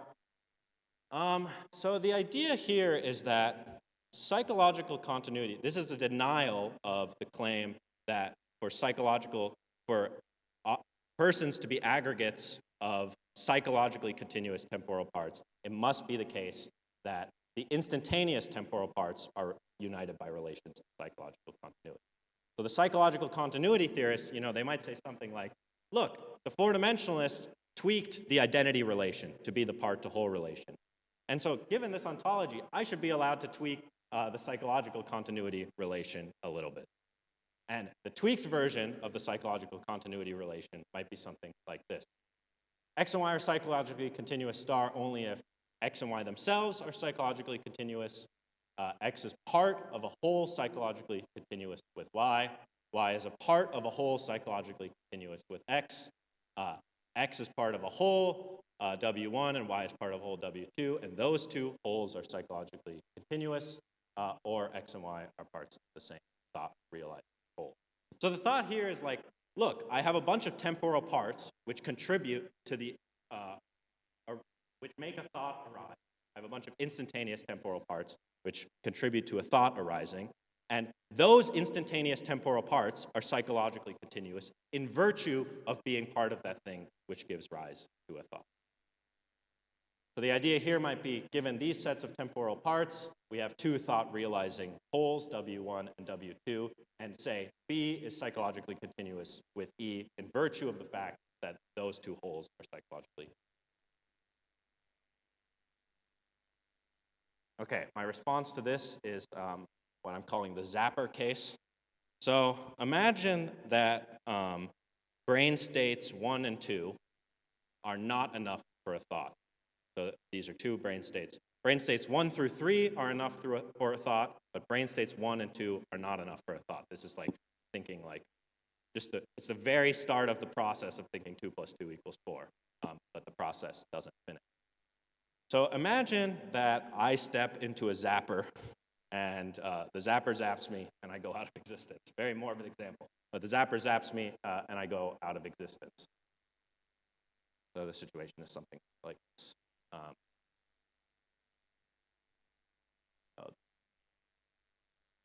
Let's say I'm standing in the zapper, and then T1 is the moment before I get zapped at T2, and then at T3 I go out of existence.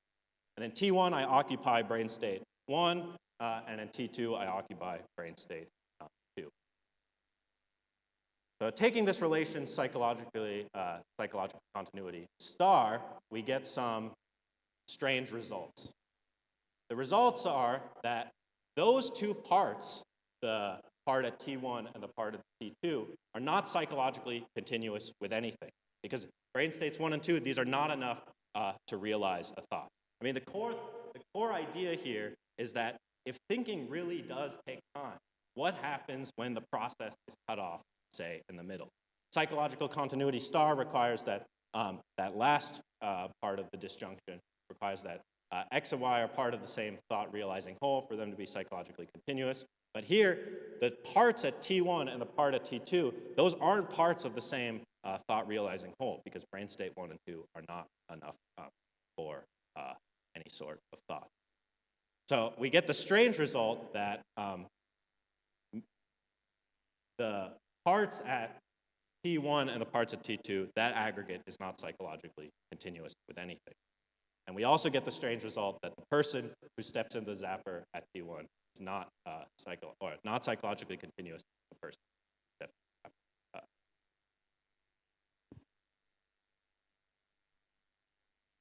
the zapper. Okay, this is the last objection. This is sort of like a vibes objection. The objection is, aren't things just going to be really, really weird at the lowest levels of time? Right? You know, like you're like zooming in so far. Obviously, things are going to be really, really strange now that we're dealing with instantaneous temporal parts. My response to that is like sort of something that I mentioned earlier. Is like think about the way that these identity questions were formulated in the first place. We're asking what makes a person at T1 identical to a person at T2. T1 and T2 are supposed to be any interval of time, including instantaneous ones. So I want an answer to the question, am I right now identical with someone who steps off the plane in Chicago? Or am I right now identical with someone, say, who had his 5th birthday in California?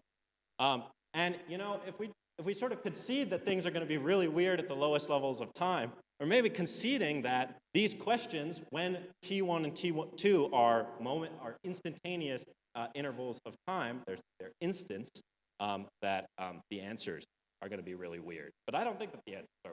I think that has a straightforward answer, whether I'm identical to someone. Okay, that's the talk. Thanks.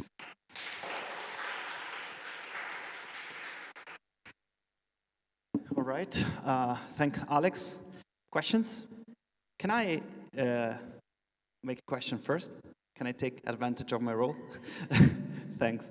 I don't want to sound like a broken record, but why can't you just accept Holly's idea about lingering properties, applying that to the thinking part? I mean, it seems to me that the property of getting wet, it's not that different from the property of having a thought. Yeah. And in the same respect that if we have like, can you go a couple of slides? Oh, yeah. Done with the zapper thing? Yes. This- All right, so we can also have the, for example, let's make a t-shirt that is getting wet, all right? So we can stop the process by, because the t-shirt is disappearing for some reason, right? So we have a temporal part that is dry, at a certain point. At the end will be wet, and we have something in between, right? Yeah. It seems to me that with thinking is pretty the same. There's no, fundamental difference in between the two situations. So I was curious about what you thought about. Yeah, so there's two things. I mean, I don't know the Holly account. One thing to say about what you just said is that I don't know if I agree. Like, I think, imagine that I pop into existence just for an instant, and I start, my brain starts working to think 2 + 2 = 4, and then suddenly, the whole universe implodes. I go out of it. Or maybe I just go out of existence. I don't know on what grounds I would say that state there was a part of some process or something like that. Yeah, you wanna? But if you disappear, the process is not complete, and so there's no thinking if you start a temporal part of yours, start the process, Yeah. then you disappear. I mean, the thought will not be there, right? Yeah, there's no thought there. Yeah. So what's the problem? Wasn't the Maybe I'm not getting it. I don't know. Yeah, wasn't the claim that, if a process is terminated, it's still the case that the parts of the process pre-termination are parts of the process. So if something is in the process of getting wet and then it goes out of existence, those parts are still parts of the getting wet process. All right, I guess I was not clear before, but we can talk about it later. Okay, yeah. Anyway, And thanks. then, well, the other thing to say is this sort of borders on discussions that are happening in the metaphysics of experience. So some people think that the way experiences work is that there sort of has to be a buildup over time. And I think this is roughly what Holly's point is, that there has to be a buildup over time, and then the experience results at the end of that buildup. So there's the instantaneous moment, and the instantaneous moment is in some sense backward looking and retains maybe, say, representational information in the case of experience about the past, and then that's what gives rise to the experience in the instantaneous moment. Again, my response there is going to be similar to the response to the dispositions account. Like, what are the parts which factor in to the experience now? They're going to have to be my parts, or they're going to have to be parts which are related to me in some metaphysically privileged way. And I don't know what that metaphysically privileged way is. Maybe it's like a causal one, but then this is suddenly not seeming like a psychological continuity theory of persons. It's now seeming like a causal theory of persons. Yeah. Yeah. Thanks, Alex. So I have a question. I want to push you on the fallacy of composition objection. Oh, I yes, want you great. to say more, but Yeah. I actually think it's related to the end, the last objection you threw up in your response about things getting really weird when you look small. Yeah. So let me take it to the spatial case, and I want to see what you say and talk about how you're responding to the fallacy of composition, because that was going through. So when we were walking here, we saw this beautiful mountain range, and let's say that I want to give a account of what mountain ranges are. Yeah. And in order to do that, I say, well, there has to be some kind of terrain continuity. It has to be mountainous continuity. Yeah. You have to have a bunch of mountains, but they have to be continuous, and that's kind of like how I give an account of what it is to have a mountain range. Yeah. And I also think that when it comes to things that are spatially extended, like mountains, when you get really, really small, let's just say I go in for mereological simples, so at rock bottom it's like a bunch of extensionless stuff. Yeah. And you say, well, you can't have this extended view of mountainy terrain continuity, because when you get down to the really small parts of which these mountains and mountain ranges are built out of, you get things that are sort of extensionless. They have Mhm. time to be extended. And that has some implications for my notion then of what it is for things to be mountain terrain continuous, like Yeah. how it could be that you have this mountain range. So how, I mean, towards the end, and how this is related to that end comment, and maybe this is a weirdness I can just accept and I need to think more about, but when it comes to spatially extended stuff, if I am buying into a mereological simples worldview that eventually builds up into macro objects that are spatially extended, at some point I do have to admit that you get a bunch of spatially extended stuff from non-spatially extended stuff. Yeah. And there is some magic there. I don't know when it happens, Yeah. but I still think there are mountains, even though I think they're composed of non-extended, spatially non-extended stuff. Yeah.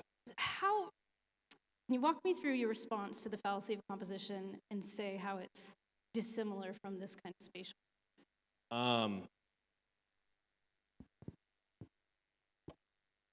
Okay, let me see. So the idea is that like there's this really weird fact when we start talking about things being fundamentally composed of like, in the spatial case, extensionless things. How do we get spatially extended things out of that? Yeah. Yes. Analogy then would be that same thing with psychological continuity, since it does take time, granting your point there. But I also think that these things that have psychological characteristics have to be extended, but at rock bottom they're made up of temporal parts that are non-extended. Like it's just another case of this weird property that you have when you have the fundamental non-temporally extended stuff giving rise. Yeah, so, there's like a sort of cheap response I can give to that, which is that, to give rise to thoughts, at least on some physicalist picture, you need like a good amount of time. I mean, you need at least like a millisecond or something like that. And so, maybe my argument works just with talking about the smallest units of time being the millisecond, because all of these arguments would run the same way. I can't find unifying temporal parts because they can't think for these reasons, for these physical reasons.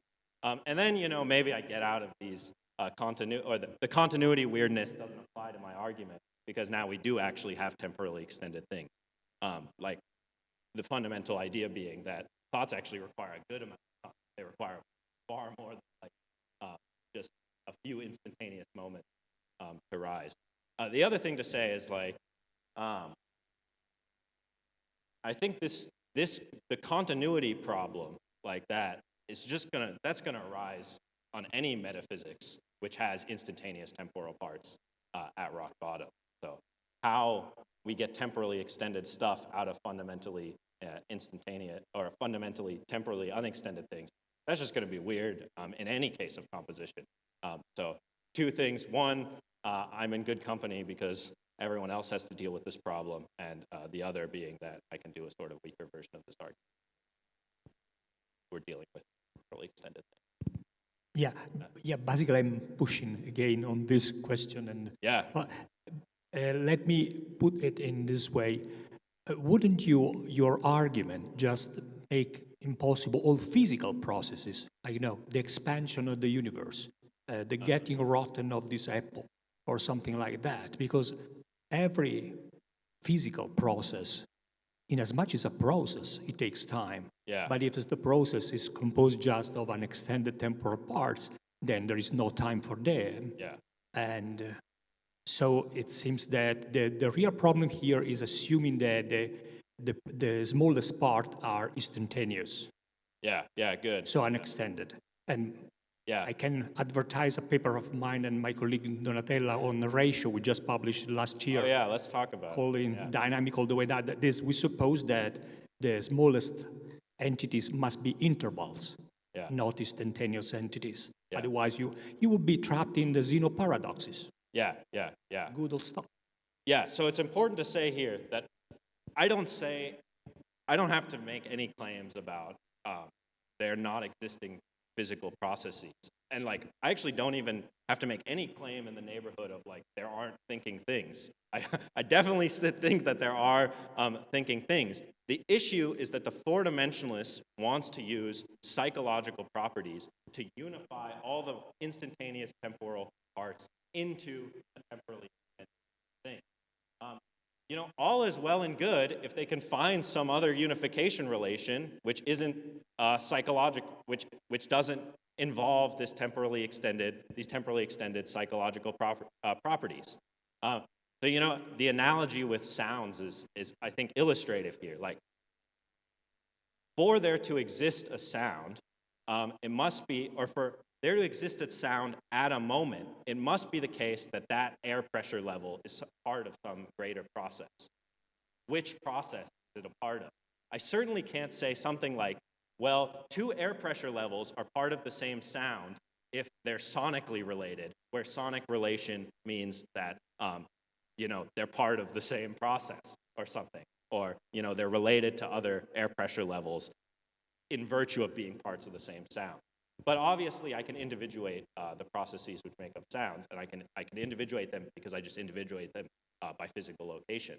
Like these two the air pressure levels in this room, if I were to take measurements at different times, they're part of the same sound. Why? Because they're in the same place. So there's no circularity there. So if we find some other unification relation, like maybe a physical one, just being in the same location or something like that, that would be enough. But the issue is that you can't use these psychological properties to unify the parts.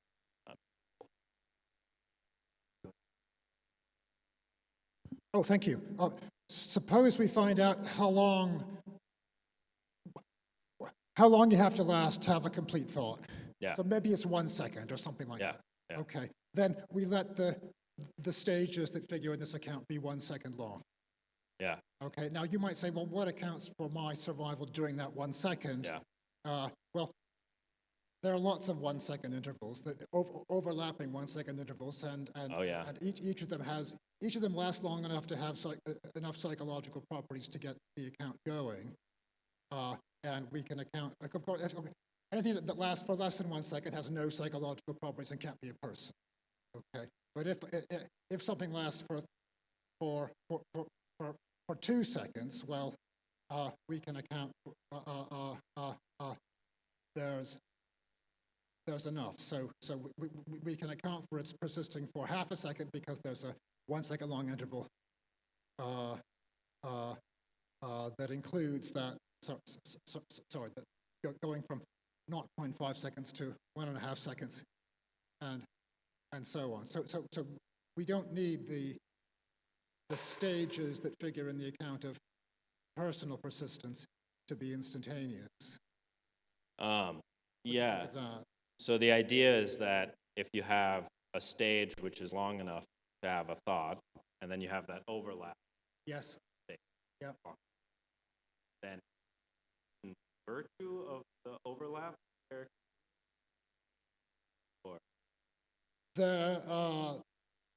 well, the continuity has to do with the mental properties that you have at any given time.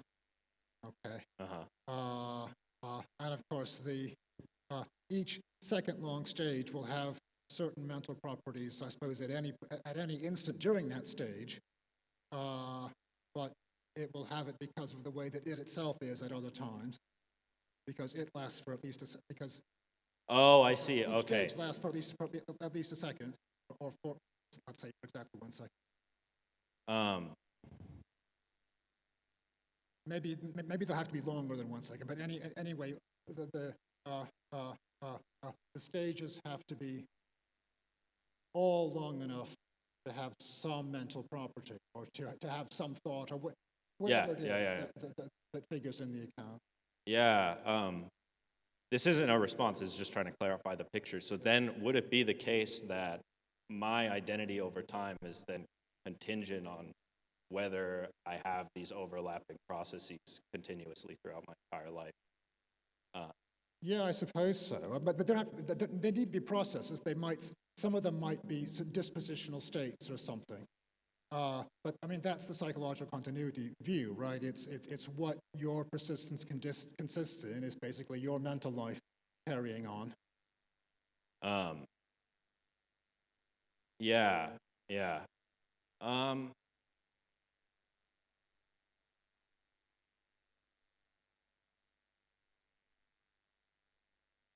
yeah, I'm not sure. I would have to hear more about this, in that I feel like it should be availed to a psychological view of persons over time, that there need not be overlapping psychological processes at every stage in my life. It seems like at one point some process could end and a new one begins, and then suddenly I don't want to say that now we are saddled with these identity problems only at that moment. It seems like a strange result to make it contingent on my persisting through time as a temporally extended across my entire life, that constantly there be overlapping psychological processes. Maybe that's not necessary. Suppose there were an instant at which there was nothing going on, nothing mental or whatever. Yeah.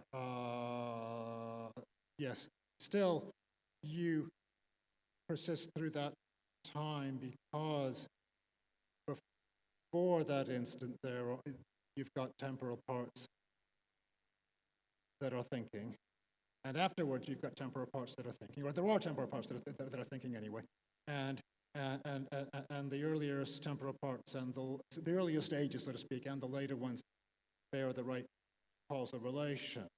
Yeah. Okay. Good. Yeah. So So if there is some kind of break, it has something to do with some causal relations or things which recover. Yeah.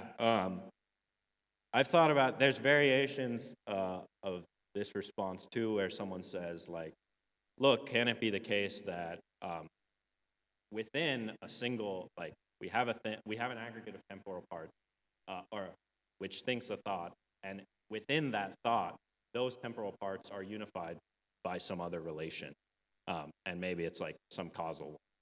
That's like partially how you're getting out of the situation in which there's a gap.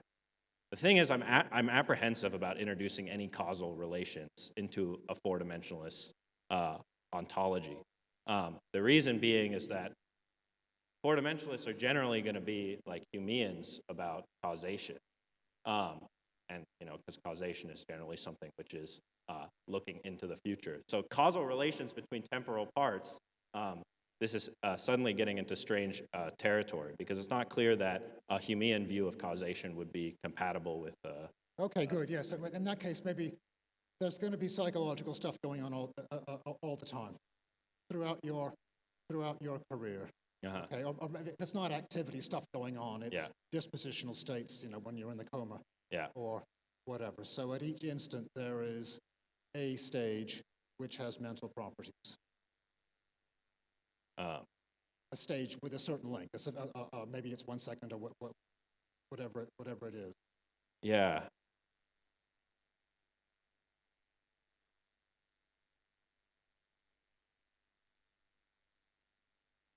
I think I'd be apprehensive of saying, like, I think I need to hear more about what these mental processes that are overlapping look like. Because if it's the case that I'm occupying a certain set of brain states, say brain states 1 through 3, and then brain states 2, 3, and 4 are now generating a thought, it's not obvious to me that it's always going to be the case, or I should put it this way, it's not always going to be the case that physical brain states are going to bleed into each other in a way. So if it's the case that a set of brain states produces thought, it's not clear to me that that set of brain states plus the brain states which lead into the next thought are in themselves thought too. Like the fact about which brain states give rise to thinking, this is like going to be something that's settled by the empirical facts. And so it's not always going to be the case that the brain states which bleed over into the next thought are themselves. I'm not sure whether that's needed. I mean, set aside temporal parts and just take your favorite view. Yeah. Suppose that that you endure, as the jargon has it, and you believe in these thoughts. Okay, so just take all the thoughts, all these temporally extended thoughts of yours, which I suppose will overlap, or maybe they won't always overlap, but in any case, there will always be some thought going on if dispositional state counts as a thought. Yeah. Okay, and at every instant during your career, there will be a person stage long enough to be thinking that thought, or a thought. Yeah.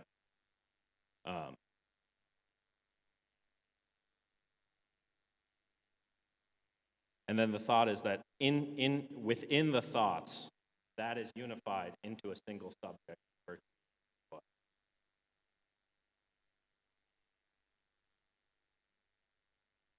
Like, I don't want to deny that I have thoughts entirety here. Yeah.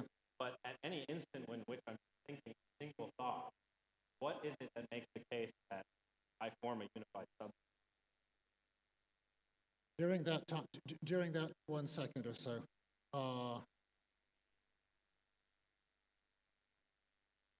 well, that's that's to do with it.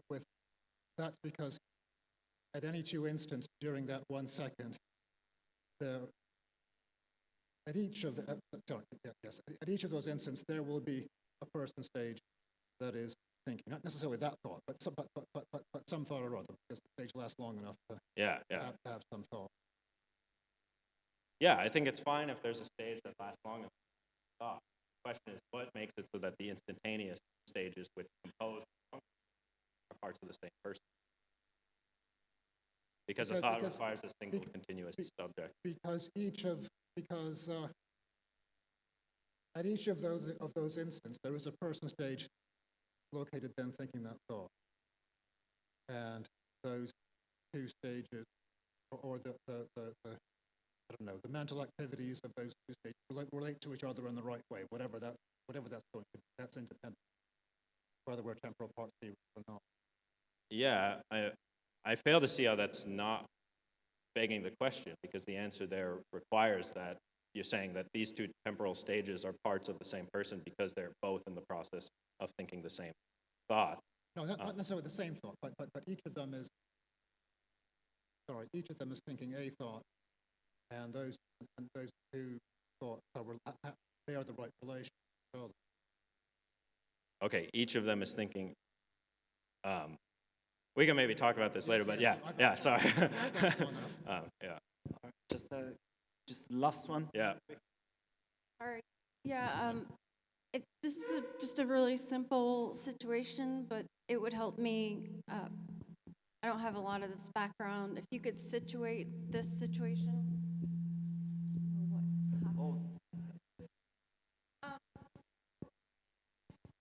Then Oh, I have. Yeah.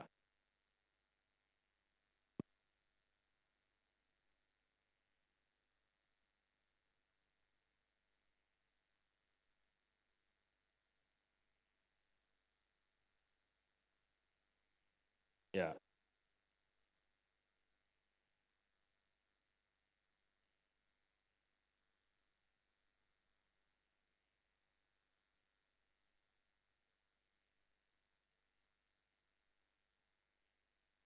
Yeah.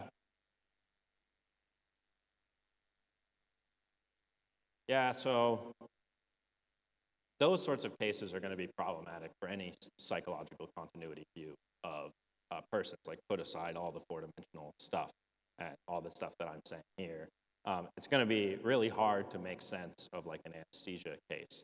So what some psychological continuity theorists are going to say is that while I'm under the anesthesia, I have certain dispositional properties, and that secures my psychological continuity with the person in the future. Well, some psychological continuity theorists might say that you do go out of existence. But other ones who don't want to say that you go out of existence, they're going to say that you have certain dispositional properties. Now, spelling out those dispositional properties are going to be really hard. Under what conditions is it the case that, those psychological features, what is going to be the sort of conditions under which those dispositions are realized? This is going to be like really tricky. I mean, this even arises with sleep. So the psychological continuity theorist wants to say that I have certain mental dispositions when I'm asleep. And obviously none of those are going to be occurrent. So there's going to have to be some wonky conditions, like were I to wake up and someone asked me if I were, what my 5th grade experience is like, I would be able to conjure up a memory, something like that. So this is cases like that are going to be problematic for psychological continuity in general. But just to like motivate it a little bit, it's like there's this movie Avatar, that movie with like the blue aliens and stuff.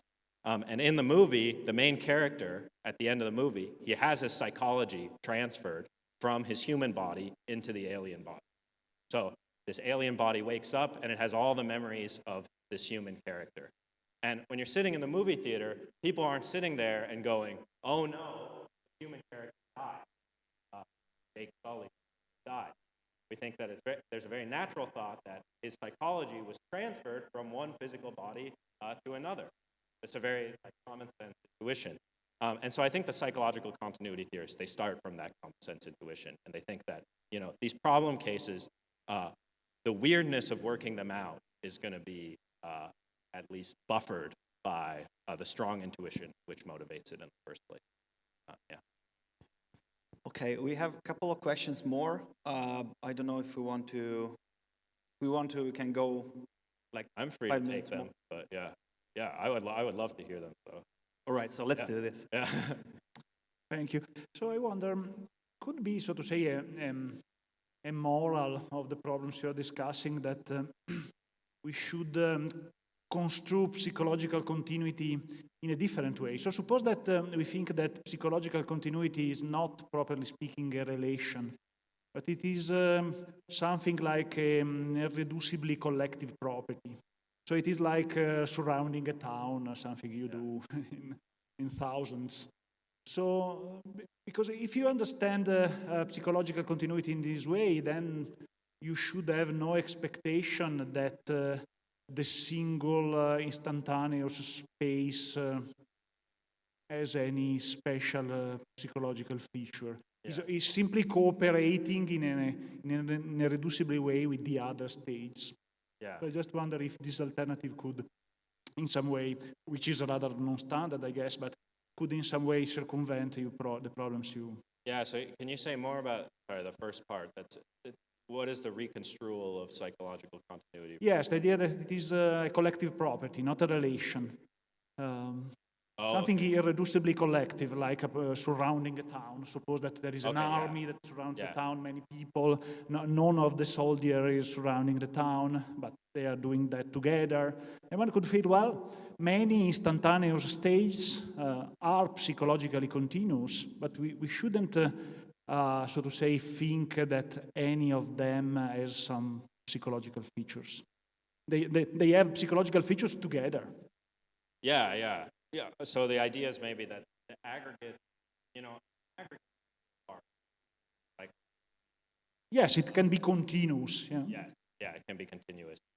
Yeah, I have no issue with viewing psychological properties or psychological continuity in this way. The issue is that the four-dimensionalist needs to find a way to unify the instantaneous parts into some kind of person or something. But consider other collective property, like surrounding towns. They unify the soldiers doing that. So also a collective property can unify things bearing that collective property. So a collective property is a property of a plurality. Okay, yeah. So is the idea like if a set of each of the psychological parts which constitute. Yeah, they are unified because... It's going to be unified in relation, or in virtue of the fact that the psychological property obtains at the higher level. Yeah, in response to that, I would give this case. So that this is precisely what this case is supposed to address. So what happens when we have a case in which no psychological property is realized because the process is cut off, before it can fully be realized or something? I still want to say in those moments, we have people identified.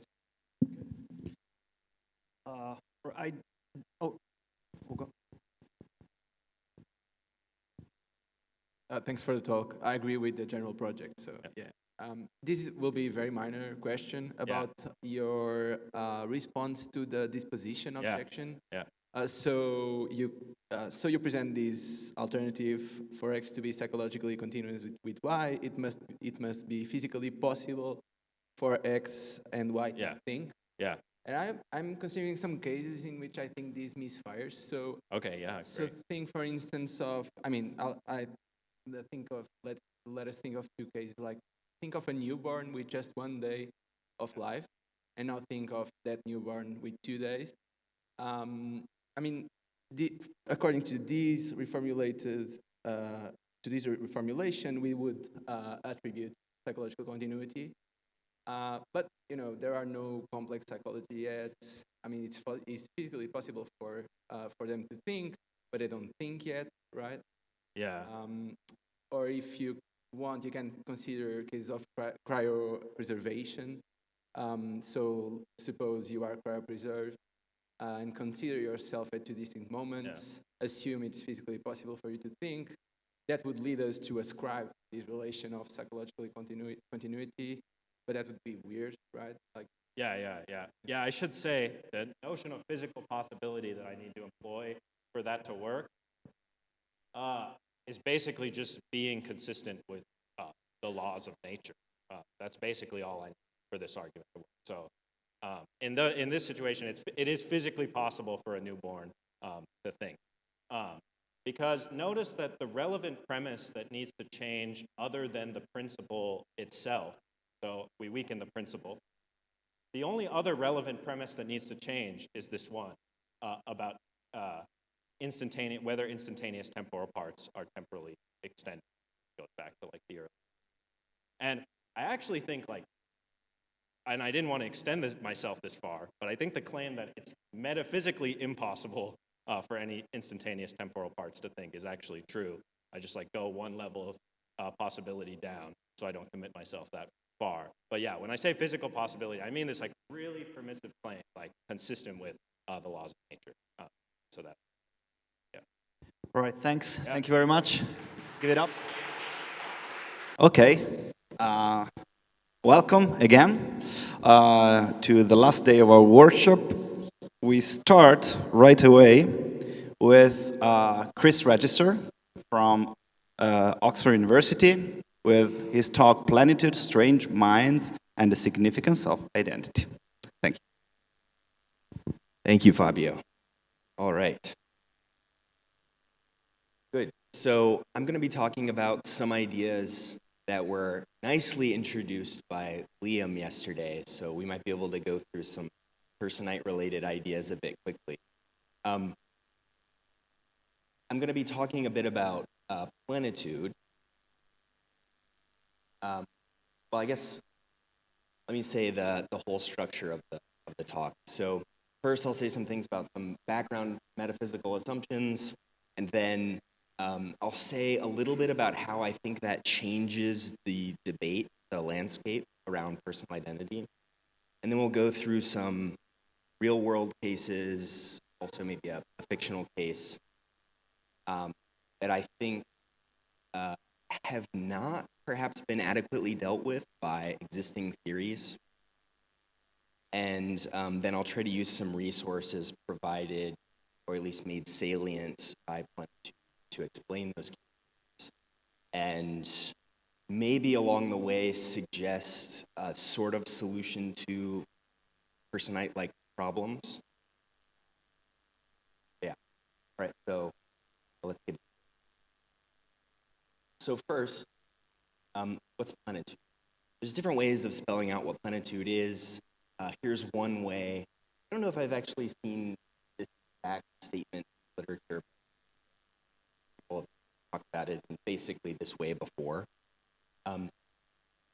So the condition basically says, for any kind of specifiable condition, any logically specifiable condition that can be satisfied, that condition is the defining condition of some object. Basically what that means is there's sort of, in abstract logical space, there's a huge host of possible defining conditions, and there's not really any reason to privilege one of these over another for thinking that that corresponds to an object when the condition is satisfied. And so we should just take all of them to define an object. When the condition is satisfied, then the object exists. Most of the arguments, I'm sort of interested in whether plenitude's true and why we might think it's true. In general, the arguments for plenitude are roughly arguments that any other kind of view is going to have to appeal to some kind of arbitrary restriction, some kind of seemingly unjustifiable restriction on the things. I will also say, I don't think we have to assume that plenitude's in fact true for the things that I'm about to say to be useful. Might be that, strictly speaking, there are no objects at all. But still, I think we can learn something by thinking plenitude. So maybe I'll say a bit more about that, or someone can bring it up in Q&A. Next principle. This is in a way just unpacking a way of thinking about plenitude. Called the plenitude essentialism link, or the plenitude thin essentialism. And it basically is just the thought that when I said defining condition, that means essence. And what that means is the elements of the defining condition are the essential features of the object in question, and all of the other things are the accidental features.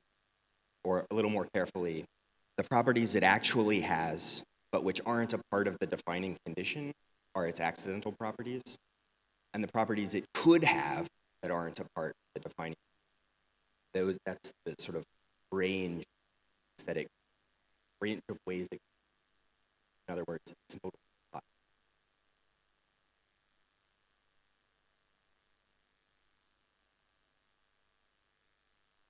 Plenitude is quite similar in spirit to liberal perdurantism. Liberal perdurantism is the view that any way that you carve out a spatiotemporal region of the world, that corresponds to an object. There is an object that exactly occupies that spatiotemporal region. The difference here is liberal perdurantism defines objects in terms of spatiotemporal regions. And so that's the particular way that it carves at the joints of the world. And plenitude opens things up, lets us carve the world at many more kinds of joints. They don't merely have to be spatiotemporal joints, but any definable joints whatsoever. But both of these kinds of views are motivated by the thought that if you limit which kinds of things correspond to real objects, there's a bit of arbitrariness involved, sort of unjust. Okay, so both of these views are going to be subject to a certain class of problem, a too many things problem, right? So we let in all of these objects. Well, guess what? It's going to turn out that for any object, any ordinary object that we think about in the world, there's a huge host of other objects that perhaps exactly overlap with it, in the case of material plenitude, or nearly exactly overlap with it, in the case of liberal perdurantism. And this is going to raise ethical problems, other kinds of, stares of incredulity, because why would we think that there's, some incredibly enormous number of things overlapping with me? That's odds with common sense, and so on. So it raises a host of problems that we'll continue to talk about. So one important thing to recognize is material plenitude recognizes all of the objects recognized by liberal perdurantism, but it also recognizes other things besides. And this is important because some of the resources I will appeal to, basically, I'm going to want to define an interesting kind of object in terms other than spatiotemporal. I think that will help explain. Okay. If we are convinced by arguments about arbitrariness, I'm convinced that we should endorse something like material plenitude, how does that change how we should think about it?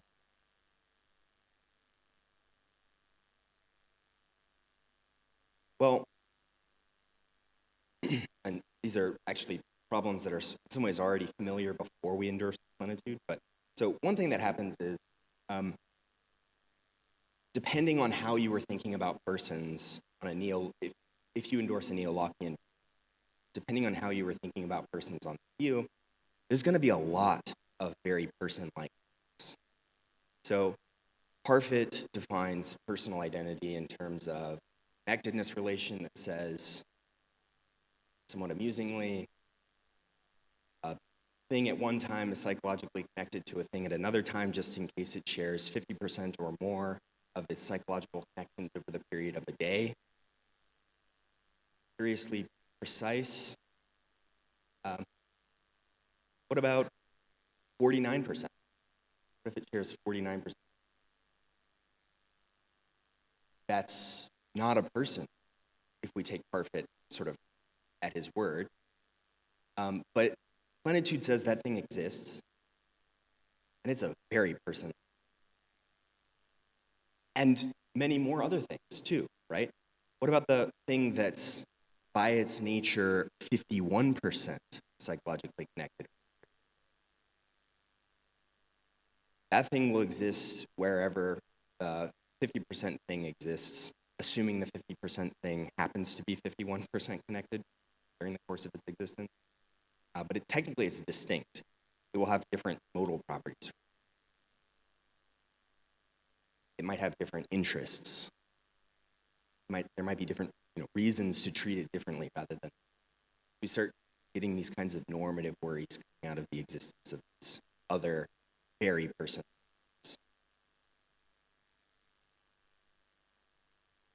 The point I just described is a point developed in detail by Mark Johnston, as Liam told us about yesterday. Mark doesn't really develop an analogous problem with respect to animalism, but I think a similar kind of problem arises in that case also. So animalism, developed and defended by Eric Olson, among others, is the view that a human person just is a human organism. But what are the defining conditions of human organism? Well, it's a human being and it's an organism. But what kinds of changes to an organism preserve the existence of that organism? What kinds of changes can it survive? How many organs can be transplanted?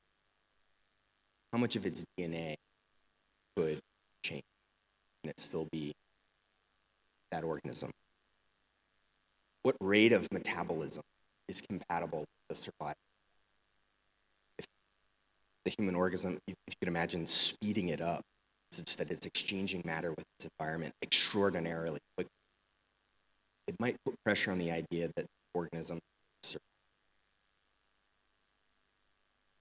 You can also think we could define different rates of metabolism that are compatible with the survival of that. And those are each going to correspond to different organism-like things, even if they're not all organisms, strictly speaking.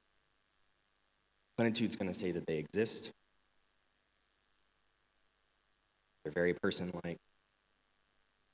As we saw yesterday, if persons matter, seemingly these person-like things also matter, so we get a similar story. I haven't seen this idea explored, but I think there's another similar point to make, which is, it's not just that a human person is any old organism, it's a human organism. But there's lots of different ways of defining. I think there's something like potentially 23 or 25 different biological concepts of species that differ with respect to whether it's defined in terms of your reproductive population or your phylogeny or genetic code. And we could tinker with those definitions, and on plenitude, all of those different things are going to exist. Human prime, human double And those are all different kinds of species. And some objects in the world might be members of one of those species, but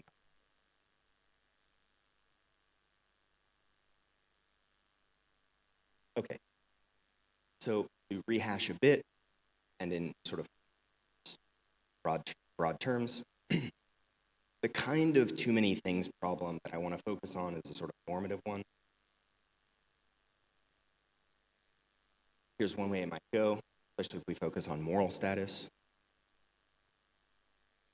Premise one, anything that's like a person in morally relevant respects has moral status.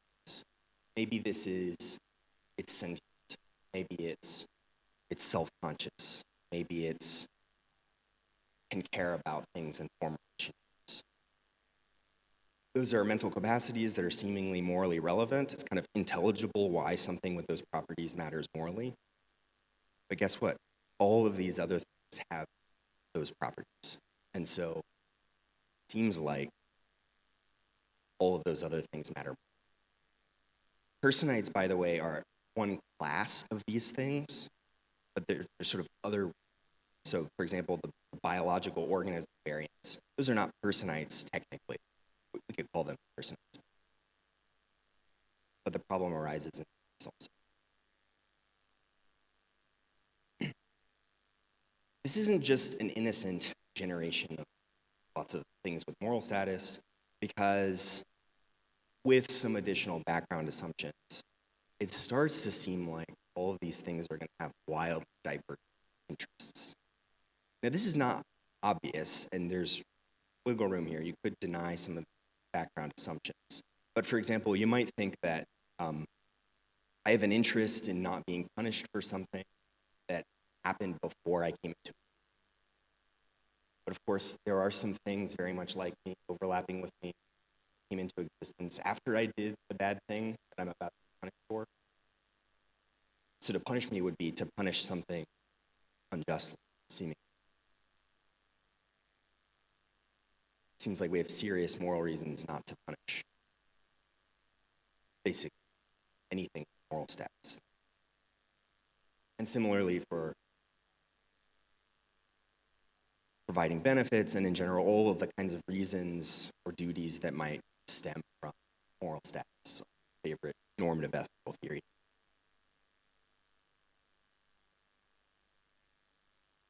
So material plenitude, it seems like it's causing lots of problems. We've got to recognize all these things. But also, I think, and this is part of my suggestion here, it's going to also offer up things that maybe deserve a greater claim to being privileged normatively. And this is an idea that Liam explored yesterday, gave a specific version of what might deserve that. And I'm going to explore slightly what might deserve that kind of privilege.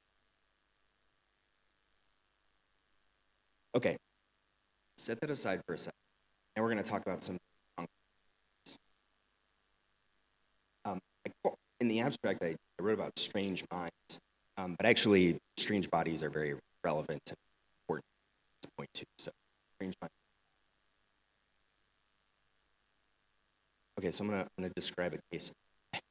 By the way, I had to go through several iterations with ChatGPT to get it to create an image that I thought corresponded to what I wanted to describe, and I just gave up. This is pretty close. You'll see what I mean. Okay, so I'm gonna make some stipulations. So let's suppose that the unity of consciousness is explained by somewhat large-scale electromagnetic fields. And in particular, there's a kind of, let's suppose, there's a kind of interaction between the electromagnetic field grounded in my hemisphere and my right hemisphere that explains why there's seemingly one consciousness here. Now, this might be false, but let's just suppose that it's true. There's this procedure you can go through where you can have your corpus callosum severed, and this severs some of the connections between left and right. Let's imagine that we perform this operation, this guy, and then we separate.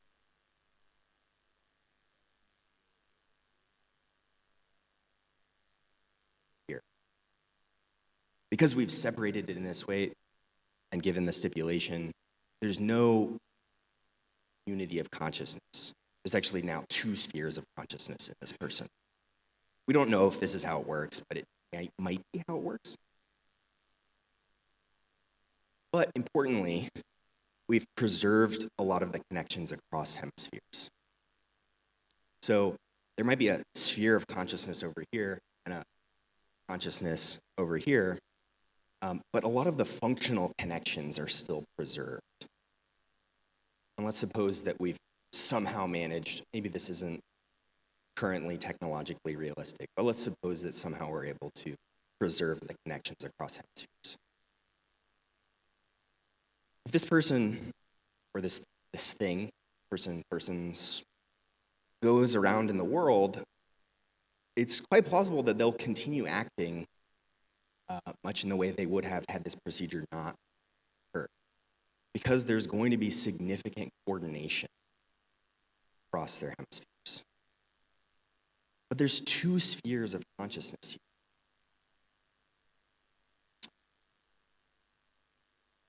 There's one kind of subversion of the neo-Lockean view that likes to think, basically, you need to have a unified consciousness at a time in order to have a person, and then continuity across time. We don't have unity of consciousness at a time in this case. So it's a problem for at least some versions of the neo-Lockean.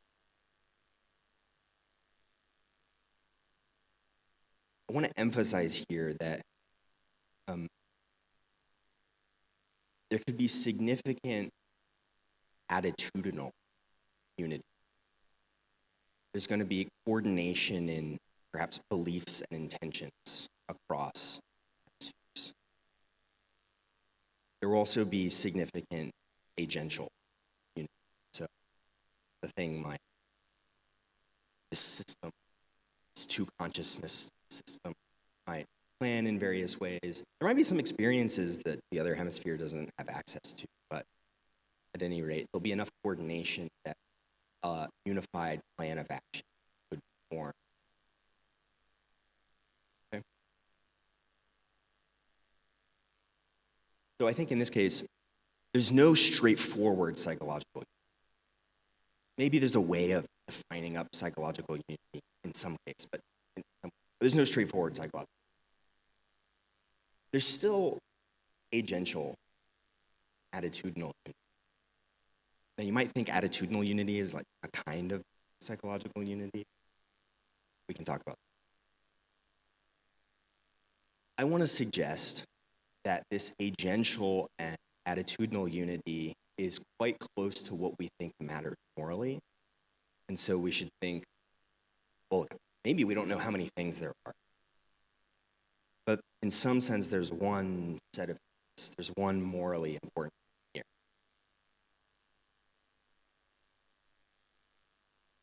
Three other cases, a little bit more. Consider Krista and Tatiana Hogan, the Hogan twins. They're conjoined at the head, and it is said that they can share certain experiences and thoughts. So in particular, when Krista tastes something, Tatiana has internal introspective access. And reportedly, they claim that they can communicate with each other just by thinking. There's more psychological unity in this case, at least of a certain, than there was in the previous case. There's more consciousness in this case than there was in the previous case, for example.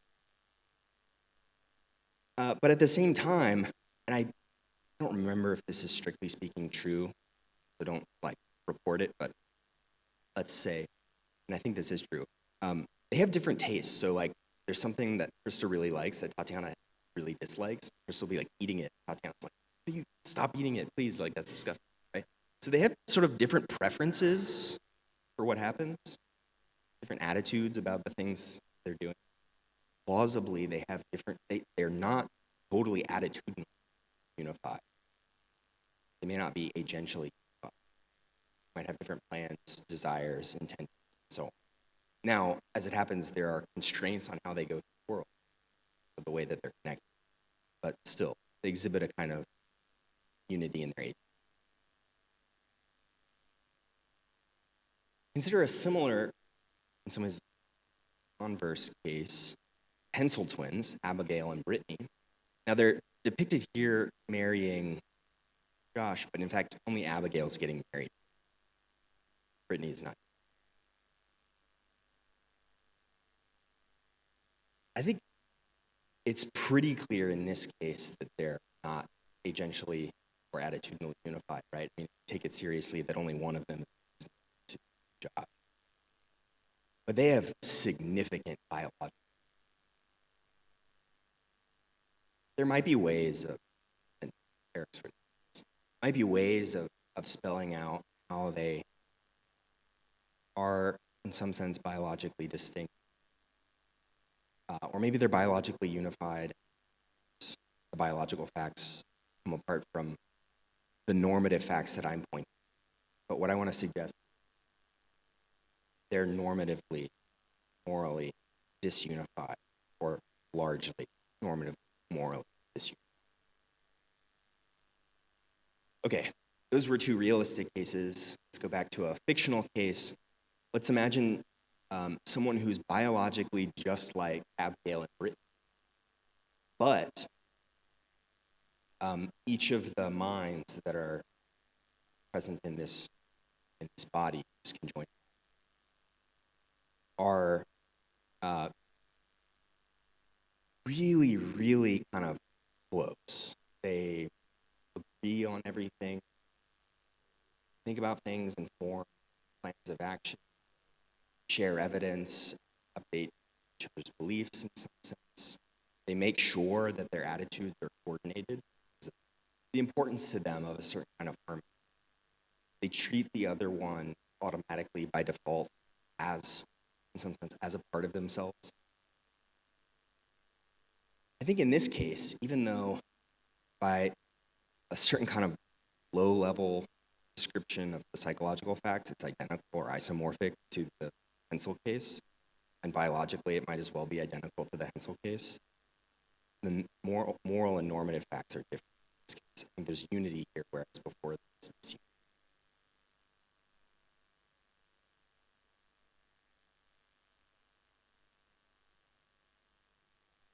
So those are 4 cases, and I want to try to leverage some resources of plenitude to give an account that captures those verdicts. So this is the first kind of thing I'm offering here, and might not go into a lot of detail, but I think it also could shed some light on the plenitude, the too many things problem. Okay, so I'm going to give 2 new-ish views. They're not really new, that kind of couching them in the context of plenitude, but sort of very familiar actually from the history of philosophy. So the first view is inspired by drawing attention to an aspect of Locke's account of personal identity that I think has been underappreciated. So Locke talks about self-consciousness as sameness of consciousness or sameness of self-consciousness as being defining of a person. And that's the feature that's been picked up in neo-Lockean. But actually, Locke goes on about concernment as an important feature of what a person is. And I think I quite like this idea. And so I want to put these together. It's not just self-consciousness, but it's actually self-concern in a certain way that seems to be explaining the unity in the 4 cases, or disunity, 4 cases I put to. So what's self-concern? This is too quick of a characterization. I'm sort of happy to get into it. Let's say that a mental state is an expression of self-concern. if that mental state harmonizes with like a body part or a future phase or a past phase, and that mental state is functionally integrated in the right way with the first person. What does harmonize mean? Not sure exactly. Here's a gloss. If there's an event in the world, possible or actual, that's going to damage the body part, then that's disposed to evoke negative valence feelings in the mind. And if it's an event that's going to benefit or preserve the object or thing in question, then that will evoke positively, right? You feel good when something good happens to your body part, bad when something happens to your body. And that's part of what makes it your body. You feel bad when you think about potentially bad things happening to a future self, and good when you think about potentially good things happening to your future self. You're harmonizing with your future self. That's part of what makes it the case that thing is your future self. Now, we also, I'm going to say something, we need to like fit bits of self-concern together. This is a bit tricky. Here's a very rough gloss. Two bits of self-concern are part of the same pattern. They're integrated when they're mutually responsive by default. So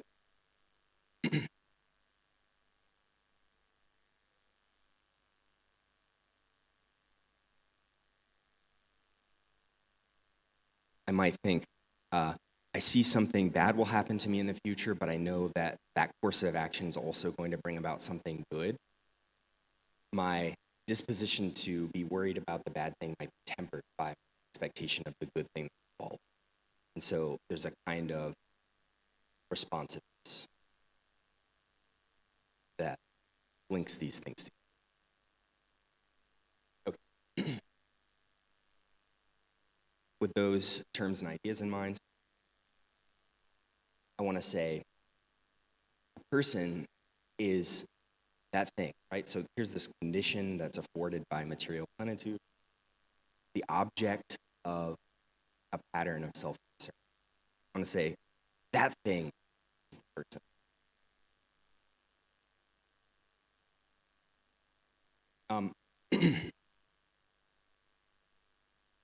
You might be wondering, could liberal perdurantism recognize the existence of this thing? Well, as an example of ways they might come apart, I'm not invested in what happens to the carbon dioxide molecules that I exhale. But those things are a part of my spatiotemporal envelope. So liberal perdurantism is going to say they're a part of it in a way that this view says they're. So that's a could unpack that more. Okay. That's my preferred way of thinking about things. That version of the thought is a bit more well developed. But I don't think it's sort of obviously true, and I think there's a sort of another way of developing this thought that's quite different, so I'll air that also. It's a little less well developed. So you might think, following Locke, or an interpretation of Locke, that a person is like this self-conscious thing in the world, self-concerned thing in the world, but maybe you prefer Kant's understanding of a person. Maybe you think of a person as, the thing that's important about a person is that it's a will, that it's an embodied will, unified agency. It's agency that makes us, not self-consciousness. We could develop a version of that. So here's my attempt. Let's say an intention is an expression of agency. If it's caused by and endorsed by a system of functionally integrated practical attitudes. So maybe there's a bunch of beliefs, desires, maybe they're in the same brain, maybe they're not, but they're coordinated in a certain way, if they're responsive in a certain way, and as a result of that coordination and responsiveness, there's an intention produced. That intent, let's call that intention an expression. And let's say that these attitudes, these expressions of agency, they're integrated if they're mutually responsive by default. So in this case, it would mean something like, well, if I form an intention to do phi, and then also form an intention to, or a system of attitudes forms an intention to phi, and also there's an intention to phi, psi, phi, but those intentions are not co-satisfiable, there ought to be some revision. There is revision, that's the kind of mutual responsiveness. There isn't revision, that suggests we're not talking, that suggests there's actually two different systems that are not integrated. So that's just a definition. And then the thought is, the person is somehow this thing that's carrying out a pattern of agency. So if Krista and Tatiana can form intentions that are not sort of disposed to be coordinated in a certain way, then they're going to be two different. And that will make two different.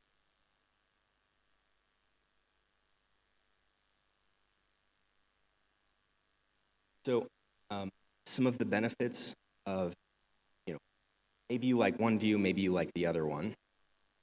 Some of the benefits of these views, I think they give the correct verdicts, the verdicts that I suggested for cases described before. I think that the features that I'm talking about here are quite causally robust, so they sort of deserve the ordinary appellation of objecthood. Maybe not objecthood in the material plenitude sense, but they're sort of like relatively robust features of the world. And that's a benefit that I think this view has over psychological continuity, because Parfit's condition of 49% or 50% connected, that's not a causally robust feature. There's no particular sort of joint in the world that corresponds to 50%. It's a quite abstract arbitrary. The attitudes that I'm pointing to, and causal relationships between them, are somewhat causally robust. So I think there's that's a good feature over psychological continuity views. It's not a benefit over biological continuity, animalist views, because animalist views point to quite robust causal features. The benefit that this view has over biological views, at least the benefit that I see, not everyone agree, is that it points to the normatively, or some plausibly normatively explanatory, normatively important feature.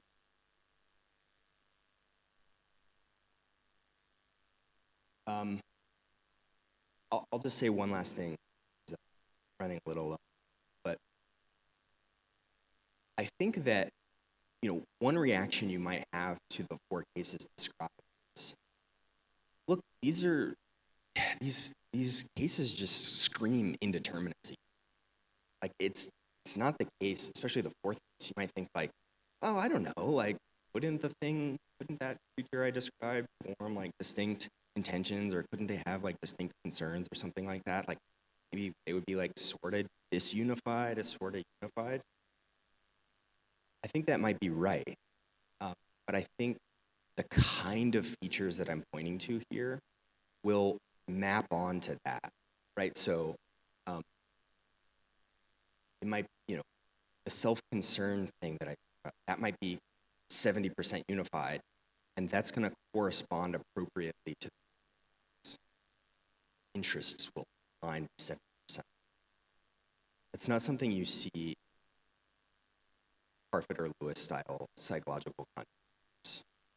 Small changes in the continuity facts can lead to wildly different facts about interests. You won't see that. Okay. There's a problem. And this is to go back to the personite style problem, the problem of too many things. Chris, you just defined two things. plenitude says they both exist. And like, we each are instantiating both those things. So aren't there two things overlapping with each of us? And like, that was just the first stab. Maybe there's other things too. So this hasn't really solved the too many things problem. Maybe it's given a definition that gets some cases right, but if you're really acknowledging the overlapping things that are a problem, not much progress is made.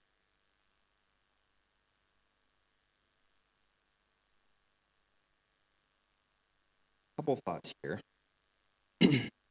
One is we should first distinguish between catastrophic proliferation of things and non-catastrophic proliferation of things. Moderate versus radical pluralism.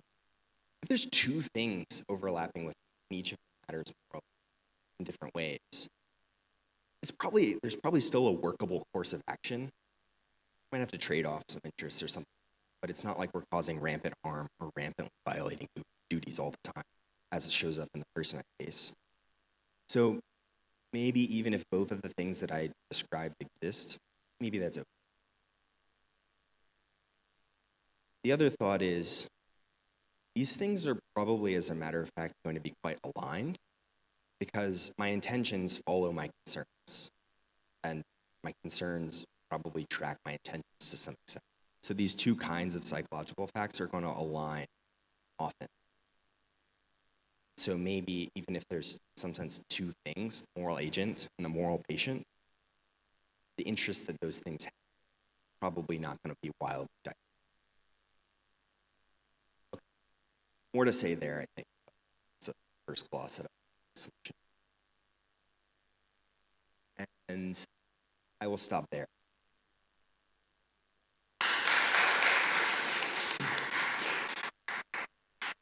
All right, thanks, Chris. Right.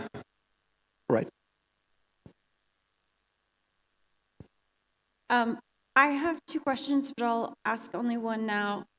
Just to go back to your original point where you're talking about consciousness. Was that a setup to refer to self-interest and sort of agency, or like what did you mean by consciousness at that point? Was there any sort of first-person perspective? Yeah, here, or the beginning. Oh yeah, good. Yeah. The sphere. Yeah, good. So, a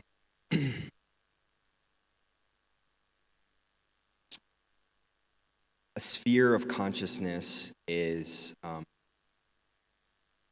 set of all things that are co-experienced. So there's, in some sense, phenomenological access to one experience in the sphere. Then there'll be phenomenological access to in this sphere at the time.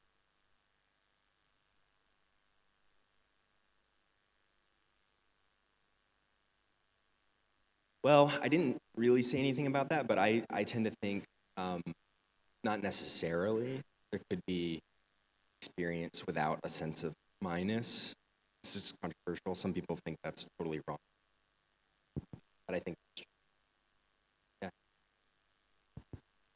Yeah. Thanks, Chris. This was awesome talk. Obviously, very interested in this. Yeah. I have a ton of questions I want to ask you. I will stick to just one.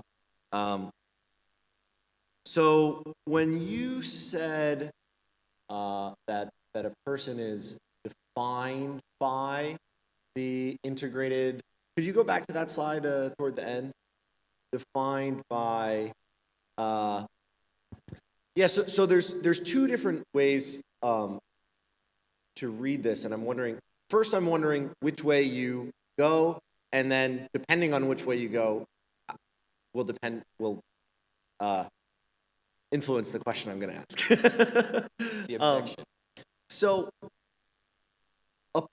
I think a person is essentially the object of a pattern of integrated self-concern is not the same as saying a person is defined by being an object of integrated self-concern? Because this is compatible with this just being one of your essential properties. It might be that like a full real definition of you is going to require a whole host of essential properties, and this is one of them. Yeah. Whereas on the other, it seems like if you're defined by this, then this is necessary and sufficient for being you. Yeah, this is meant to be, this is the essence, the whole essence. And defining, and given what I said about thin essentialism, whatever, defining condition is, so I could say define. So, okay, thank you, that's helpful. So then my question is, I have a pattern of integrated self-concern. You have a pattern of integrated self-concern. But if the pattern of integrated self-concern is not just necessary, but necessary and sufficient for being you, then what makes it such that this pattern is necessary and sufficient for being me, and not your pattern of integrated self-concern? Do you get the idea that I'm trying to get here? Not sure. So maybe here's another way to get at it. You and I are both, let's suppose, you and I are both essentially made of matter, but obviously the property of being made of matter doesn't single out either one of us, right? Because lots of things are essentially made of matter. So is the suggestion that it's not just that essentially you instantiate the property of having an integrated pattern of self-concern, but that there is some particular integrated pattern of concern which individuates you specifically? The latter. Okay, so if that's the case, then I'm wondering, like, how this ends up restricting modal space. So does this mean that there couldn't be possible worlds in which I had very dramatically different psychological features, but I was still a person? Yeah, good question. So I haven't totally worked this out, but here's one thought to kind of get this going. I think there might be different versions of the view depending on how you kind of fix what a pattern of self-concern is. But here's one thought. You have beliefs about yourself or what you could be that have modal content. Sure. Yep. There might be some indeterminacy, but like you have some views about what kind of thing you could have been. That's a part of your self-concern. And so that's going to delimit the kind of thing that you could have. But I guess my worry there is that it seems like many of those beliefs are contingent. Like it seems like I could have gone to a different grad program and ended up an animalist and had a different pattern of self-concern. But if this pattern of self-concern is supposed to individuate me, then it seems like that possible world, that wouldn't be me. Yeah, good. So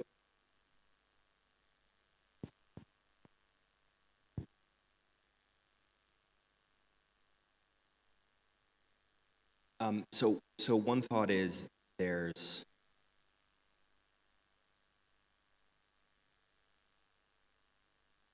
so there's sort of, I think there's different ways to go here. It's not fully worked out, but one version of the view is, so there's also this related problem.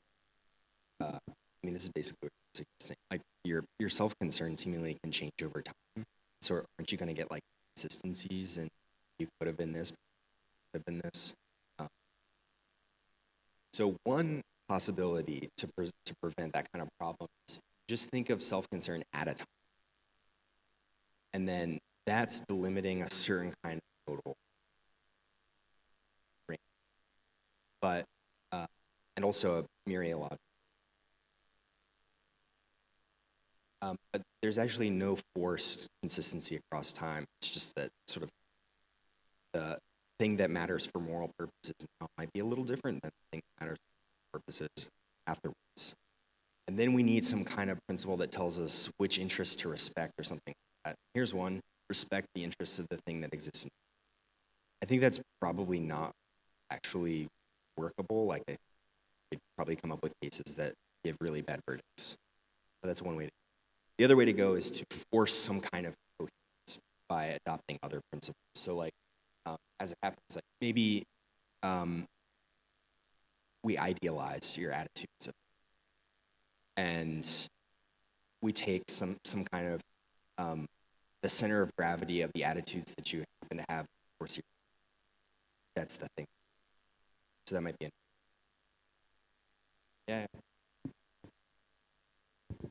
Thanks. I want to hear more about, okay, well, so the examples you gave about like biological integration versus integration of agential and attitudinal concerns and stuff like that. It's not clear like why the two have to be associated at all, because all the features that you describe for unifying something attitudinally or agentially, these are things that can arise without any sort of biological connection. Like I'm imagining just like two people who have, you know, these very entrenched habits of coordinating their behaviors and stuff like that. But if attitudinal and agential unity is like that permissive, it seems like you're gonna get like this really weird result where like you could have like a collection of 30 people who are super good at coordinating their interests, and then now suddenly there's like a person there or something. Like, I don't know if your account entails that, but I think maybe saying why it might not entail that would make it clearer for me. Does. It does. Okay. Yeah, read Ancillary Justice. Okay. Yeah, so you could have like I don't know, the Borg or something, like, you know, it's distributed mind, and it might constitute a single unified moral agent.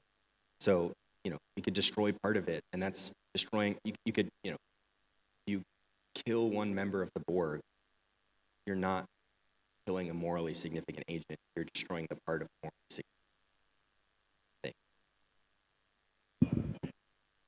Yeah, I'll do it quickly. Okay, then what if there's a situation, say, where, say, I have a family and I have an obligation to them, I have all these obligations to them, and I hate that I have these obligations, and so then, you know, I go on Craigslist and I'm like, I need someone to be agentially unified with so that I don't have these obligations anymore. So, and then I find someone and I start coordinating with them, and suddenly their obligations are now outweighing. Maybe it's like the president of some country or something like that. Yeah. Oh, geez, I committed this crime. I really don't want to be on the hook for that. But you know what? Like, I don't actually care about that guy. So, I don't think our attitudes are that easy to change. But so let me say, I mean, I kind of gave a very brief gloss of like what self-concern is. There's like much more to say about it. But one thing I'm thinking is, so like, you know, if you have a painful memory, that brings along automatically self-concern for the thing that lived that experience, because you're gonna feel a certain way about that thing that lived that experience and having them. And you can't just get rid of it. That's not something no one on Craigslist is gonna be. And I think there's sort of a lot of different kinds of very entrenched, difficult to change psychological feelings and attitudes and so on. By the way, I didn't mention this in the talk, but so this view is close to conventionalism about personal, and some of the problems that arise for conventionalist views might arise for this kind of. But I think I want to say it's not strictly speaking a conventionalist view, because conventions are sort of like agreed upon coordinated plans or courses of action, intentions, something.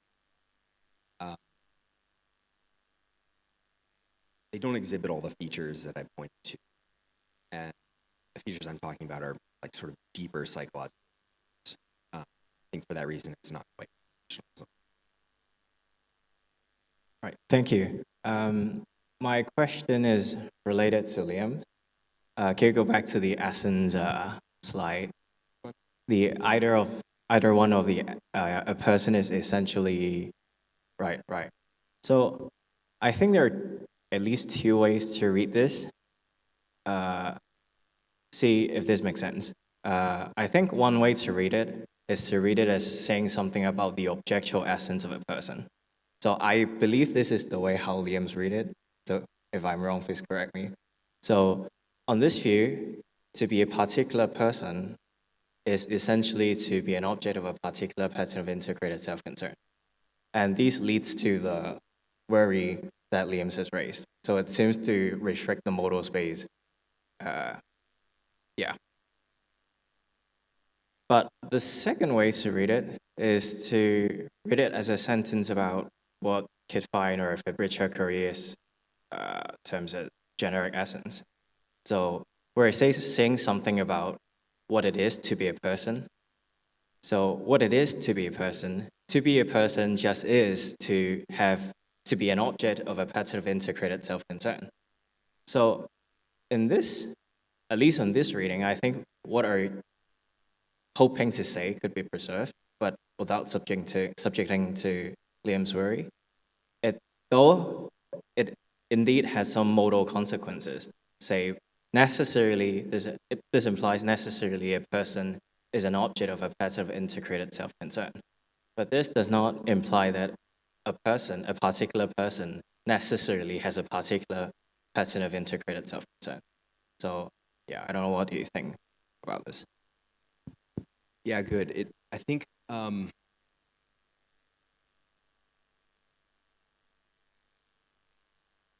it depends in part on how we individuate, like what we mean by a particular pattern of self-concern. So I haven't really said much at all about like what the modal profile of the pattern of self-concern itself is.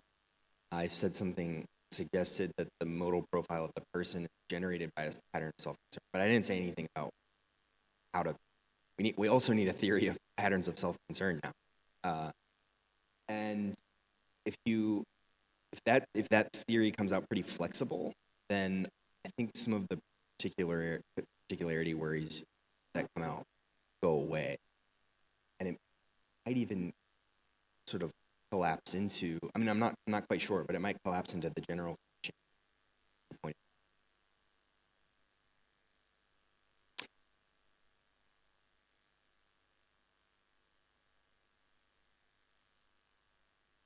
What do you think? Yeah. Sorry. Oh, thanks. That was really interesting. You've given an account of what it is to be a person and so on. I missed what you wanted to say about the non-people that we get on this metaphysical picture, which is a vast number. I take it you want to argue that the non-people, the personites and so on, haven't got interests, haven't got the same moral status that the people or the persons have got, and so on. But I didn't catch your reason for that. Good. Yeah. Thanks.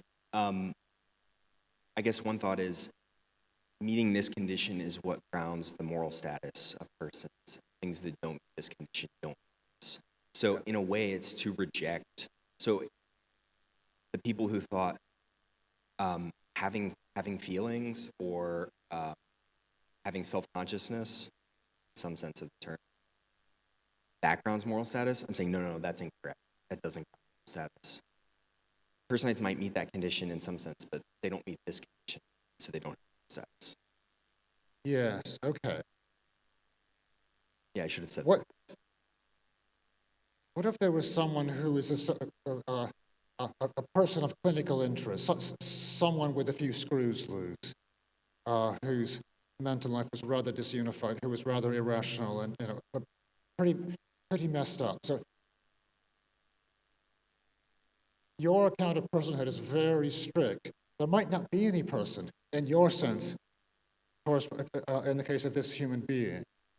So it sounds like you're committed to saying that there's no person, that there's no moral status, or at least no more than there is with dogs and cats and chickens, and so on. Yeah, that's right. Yeah. So it's like, so Galen Strawson kind of insists that he's got like this like episodic, is that what he calls it? Like this very like there's a lot of turnover in his psychology over time or something like that. He doesn't really care about his future self or his past self. If he's right about what he cares about, maybe he's not, but if he's right about what he cares about, then actually like that changes significantly the interests. Here, let's go a step further. I was thinking of someone even more messed up than Galen Strawson, actually. Yes, Yeah. With respect to Galen that was a Strawson. joke, anyway.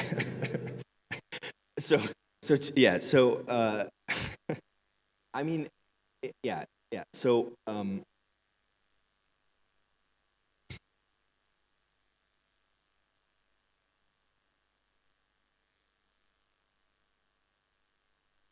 yeah, I'm not sure exactly which kind of case it would be best for me to respond to, but like, we can imagine unsophisticated animals. They're gonna have, they might not have like diachronic interests. So, or I guess I was thinking of someone with a rather inconsistent pattern of self-concern, or something like someone a bit irrational. yeah, Where there just isn't any entity that has all these nice, tidy features that you were trying to articulate. right. I mean, yeah. So this, I mean.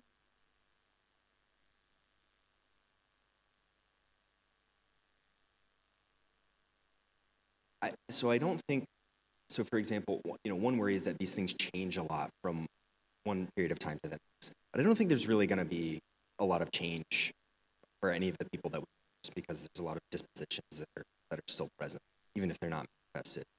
But you might have sort of a lack of future concern or a very bizarre pattern of concern where you only care about certain things. And I think that these things, as a matter of fact, are going to be extremely rare and hard to have because, people say one thing, but like if you look at the deeper psychological features, actually, there are elements of their psychology that point to those other things that they insist they don't.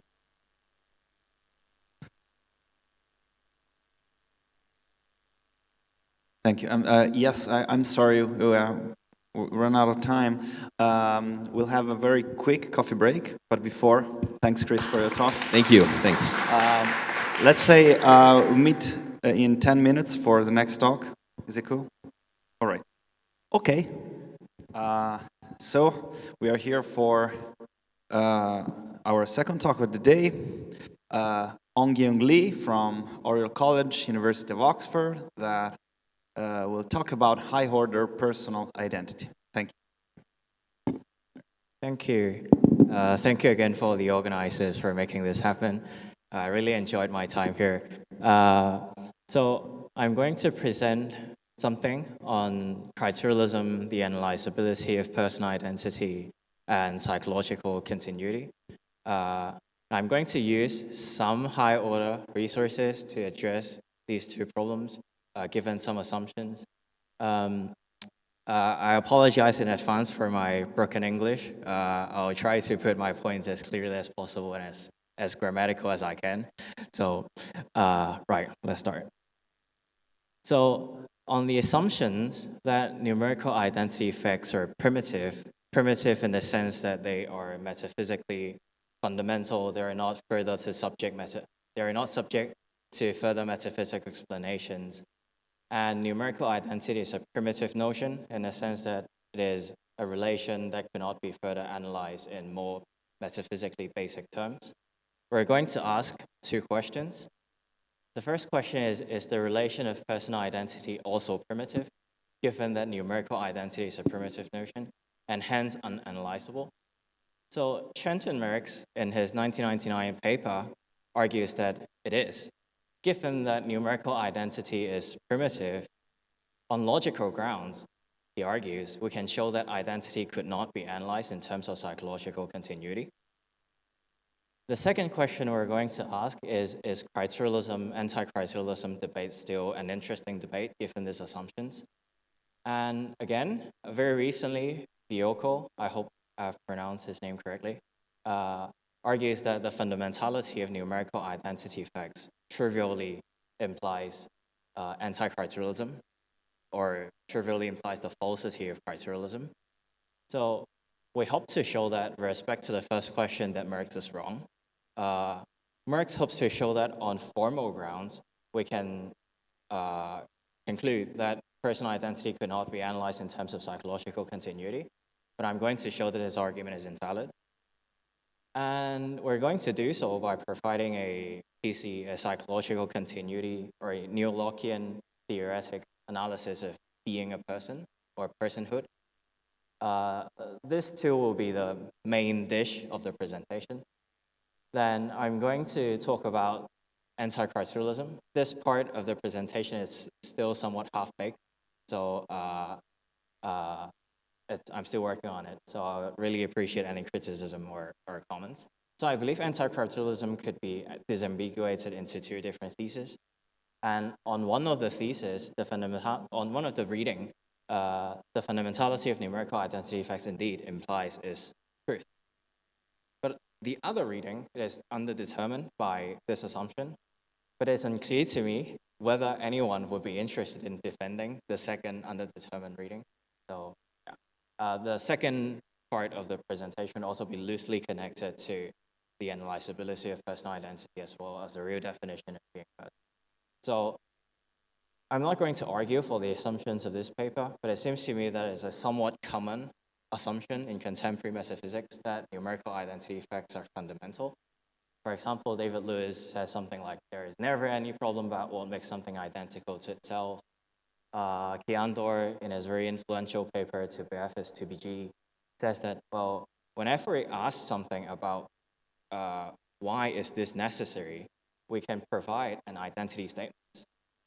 And he thinks in most of these cases, identity statements are terminal explanations to questions about necessity. Once we say, well, phosphorus is phosphorus, therefore it is necessary that there are phosphorus. So because this is an identity fact, so this is a necessary fact, it seems to be a satisfying explanation to facts about necessities. So, yeah. So let's start with Merckx's argument. In his paper, Centro and Merckx aim to show that psychological theories are incompatible with endurantism. And he does so by providing a logical argument for the unanalyzability of personal identity in terms of psychological continuity on the assumption that numerical identity is a primitive notion. His argument, however, according to Mike Ray and David Silva, could be recasted completely in predurantist terms. So if his argument succeeds, it will also show that psychological theories are incompatible with predurantism. So we're going to focus on the endurantist version in this paper. So this is Merckx's argument. The presentation in Merckx's original article is somewhat messy. So I'm using Ray and Silva's reconstruction. I modified it a bit.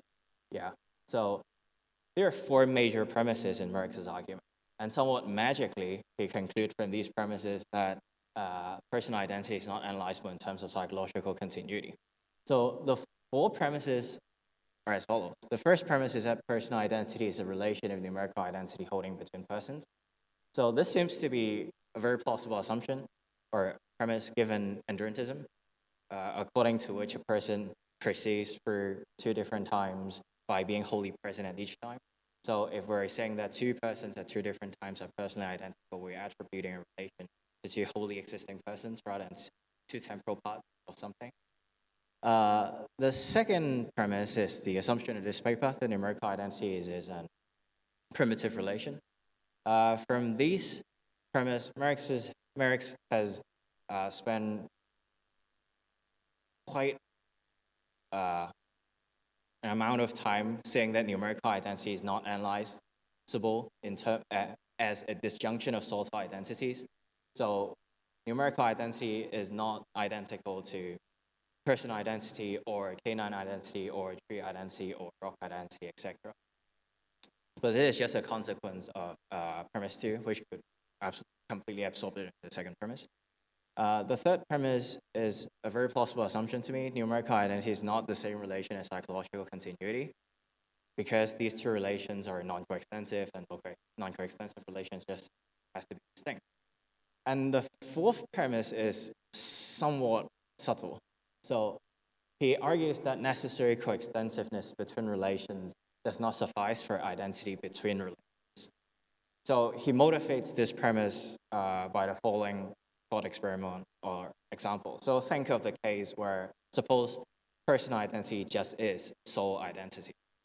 And further suppose that for a soul, there could never be any break in its psychological continuity.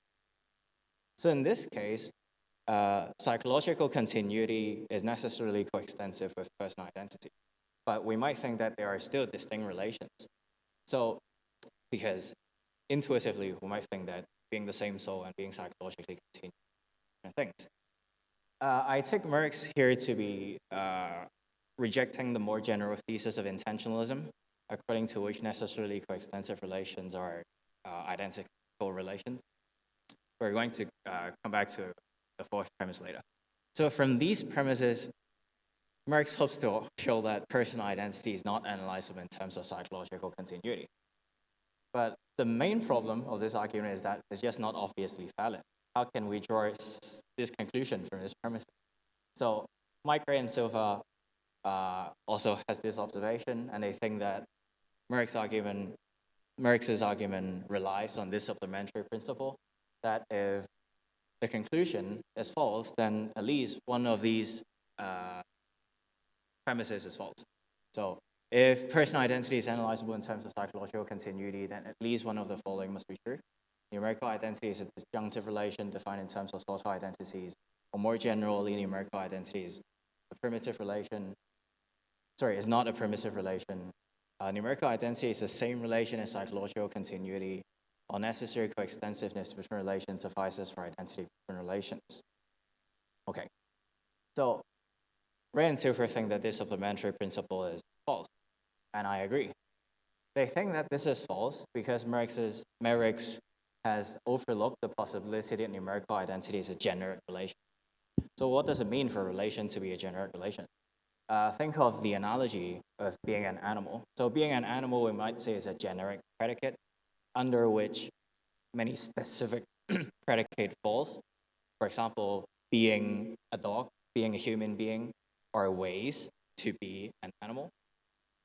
But we might think that this generic predicate of being an animal could not be analyzed in terms of these specific relations, though they have certain kind of generic specific relation. And in this case, even if, say, being a dog is analyzable in terms of some property F, it does not imply that being an animal also could be analyzable in terms of that property F. So, analogically, being numerically identical is a generic relation. Personal identity, being personally identical, is a specific relation that falls under this generic relation. We might think that even if being personally identical is analyzable in terms of psychological continuity, this does not imply that numerical identity is also analyzable in terms of psychological continuity. Well, I agree, but I think this is somehow beside the point, because Merckx himself fully embraces that numerical identity is a generic relation. If we look into the first premise, I believe this is just what Merckx's version of saying that personal identity is a species of the genus of numerical identity. The differentia in this case is holding between persons. So it is something that Merckx already accepts. It's not something that Merckx has overlooked. And I think they fail to pinpoint where Merckx's argument goes wrong. Right. So in what follows, I try to say where exactly does Merckx's argument go wrong. To do so, we're going to introduce two formal tools too. The first is lambda abstraction. So in general, we can use is such that to understand or to read lambda terms. So for example, consider the open sentence LXA.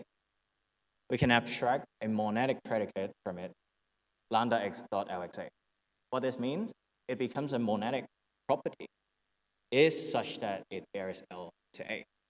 And we can apply this monadic predicate to an individual to recover a preposition or to recover a sentence.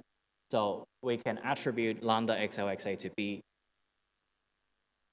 B which means B is such that it bear else to A. So in general, how to understand these terms is to substitute B in where X is. Right. So another example, lambda X dot B A X Y. So take B as the relation of being between something. So B A X Y means that X and Y are such that A is between them. So this time there's two variables here. So we bind two variables from this open sentence and it becomes a dyadic predicate in this case. So we can apply it to two different things and recover a proposition. That is, we substitute B into X and substitute C into Y, which means B and C are such that A is between them. Okay, so this is the first tool. The second tool is simpler. So following Kiandor, we use an analog of identity relations for high order entities, and in our case, first order dyadic predicate relation. So for example, we can say that a relation is identical to another relation using this high order identification symbol.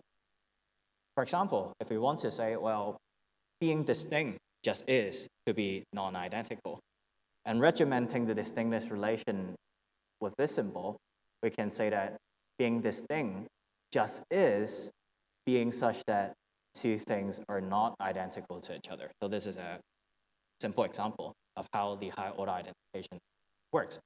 Right. So we can now formally or more carefully formulate what does it mean for a relation to be analyzable in terms of another relation, or what does it mean for a relation to be primitive. So we say that A is analyzable in terms of B if and only if there is a true identification statement in the form of A equals ... B ... which means that B is a part of the right-hand side of this identification statement. Using Kiandor's favorite example, to be a vixen just is to be female, to be fox. So we can regiment such a claim this way. So being a vixen, the predicate of vixen, just is for something to be such that it is a female and is a fox. So in this case, there's a true identification statement. Being a vixen on the right-hand side is analyzable in terms of being a female, which is a proper part of the right-hand side, and being a fox, which is also a proper part of the right-hand side. So to align with Marx's terminology, we use analyzability, or we say that something is analyzable in terms of another thing, even if the thing is a improper part of the right-hand side. So even if A equals B, or A is identical, high order identical to B, we say that A is analyzable in B. That's just how Marx has used terminology. And so we can also formally say what does it mean for something to be primitive. So a relation is primitive if and only if there is no B, such that B is a proper constituent of the right-hand side of some true identification type. Right. So in this case, with our terminology, something could be primitive yet analyzable. Right. So we can now reconstruct Marx's argument in more formal terms. The first premise is that numerical identity restricted to persons just is personal identity. So for two things to be personally identical to each other, just is for two things to be identical to each other, and for two things to be person. The second premise is that numerical identity is a primitive relation. So there is no F such that for some A where A just is, numerical identity just is A and F is a proper constituent of A. We're going to skip to A. The third premise is that numerical identity is not the same relation as psychological continuity.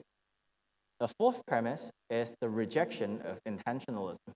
So it is not the case that for any two relations, if necessarily for any two things, X, XY, if and only if Y, XY, then the two relations are identical to each other. So it's a rather weak premise 4. So from these premises, Marx hopes to show that there is no true identification statements in the form of personal identity just is ... or ... which means there is no true identification statements in the form that psychological continuity is either a proper or improper part of the right-hand side. Right. So The fourth premise is a rather weak premise. It only says that being necessarily coextensive does not suffice for being identical, but it is compatible with two necessarily coextensive things being identical. So we're going to just grant Merck's a strong that they are just not identical.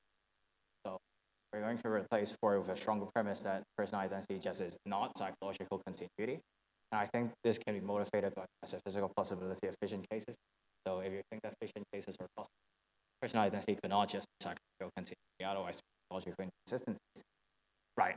So we can now effectively reconstruct Merck's argument as follows. And it's quite easy to see where Merck's argument has gone wrong. Four-star blocks us from providing a simple psychological continuity theoretic analysis of personal identity. We cannot just identify psychological continuity as numerical identity, personal identity. 2 and 3 blocks us from providing a psychological continuity analysis of personal identity through providing a psychological PC analysis of numerical identity, because 3 forbids us from just identifying these 2 relations, and 2 says that it has to be a primitive relation. Okay, so it's clear where the gap in Merck's argument is. There's nothing that blocks us from providing an analysis of personal identity in terms of psychological continuity by providing a psychological continuity theoretic analysis of personhood.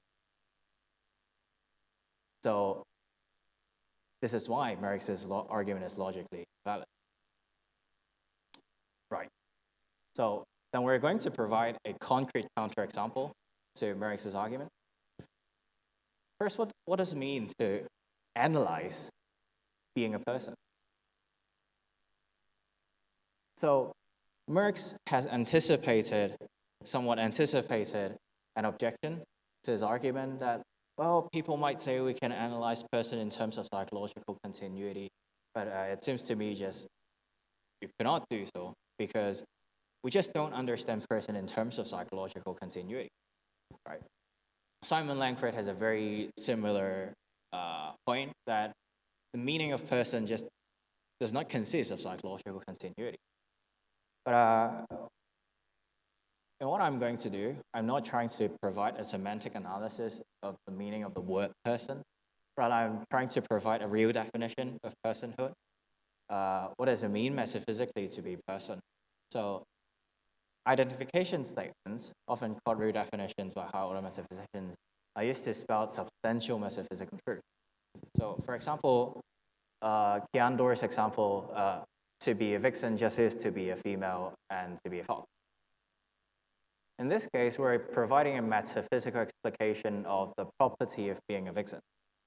And such a true identification statement tracks relative fundamentality between different metaphysical entities. So in this case, being a female and being a fox is metaphysically more fundamental than being a vixen in metaphysical terms. And this true identification statement is saying something about the world rather than about our language. Right. So before providing a real definition or analysis of personhood, we're going to briefly discuss Merckx's modal coincidence objection. So Merckx, in his paper for anti-Christologism, argues that, well, psychological theories often hold that there is a modal connection between psychological continuity and personal identity. For those who think that psychological continuity is both metaphysically necessary and sufficient for personal identity, you might hold something like this, that necessary for any 2 things if they are persons, and if they are identical if and only if they are psychologically continuous. For those who only take a weaker view that psychological continuity is is necessary for personal identity, they might hold something like this. So on both views, there is a modal connection between the 2 relations. And Centro and Merckx thinks that we should not accept such modal coincidences if there are no compelling reasons to think that there is such a modal connection. And according to his argument, well, we cannot find such analysis in what numerical identity means.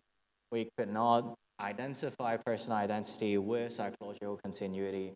So there seems to be difficulties in explaining why there is such a connection between psychological continuity and personal identity, or numerical identity. Right.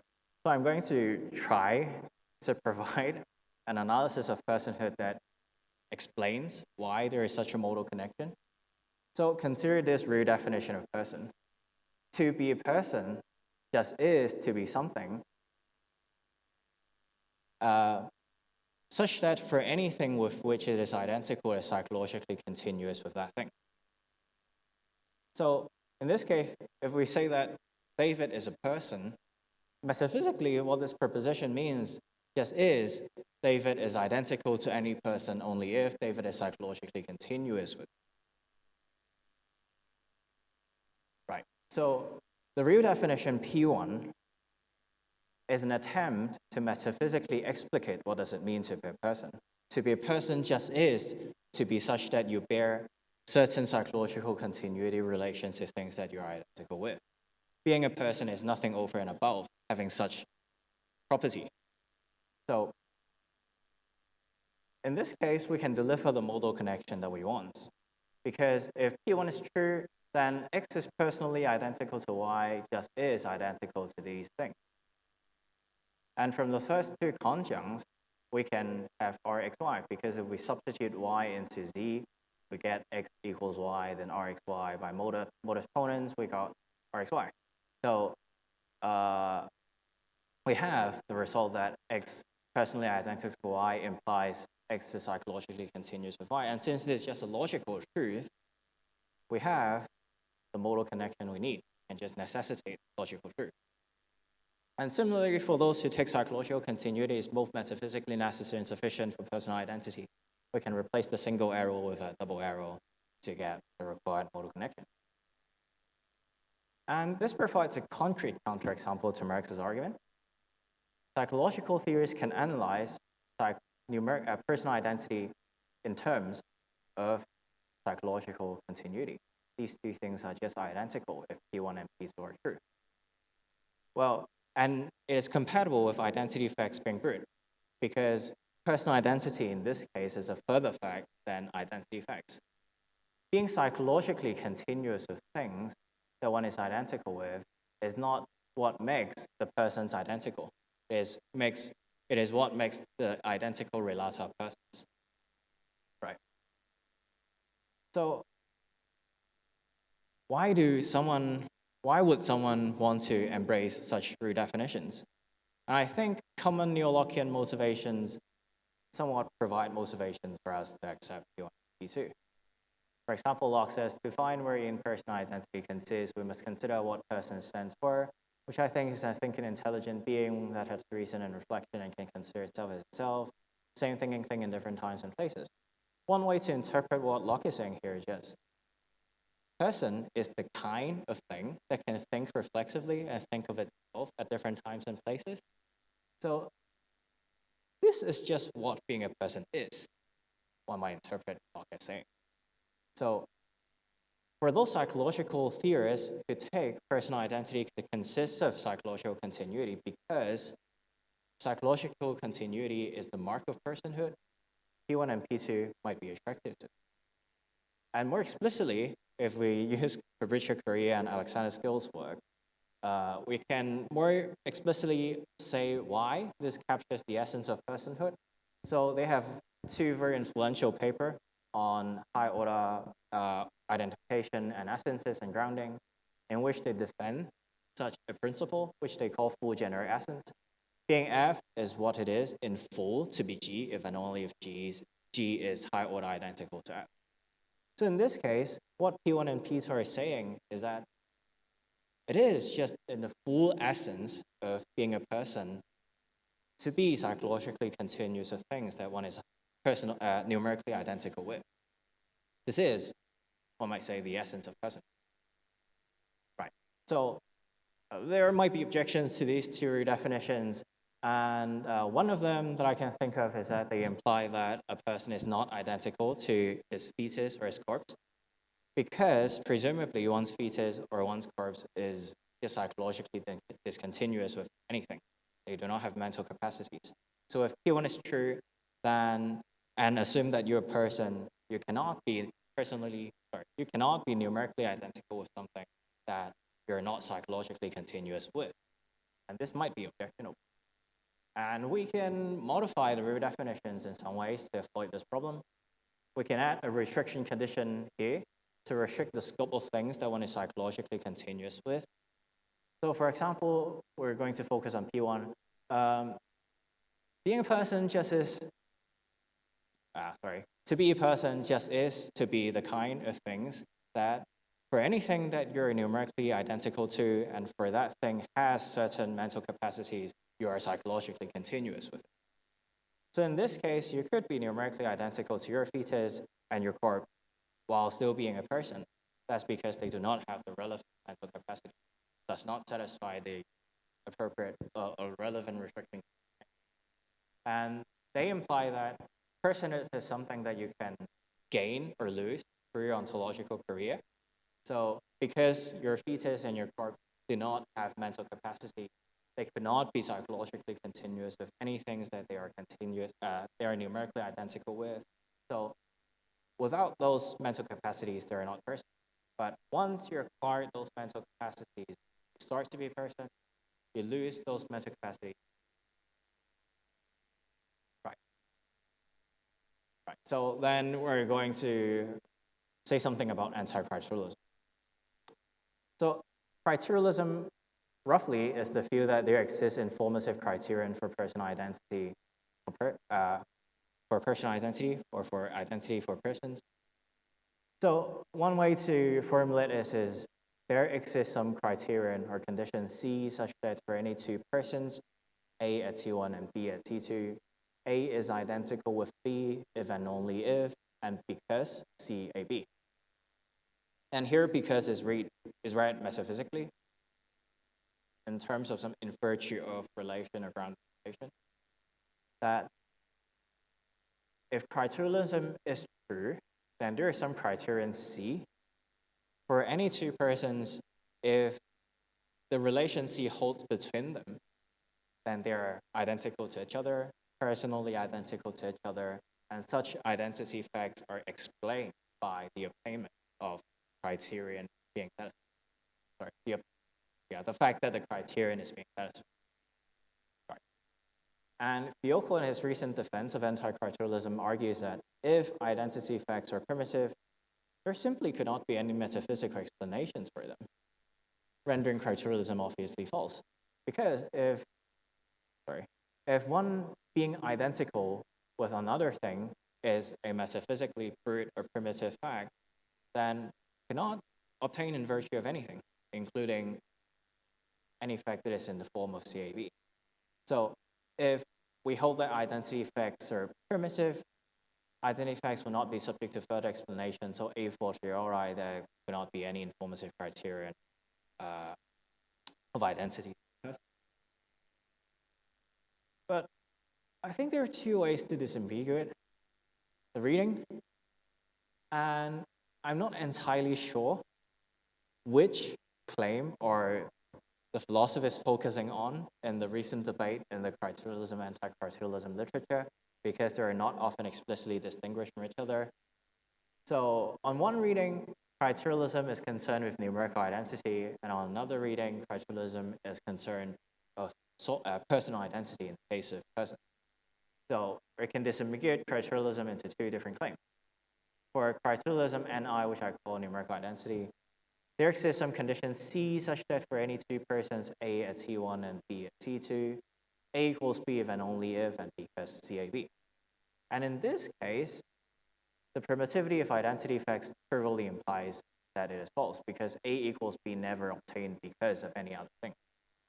So Fiocco's is right with respect to criterialism I.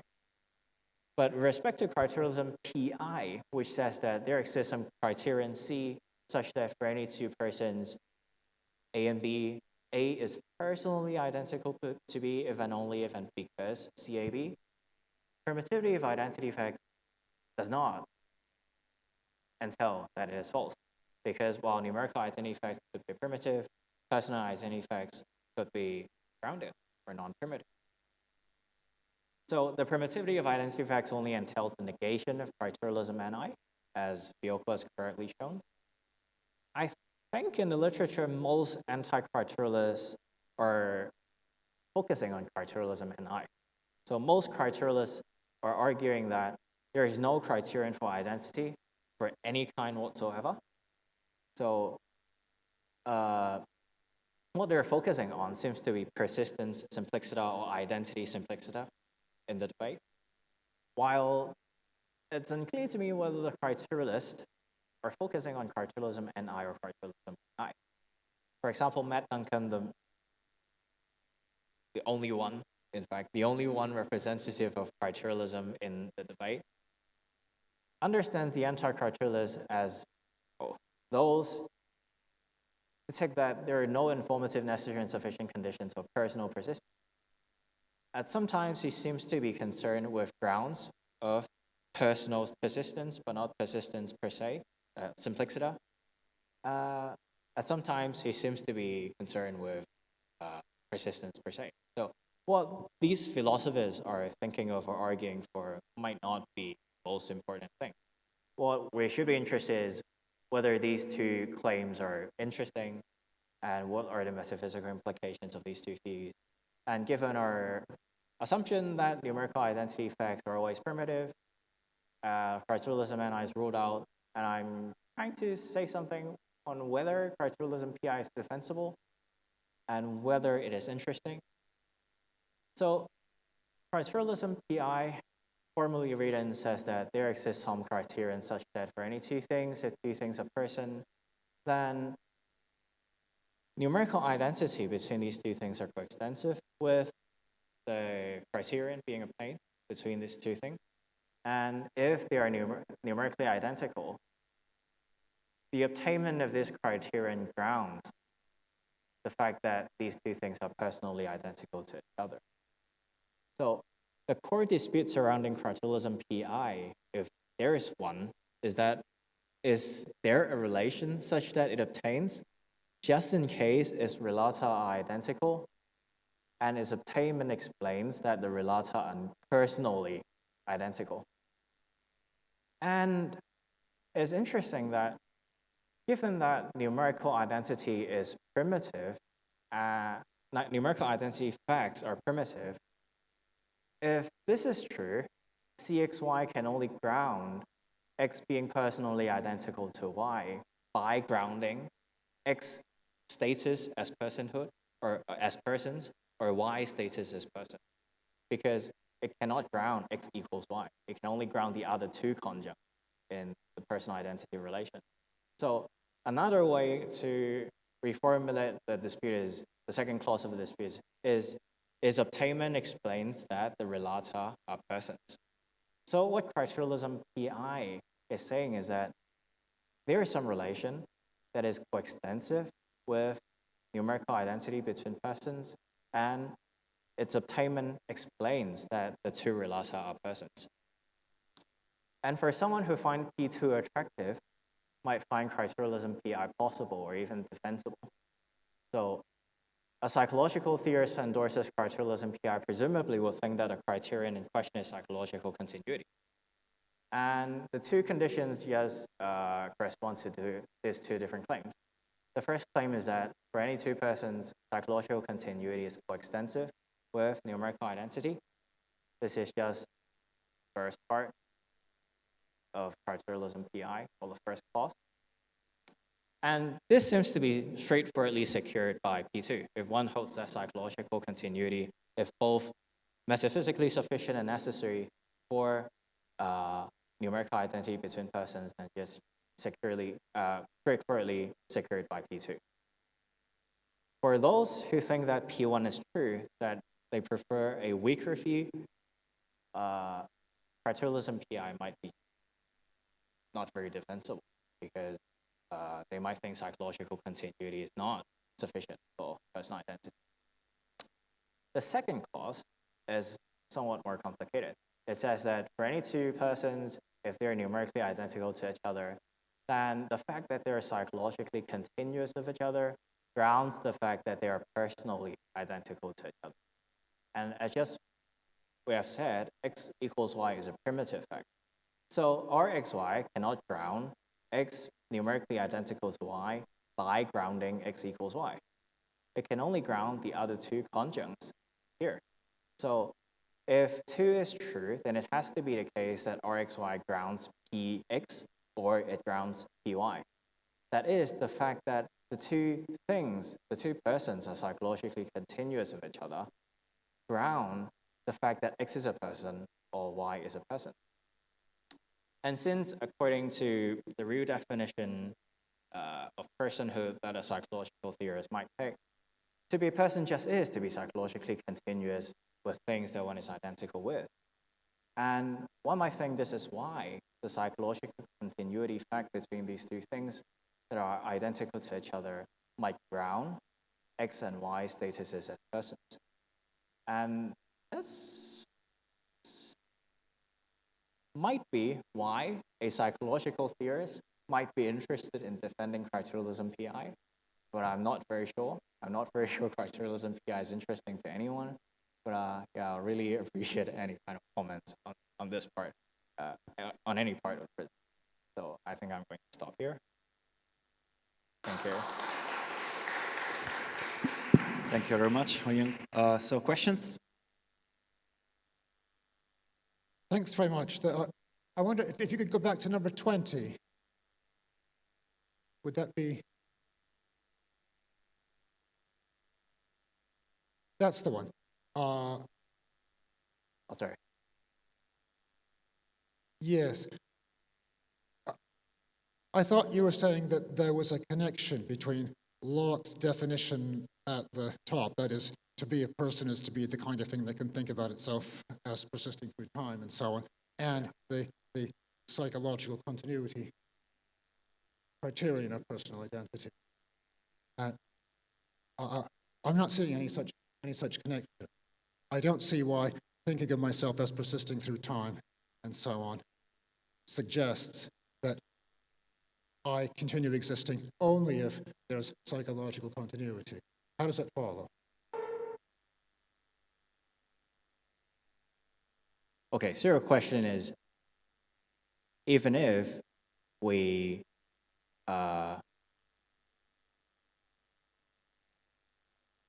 we can accept that definition. Right. Right. To be a person is to think of itself as persisting over time. Yes, but how does that follow that persistence consists in or requires psychological continuity? Right. I might think of myself as persisting and think about, well, what's going to happen to me when I'm in a vegetative state, let's say, or when I'm a corpse, or whatever, or when my brain gets put into your head and I end up with a new brain, let's say. Right. So I'm not technically interpreting Locke as saying that he just says that psychological continuity is necessary for persistence. I think it somewhat points to the direction. If we are able to think of ourselves as itself as different times and places, it seems to be suggesting that to be a person just has to be the kind of things that are psychologically continuous with itself at different times. So, well, it might be the sort of thing that is typically psychologically continuous with itself. I'm sure that's right. Right. Though I'm not sure whether it follows from this, but never mind that. But that doesn't, to me, give me any reason to suggest that psychological continuity is either necessary or sufficient for me to continue existing. Right. Right. I myself think that psychological continuity is not sufficient for personal identity. I think but most psychological theorists would hold that psychological continuity is at least necessary for persistence. So that's just what I need to say that there are neo-Lockean motivations that can support the real definition, at least P1, that psychological continuity is necessary for persisting through time. I can see why you might want to say that, but I don't see how that Lockean definition of what it is to be a person gives you a reason to say it. Right. You might say it by talking about, I don't know, thinking about cases. Okay, suppose you lapse into a vegetative state. Would the resulting being be you? We think no, absolutely not, because there's no psychological continuity. Conclusion: Right. psychological continuity is necessary for personal identity. I understand that argument. I don't understand how you would get that thought, that conclusion from that Locke quotation. I don't see any connection at all. Right, right. Yeah, I think I can concede that. I don't think what I'm hoping to present relies on a particular interpretation of. No, I don't think it does. Yeah, yeah. This doesn't. This is. It's only a remark. It doesn't. Yeah, right, It doesn't. right, It doesn't. right. Thank you. reflect anything else you said. I don't. Yeah, I guess I have to think more clearly, like how to present the neo-Lockean motivations, like the relation between the neo-Lockean motivations and I think I'm going to.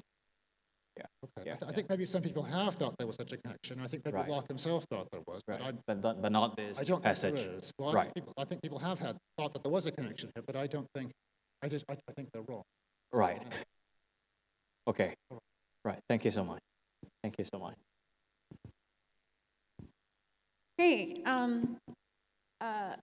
to go back to the notion of primitive, I'm not familiar with a lot of this work, but Right. to try to figure out the use of the notion of something primitive, the example with the vixen and the female fox, the way that it was described, it seemed like you could just play around with those variables. Yeah. Like a female just is a vixen who, I mean, you know, like. It's like so the cruel, some sort of cruelry, like, yeah. Yeah, so what makes. Right, Are right. you, Yeah. yeah, Yeah, I think for people who argue that real definitions tracks relative fundamentality of entities, they have views about what entities are more fundamental than others at the outset. For example, they think that there are some more natural or logical notions are more fundamental than other things. So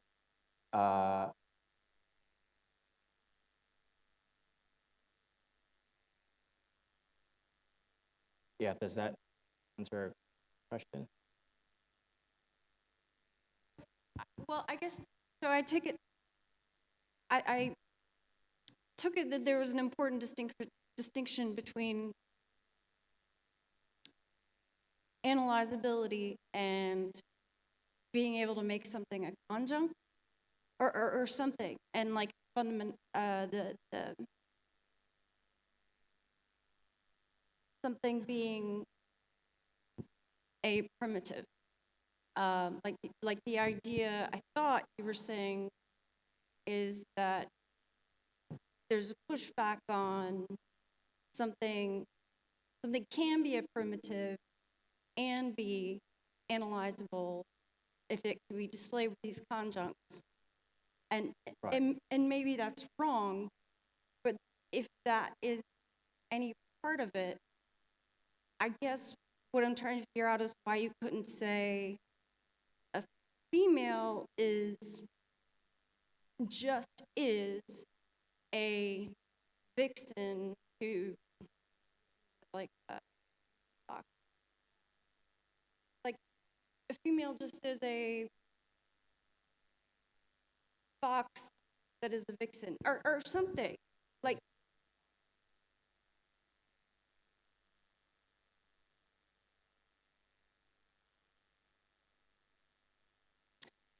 no, I appreciate it. I'm just not sure. It's like saying,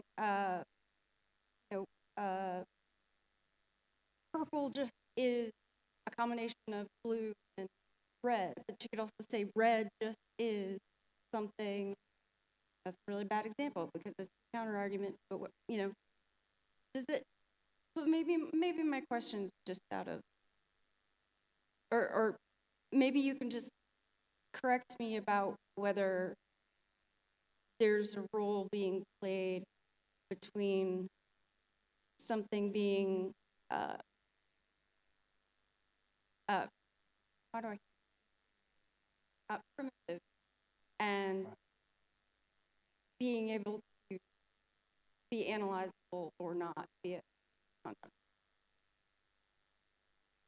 That Right. I don't think I fully understand the question. Is it the question that, say, there is some logical ways to make that,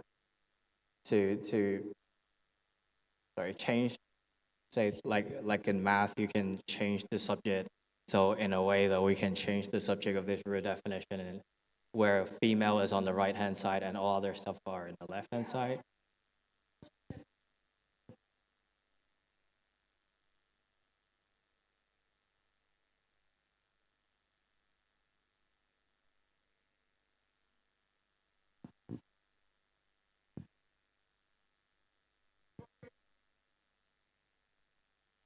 I think it does not depend on.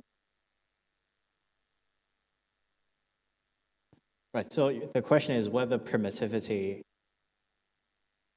something being, sorry.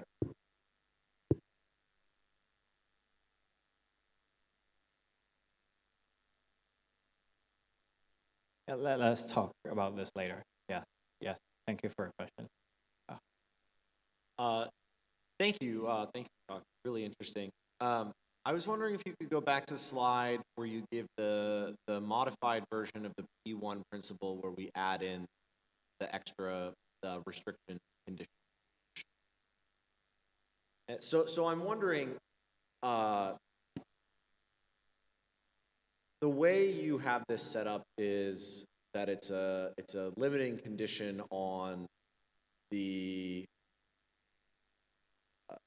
properties that you have to have instantiated at a time to be identical to something else, or for the R relation to be necessary for you to be identical to something else. So the idea is supposed to be that this would be something like, to be a person is to be an X such that for all Y, Y is identical to you. If Y is identical to you and you have such and such mental properties, then Y has to be psychologically continuous with you. I think I mistyped here. That's I think supposed to that's be why. Y? I think that's why. Okay. I think that's why. Sorry. No. That's Yeah. okay. That's helpful because I was a little bit Sorry. confused Yeah. That's why. So okay, okay. This makes more sense. Okay, thank you. So the idea is supposed to be for all Y, if those Y's have such and such properties, then you're identical to them. Yeah. Okay. Thank you. That's Sorry for a typo. helpful clarification. I see. So the idea is, if you're to be a person is to be such that if you exist at one time, then everything you're identical with that has psychological properties H is such that you're identical to them only if you're psychologically continuous with them. Yeah. Yes. Okay. That seems plausible. I'm wondering though whether we might want some additional conditions on person. So we can add that directly. What's that? Like we can add further restriction conditions. Yeah, so that's what I was gonna ask is, can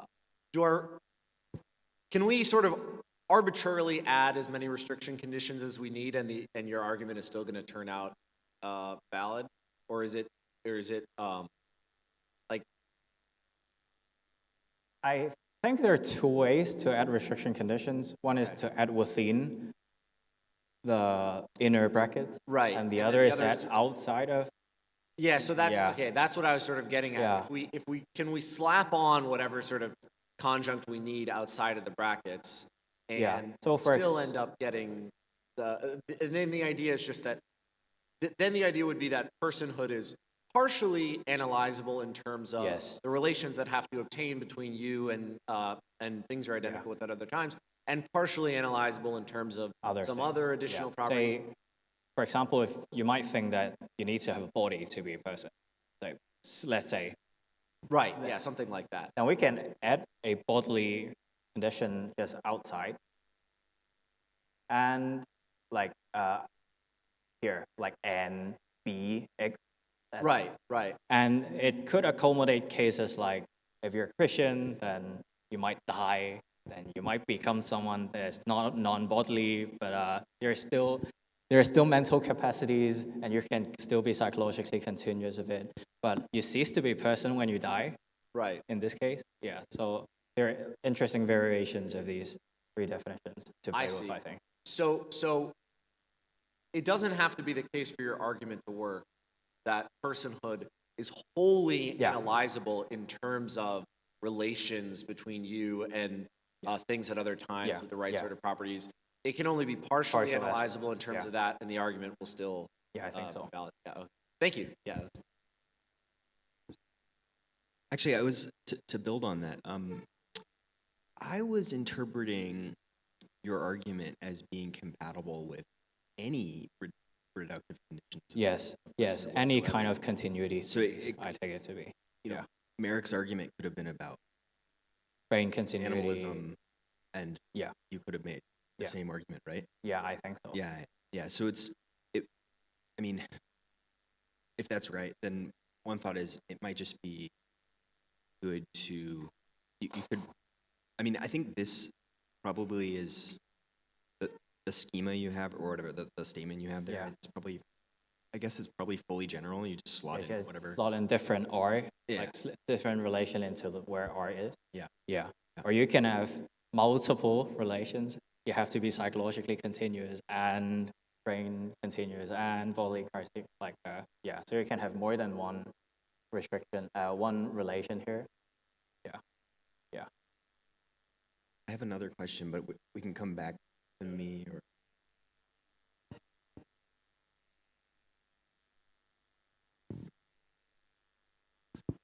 Well, thanks a lot. It was very interesting. It seems to me that actually your argument could also be applied to an understanding of psychological continuity, in which psychological continuity is a so-called two-level criterion of identity. So consider two-level criterion of identity. So consider Timothy Williamson's distinction between one-level and two-level criterion of identity. So the idea that you can build psychological continuity as a relation between, say, temporal stages of persons, and then what is identical to is not the temporal stage, but is the four-dimensional worm. Yes. If you go in that direction, it is even more plausible that we are, in a sense, grounding what a person is, because there is, so to say, no quantification about that same thing in the definitions. Yeah. And so it makes even more sense that we are grounding that, even if the formulation will be slightly different, because we wouldn't find the same variables as arguments for the R predicate. The formulation would be different, but the argument would work equally well, it seems to me. This is a very interesting comment. Thank you. So are you saying the second order criterion identity is like Williamson's example, two directions? Yeah. So I think so, because R here is really flexible, and thank you. That's a very insightful comment. Yeah. All right. So thanks again for your talk. All right. I just wanted to say that it's fascinating. Personal identity is fascinating. We are saying something like, let's pretend that person need body, and that's marvelous. I love it. All right. So we arrived at the last talk of our workshop. Meg Wallace. You need to plug, right? All right. So I just use this time to thank you again. It has been really, really great, really great. I want to thank Giorgio, because he is the guy. So thanks, Giorgio. And of course, I'd like also to thank the guys from the IT and the streaming thing. They are doing a marvelous job, and they helped us with all the technical stuff.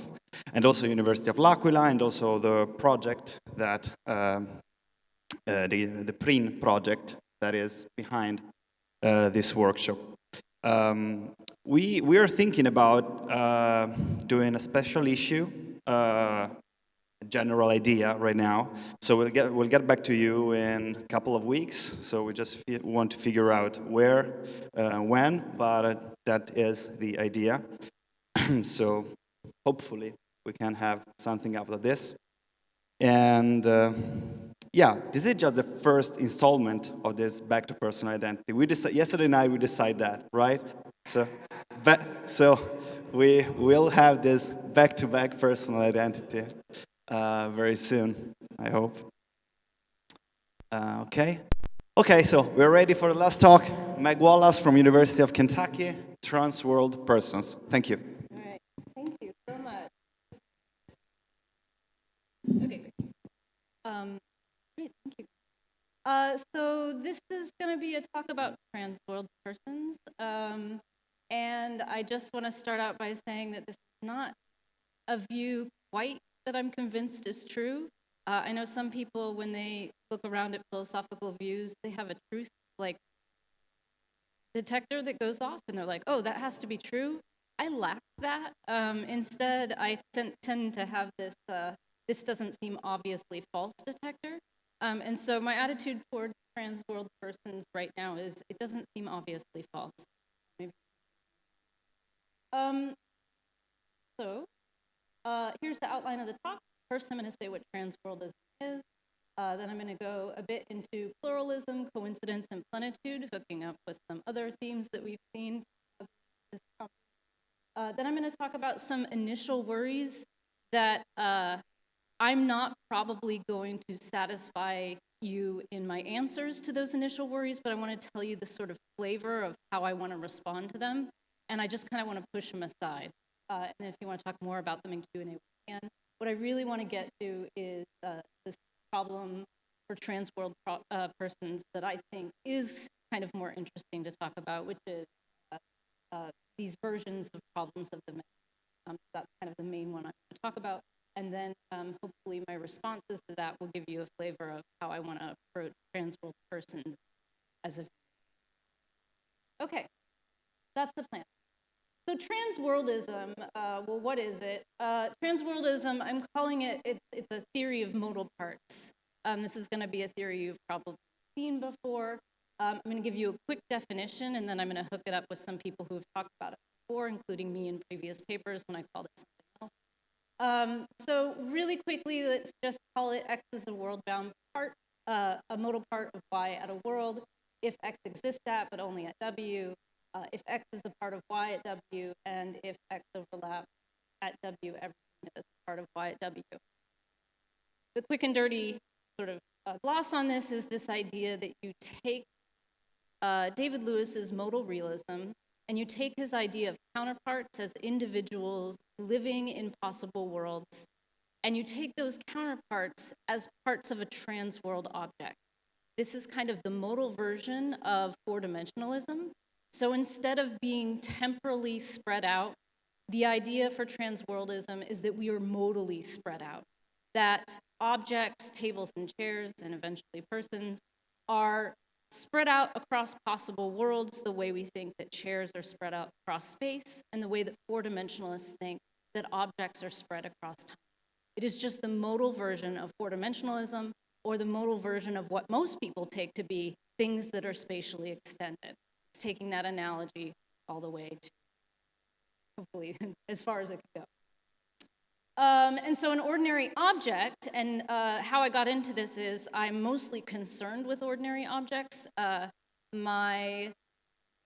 things that I like to think about tend to be things that can't think because I find them simpler to think about. So tables and chairs and dumb objects like rocks and shoes. And so I start from this place of thinking that ordinary objects are these modally extended. An ordinary object has different modal parts in different worlds, and any differences between these parts account for the modal facts of a trans world objects. So just like with four-dimensionalism, where your temporal parts and what they're doing is going to account for your temporal properties, so too the idea is that various different modal parts in different possible worlds are going to account for your modal field. So if it's possible that we could be in California right now, there's a modal part of us that is in California. If it's possible that we could be eating a cheeseburger, it means that there's a modal part, and so on and so on. So Brian Weatherson talks about this sort of view in a manuscript that he never published, but is still on his website, called Stages, Worms, Slices, and Lumps. And I read this paper a while ago, and I just thought it was neat to explore. This particular paper is just one where he goes through the logical options of what you could think about for objects and what that might mean. It's exploratory. I love it. It's just kind of a mapping out of logical space. And so I took this idea of lumps and just borrowed his terminology. And so in all of these papers, I called this view lump theory. This view is not a plausible view, and most people are pretty incredulous about it. And as I said, I don't even know if it's true. But if you're going to take a view that's really counterintuitive, it's bad marketing to call it lump. And so I realized that probably I should change the name. And also, when you're talking about puzzles of coincidence, which you're going to see as a big motivation for why I like this view, it gets really confusing when you're talking about statues and lumps of clay. So it's just a bad name, so I'm dropping it. There's a bunch of other people who talk about this view, so I am not the first or the only one. So it's also been called cosmic arc by Schlesinger, and Aquila has called it modal occurrence, modal perdurance, five-dimensionalism by Graham, and then a bunch of other people have talked about this view, although most of these people do not accept it, they reject it, but it's still talked about in various ways. So this is a view that's out in the literature. There aren't very many proponents. We're going to see why. There's some exceptions. There are some people. But yeah, okay. So let's stick with transworldism. And the reason I like this view is because we can start with David Lewis's modal realism. We can think of extension as extension of these concrete things, even if, as David Lewis's modal realism assumes, possible worlds are causally and spatiotemporally isolated. It's still the case that the objects that you are thinking about as being an extended object has concrete parts. Now, how do we get an object out of this extended thing? Well, we take on mereological sums. So the idea is to think of mereological sums of objects, and we're taking the mereological sum of objects in other possible worlds. David Lewis himself is committed to mereological universalism, the idea that for any object whatsoever, you get a mereological sum of those objects. And so David Lewis himself is committed to objects that are mereological sums of these transworld objects. It's just that David Lewis thinks that these can be properly ignored. So he doesn't think that they're the referent of ordinary object terms like tables and chairs. So the difference between a modal counterpart theorist like David Lewis and a transworldist like I'm going to be talking about today is the difference between a worm theorist and a stage theorist when it comes to four dimensions. So it's just a matter of, the ontology is the same. You still have all of these parts. It's just a matter of what you think is the reference part. So as you're going to see, there is going to be a bit about, a bit of semantics, but I'm pretty light on that because I care more about the metaphysics. I will have something, and I need to, since that's the big difference between somebody who's transworldist and somebody who's modal. Okay, so let's get into pluralism, coincidence, and plenitude first, because what I want to do is give you a motivation for why we should even consider transworldism as a view of objects, let alone a view of persons. And so let's consider pluralism, which is just this idea that for any object O, there are a multitude of exactly overlapping objects in the region occupied by O, and as we've seen, there's a lot of different ways to define plenitude and pluralism. Let's just go with it.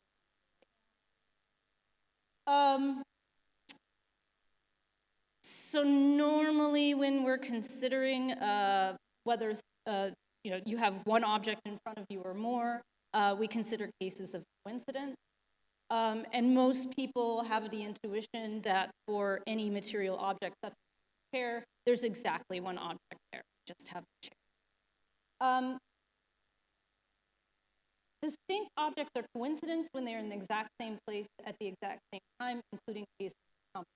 So if we have this chair in front of us and its material, we think that there's one chair, one and only chair. But we also think that there are all of the parts, so say all of the molecules that make up the chair. So there are these many molecules. Wherever the molecules are, that's where the chair is. Wherever the chair is, that's where the molecules are. So it looks like we've got one thing, a chair, but we also have all of the molecules. And if we grant that all of these are physical, it looks like we have more than one thing at the exact. I added this bit at the end, including cases of composition, because ordinarily when people are talking about pluralism and whether you have more than one object at one place at one time, it's generally using examples between the relation of one thing and another. So usually it's constitution. You take the lump, you take the statue, and you say, well, look, wherever the statue is, that's where the lump is. Wherever the lump is, that's where the statue is. But they have different persistent conditions. The lump can be squished and survive, but the statue can't. The statue can maybe have some of its parts replaced, but the plate couldn't, and so on and so on. So ordinarily, when we're considering cases of coincident objects, and you're looking at puzzles of coincidence, it's typically cases of one constitution, one thing and one other, that are used to kind of get the problem going.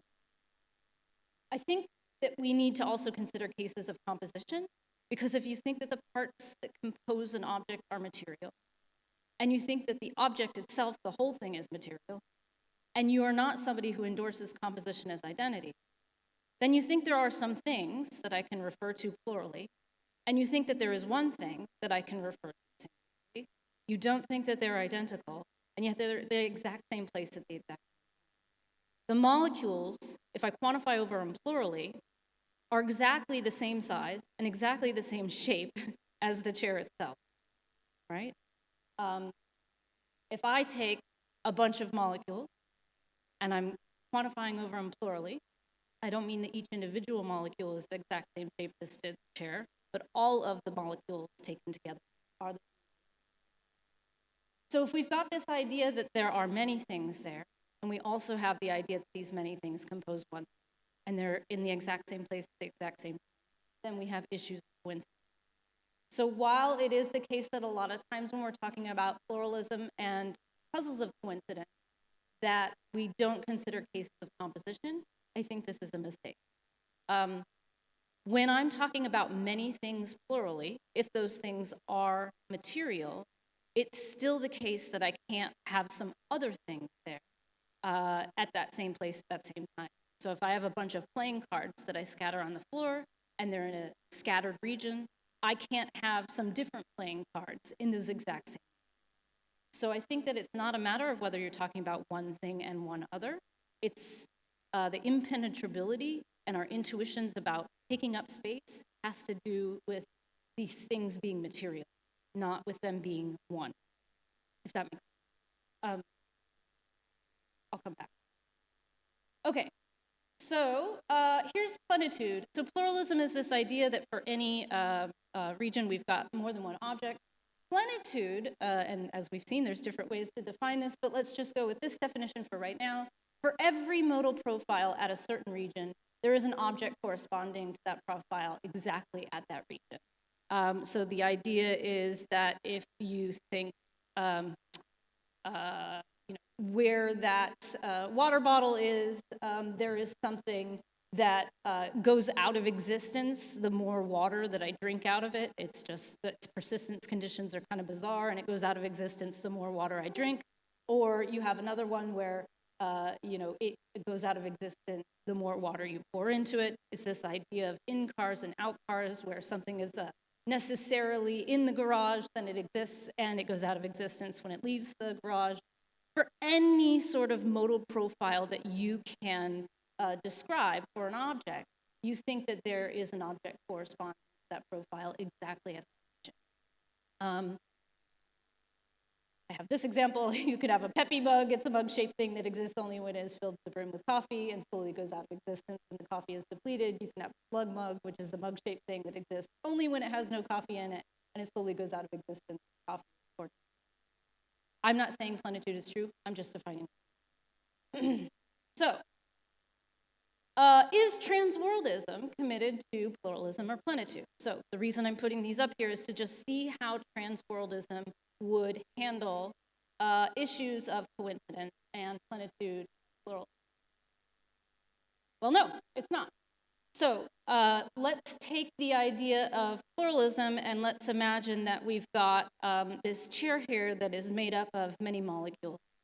And I tell you that, look, there's the chair here that has certain persistence conditions so that it came into existence maybe when it was in the shop, when all of its parts came together, and it's going to stay into existence at a certain point until it decays. The molecules, on the other hand, were in existence for a very long time before the chair came around, and in fact, they're going to stay in existence for a very long time after the chair is no longer working. If that is an account of how the chair is in fact going to live its life, then what a four-dimensionalist is going to do to kind of solve that puzzle, it's going to appeal to the different mereological sum of temporal parts of the molecules that make up the chair and then the chair itself. And it's going to turn out that it is it's going to be a situation of temporal part overlap, and that these mereological sums are going to be distinct because they have different temporal parts that do not overlap. And it is the temporal parts of non-overlap that make them distinct objects. It is this temporal parts that overlap that is the section of coincidence. Transworldism is the same thing, except when we're talking about things that have different modal conditions, even if they were to be spatiotemporally coincident, they may have different modal conditions. So let's take the example of a statue and a lump of clay that come into existence and go out of existence at the exact same time, the exact same. The usual way that you might want to say how it can be that a lump of clay and a statue are in the exact same time at the exact same place for their entire spatiotemporal careers is you would say that nonetheless, they still have different modal conditions. The lump could have been squished and survived, and the statue could have had some parts replaced and survived. They didn't, in fact. Well, what a transworldist is going to do is appeal to the transworld object, and all of these modal claims that might separate these distinct objects will then be determined by different modal parts of a giant transworld sum. So when you're thinking about the mereological sum of the object lump, it is a thing that includes the spatiotemporal bit in this world, but it also includes what David Lewis would consider its counterparts. Those would be its actual parts of a transworld.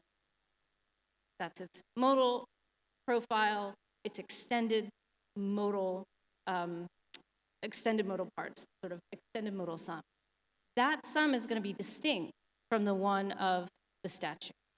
So when you're thinking about these things as extended across possible worlds, the different sums are going to be distinct because they have different modal parts in different possible worlds doing different things, which are making their modal claims true.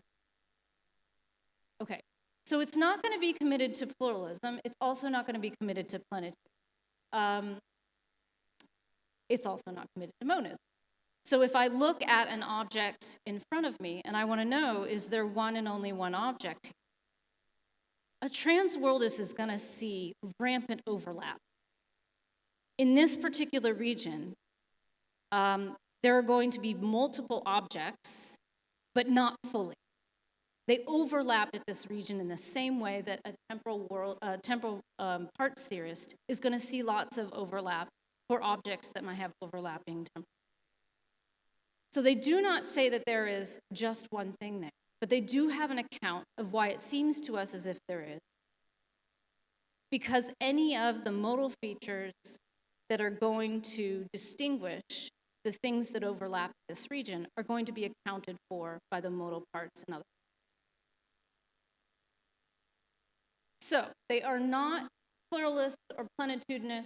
They aren't monists, strictly speaking, but they are ontological permissivists, obviously. This is incredibly ontologically permissive, who solve problems of coincidence by accepting proper partial overlap of total, and that helps alleviate unwanted metaphysical mysteries. The metaphysical mysteries I'm talking about are Karen Bennett's grounding problem. If I want to know what grounds the difference between the things that, say, I'm looking at here, it's going to be an appeal to these modal parts. So they are absolutely ontologically permissive. This is taking on universalism, mereological universalism, and it's also taking on modal realism. But that being said, it is not committed to pluralism and plenitude, it's committed to monism, and it also has an interesting solution to the grounding problem, because now we have an explanation for why it is that it may seem as if there's more than one thing in one place. When we're okay, so that is initial worries. You might be like, wow, I already have 1,000. So I first want to present transworldism as a theory of objects, just putting it on the table as theoretically available for us to think about how to solve interesting cases of primarily coincidence. If we're looking for a neat theory that gives a unified explanation for how to solve puzzles of coincidence across the board, spatially, temporally, modally, transworldism has it. They give the exact same analogous explanation for why it is that we might think that we're puzzled in instances of coincidence. And it turns out that anytime we think we have more than one object before us, there's a way of looking at the object as just a case of overlap, and that's going to be their explanation. The overlap will account for our sense that it looks like there's a single thing.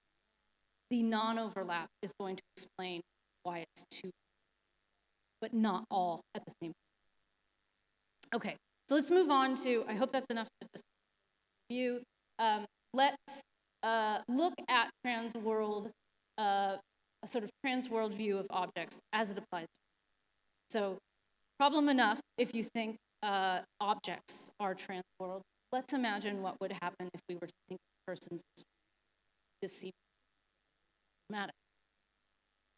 One is that you might think that this conflicts with standard views of personal identity.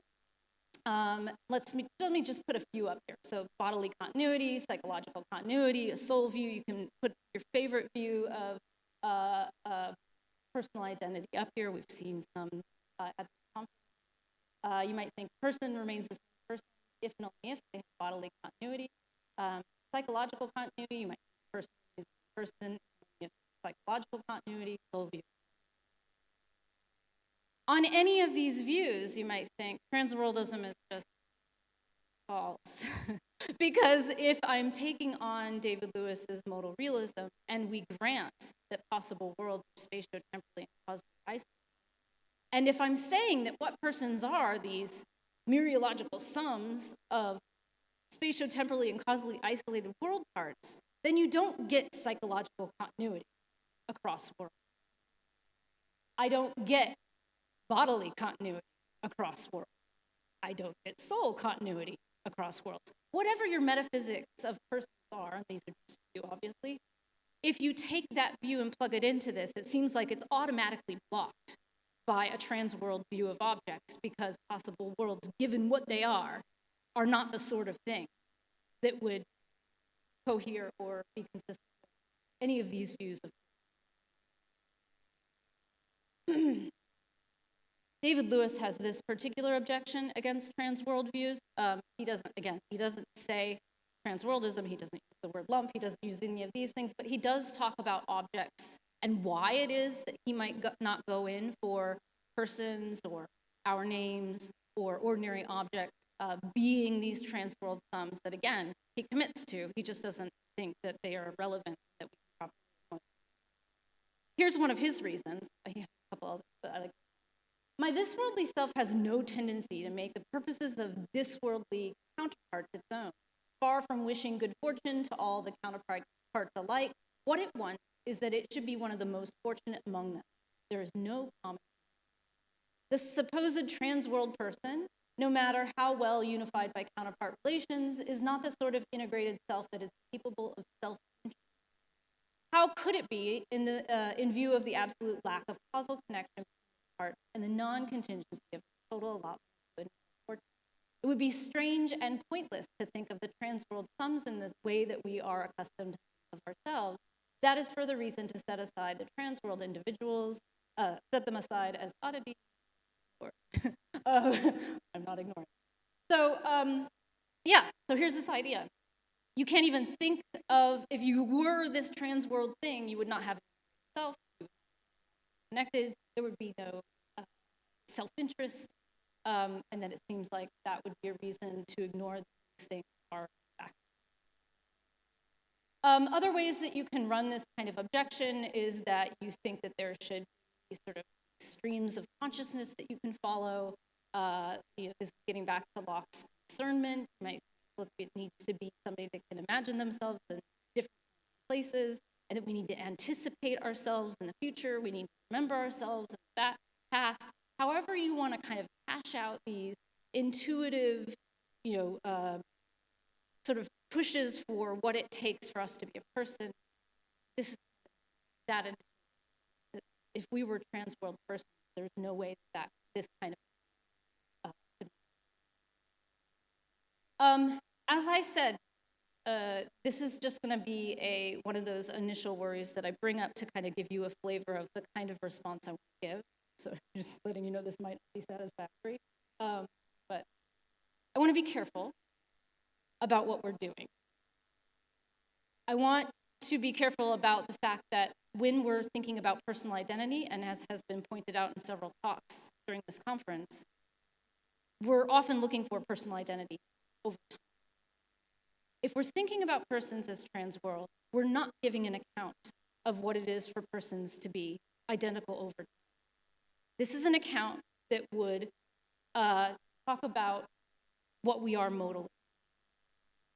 We have this idea of synchronous identity, diachronic identity. This would be a proposal about diacosmic identity.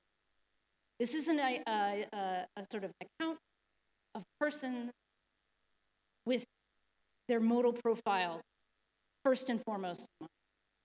So my first kind of initial response to these appeals is that I want to be careful that we are not using criteria of personal identity across time to test out a proposal of personal identity across the world. And whatever it is that makes a person to be the same person over time, in different times, need not be the same as the conditions that make a person the same person over different possibilities. I think these are different. I'm just going to leave it at that for right now because I've got other things I want to get to. I want to plant the seed of this idea of the different modal. What it might take for us to be concerned about ourselves modally is that I care deeply about what I could and couldn't do. But that doesn't mean that I have to be psychologically connected to what's possible. If I imagine counterfactually what it would have been like if I were a circus artist and not a philosopher, I don't have to imagine that I'm psychologically connected to that other situation. But I do maybe have to imagine that if that were to happen, in that situation, I would be psychologically connected. On the modal view of transworldism, because it's an account of how you get your modal features, notice that all the counts of persons can still be true. A person remains the same person if and only if they have bodily continuity. According to transworldism, this is going to be true if your transworld sum has modal parts, all of which have bodily continuity in their spatiotemporal parts, or however you want to cash it out. A person remains the same person if and only if there's psychological continuity. That can be true on the transworld view if all of your modal parts are psychologically continuous at those points. So, soul view, same thing. A person remains the same person if and only if they have the same soul. That can be true, according to transworldism, if wherever you've got a modal part, that has a soul. So again, just separating out what it is for us to be the same person over space and time is different than what it is for us to be a person modally. That is kind of my really brief response to initial. Okay, semantic concern, real quick. Transworldism implies that ordinary object terms such as table, cat, and person refer to things with infinitely many world parts, most of which we can't see, making really weird sentences not true. So Meg refers to a being with infinitely many heads, eyes, legs, etc. That's really weird. They get a lot weirder. That's just one of them. But it does seem as if we're going to have transworld persons. If a person really is transworld, you have these very bizarre. But we need to be careful. Transworldism claims that there's a mereological sum of spatiotemporally and causally isolated parts. None of these isolated parts are themselves heads, eyes, or legs, because according to transworldism, objects such as heads, eyes, and legs are also transworld objects, insofar as they are objects with modal features, which it seems they do. So my head could have been smaller, my eyes could have been green, etc. So we want to be careful. When you're talking about ordinary objects, if you are a transworldist, your view of what counts as an ordinary object, including bodily parts, including persons, is that all of these. And so you're not going to get the sort of, well, at least you're not going to get, a person does not have infinitely many heads, eyes, or legs. There are still some other bizarre consequences. It's still the case that I'm a creature that has many head-like shaped things. There are going to be some other sentences that come out weird. But I think, again, as just a gesture to this initial worry, when you look at these sort of semantic objections, there are things that transworldists can say, and once you kind of get the flavor of how they might go, they become less egregious. Okay. So let's get to the problems of the many. Those were just some initial concerns about how they might handle usual claims about personal identity, which I think are usually claims about personal identity over time, and then also semantic concerns, which I think they have we kind of have a way of looking at how we can respond to the semantic sort. I'll come back. Let's look at the problem of the many. So the problem of the many is this idea that we have one table or one cloud in the sky, and I just want us to think spatially for a moment. So we imagine that we've got one chair or one table, and we think that it is composed of millions of molecules, so M1 through Mn. We think that there is a similar table in that same region or very near to that region that is a similar but distinct collection of molecules, M1 through Mn plus 1, and that there is a similar yet distinct third group of molecules, and so on. Our intuition is that there's exactly one table in front of us, but it looks like when we're trying to think of the many parts that compose it, we have multiple candidates that are equally good to be that table. All of them seem to be equally good candidates for being the table, so either all of them, all of the groupings of molecules are tables, or none of them are, either of which contradicts our assumption that there is. Now, this problem of the many is a problem that arises because of composition and because we think that big things are composed of small. This happens all the time, and it happens for anybody who thinks that there's spatial composition. You look, you think there's one object, it turns out there's lots of groupings of the smaller things that compose it that could be that one object. Because we can't sort of pick out one that is privileged over any of the others, it looks like we're in a bind, and so we've got many objects or none, but in no case do we have exactly one. Okay, if we are transworlded, this problem becomes really bad. So if you're a transworldist, you get a modal problem of the many. And this is the idea that you suppose there is exactly one transworld table. So if the transworldist is right, not only do you have a collection of molecules that are making up the table, you also have this modally extended table that has all of these modal parts in different possible worlds.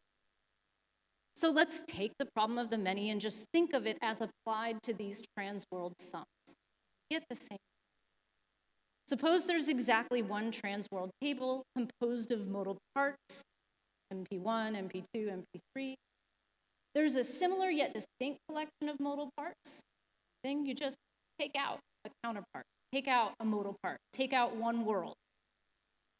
There is a similar yet distinct third group of modal parts. So you imagine that same sum, but you just take out one of those instead of molecules to the table, it's world parts or modal parts to the trans-world sum. You can keep going. So either all of these seem to be equally good candidates for being a table. All these seem to be equally good candidates for being a table. So either all of the groupings of the modal part tables or none of them are, either of which would contradict our assumption that they're. Yeah? Okay. This is just like a modal problem of the many. It looks like we've taken the spatial case, we have taken it to the trans-world case, and this is going to be a problem. World.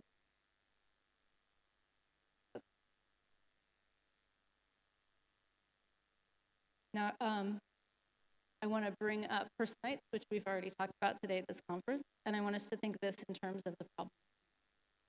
So we have this idea of personites being shorter-lived, very personal things that extend across part, but not the whole of a person's life. And you think of these things as kind of these sub-sums of the maximal sum that might be across.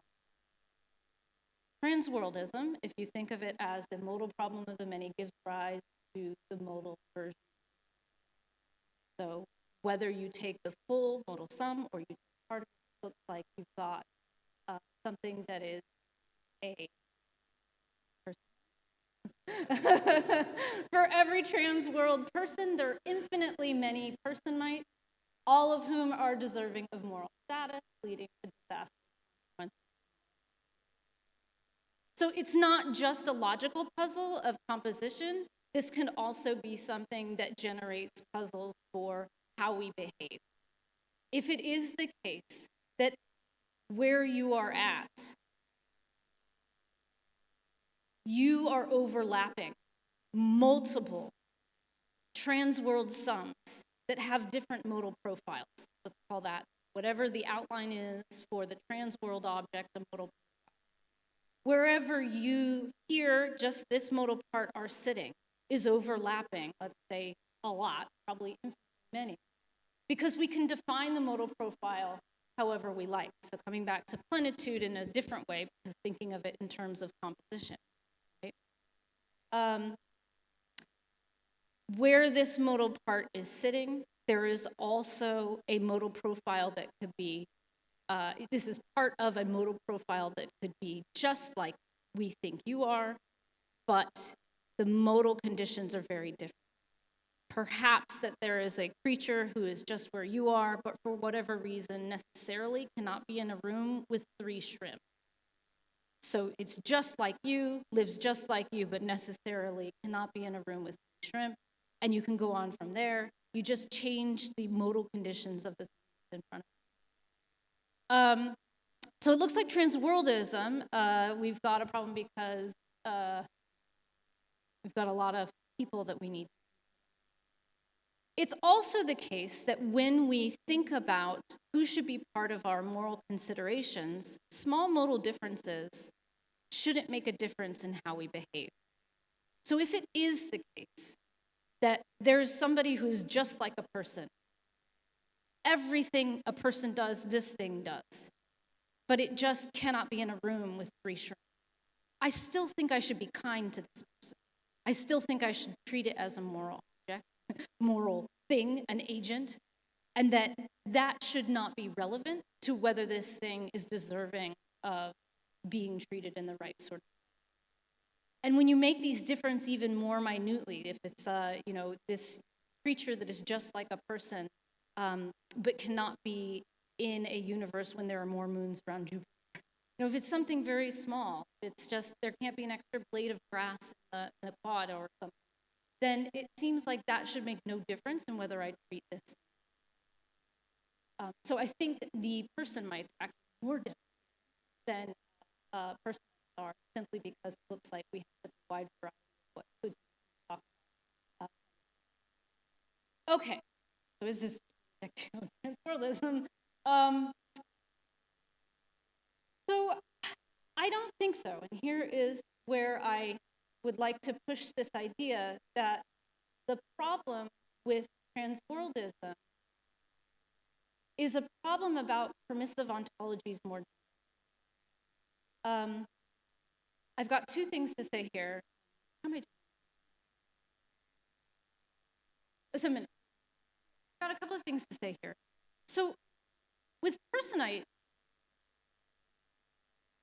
is a problem when it comes to permissive ontology. And in some sense, parts of the metaphysical view can change, and it can still be a problem.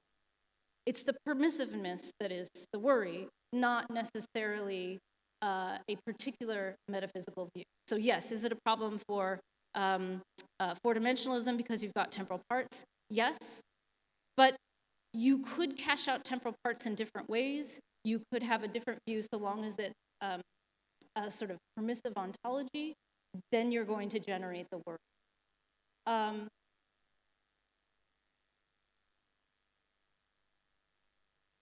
It seems like with person mites, if you're thinking about it modally, the problem is going to come about because we're allowing that there are multiple things at one place at one time, even if they don't overlap.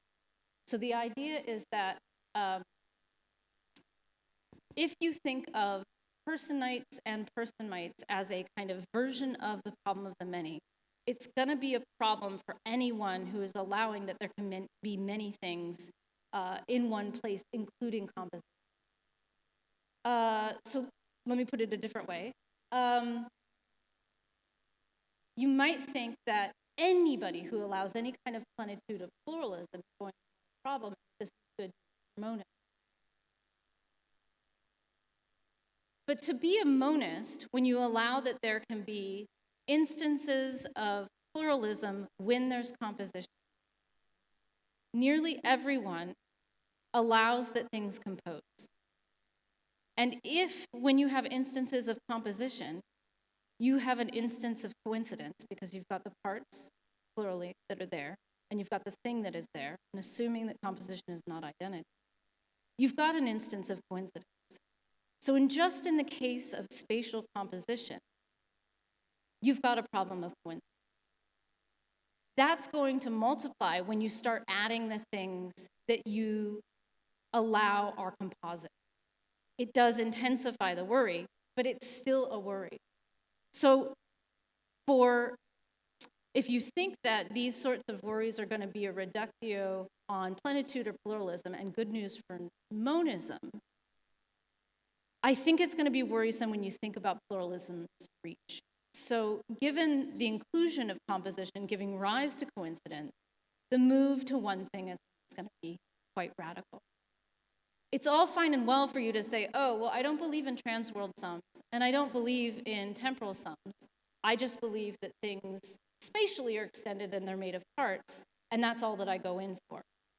My hope is that in seeing the sort of analogies between the spatial problem of the many and the modal problem of the many, and recognizing that problems of a coincidence can arise whenever there are cases of composition, that this is going to be a problem for a lot of people. It's just a matter of degree. Now, maybe that degree, you think, okay, well, I'm just going to take the lesser degree. But everyone is going to need an answer to the problem of the many. Whatever answer we give, that is going to be the answer that a transworldist can then apply to problems of the many when it applies more. So take Lewis's own solution, many but almost one. So in Many but almost one, Lewis proposes that even though it may be the case that there is not exactly one object in front of us when they think that they overlap to such a high degree that you can pretty much count it as one object. It's many things, but they overlap enough.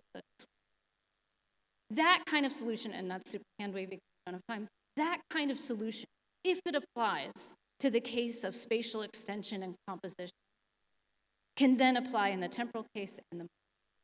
This is just a general formula for how it can be that somebody who believes in trans-world objects can take a problem that everybody has if they grant that there's composition. Only people here who will not have this problem are hardcore compositional nihilists who think that there is no. As soon as we allow that we think that there is composition, that gets us going in puzzles of coincidence. That gets us going in trying to account for how it is that these different properties yet seemingly be in the same time. And these worries then proliferate when you go to the temporal and then to the modal. The solutions can remain. Am I about out? Okay, cool. So I think that's it. I don't think I have another slide. Okay, that's it. Thank you.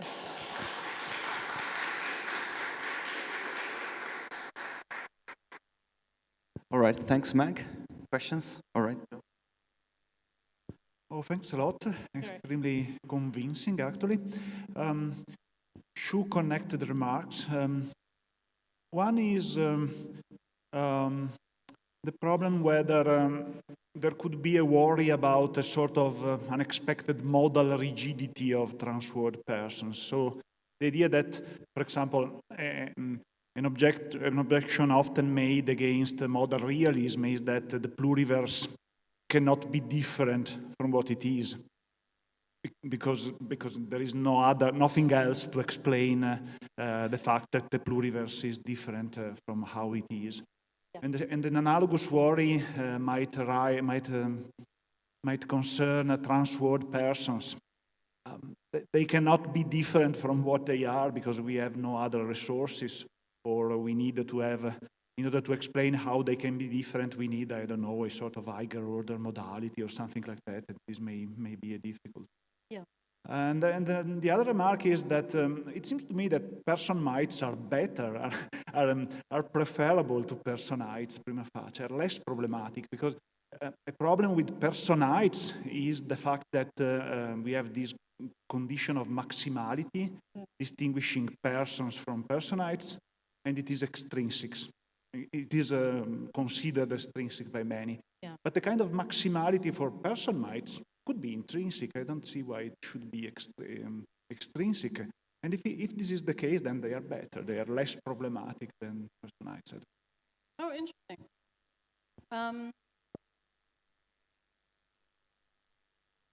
Okay, cool. Let me think about the second. I was thinking that it was extrinsic as well. The person. Okay, and then your first one was the counterparts. Yeah. All the counterparts for them, it is not unclear. It's unclear why you should consider a relation with something else that is not a counterpart. Yeah. Why? And your first question was if worlds could be very different from ours. Sorry, I didn't. Yes, that they are going to be a bit modally rigid because you cannot account for possibilities for five-dimensional persons in terms of something else, because you have already used possible worlds as their parts, so you cannot account for the possibility that they are different. That's right. That's absolutely right. Yeah. Oh, thank you. If I understand it correctly, your view implies that people are never conscious or intelligent. In fact, it's absolutely impossible for a person to be conscious. A person has lots of modal parts that are conscious, perhaps even all of a person's modal parts, depending on your view. Mm-hmm. But the person herself could not possibly have any mental property at all. Is that right? Well, it's not that they couldn't possibly, because how they possibly do is that they're modal parts. So yes, they. So well, insofar as a person is, it's impossible for a person to lack modal properties. Like de-Ray modal properties, I suppose. Mm-hmm. Okay, so anything that has de-Ray modal properties is extended across possible worlds, mm-hmm. and nothing extended across possible worlds can think or be conscious. Except in virtue of having parts that think conscious. So it's in the same way that, yes, but just to clarify, it's the same way in which a temporal worm's worm theory might say, wait a minute, but then this temporal worm never sits or stands. And they say, well, look, there are these temporal parts that sit or stand. And the way that I can sort of gloss this is to say, I mean, it captures a lot more of our intuition to say that these parts do these things than the initial unintuitive sense of understanding that sentence. So, but yes, and then a sort of sentence about how that. So if you showed me this modal part of you, and then you showed me you, which is this vast crowd of such parts extended across all of these cosmos, universes, and you asked me which one of them is the person. Yeah. Well, I wouldn't have any temptation to say it was the vast crowd. But yeah, good. So are you happy with that, or? I am. So I'll tell you what. So I didn't get into the semantics that I think I'm going in for. Is going to be more about the sort of multiple candidate permissiveness. So in fact, if I'm going to go for what I think we refer to when we talk about persons, I think it changes a lot. I think sometimes what we care about is this big modal thing that has all of these modal features, but not always. Sometimes it's a more narrower thing that has modal features that is extended in this way. And sometimes I don't care about it at all. I just care about the spatio-temporal world bound. And I think that there is, what seems most plausible to me is that there's a lot of flexibility in when we refer to ourselves. But if we're speaking sort of metaphysically, like what we are, that this sort of spread out trans-world object captures a lot of our intuitions about that and can solve some puzzles. I'm gonna stop. And when you say I care, you mean this modal part? Yeah. Me cares. Yeah. And I think that changes. I think there's a lot of flexibility. Thank you very much. Really, really enjoyed the talk. I want to push back on your claim that transworldists are not in a uniquely tough position with respect to person mites. Okay. So you say this is a problem for all ontological permissivists, person-like things that coincide or almost coincide with persons.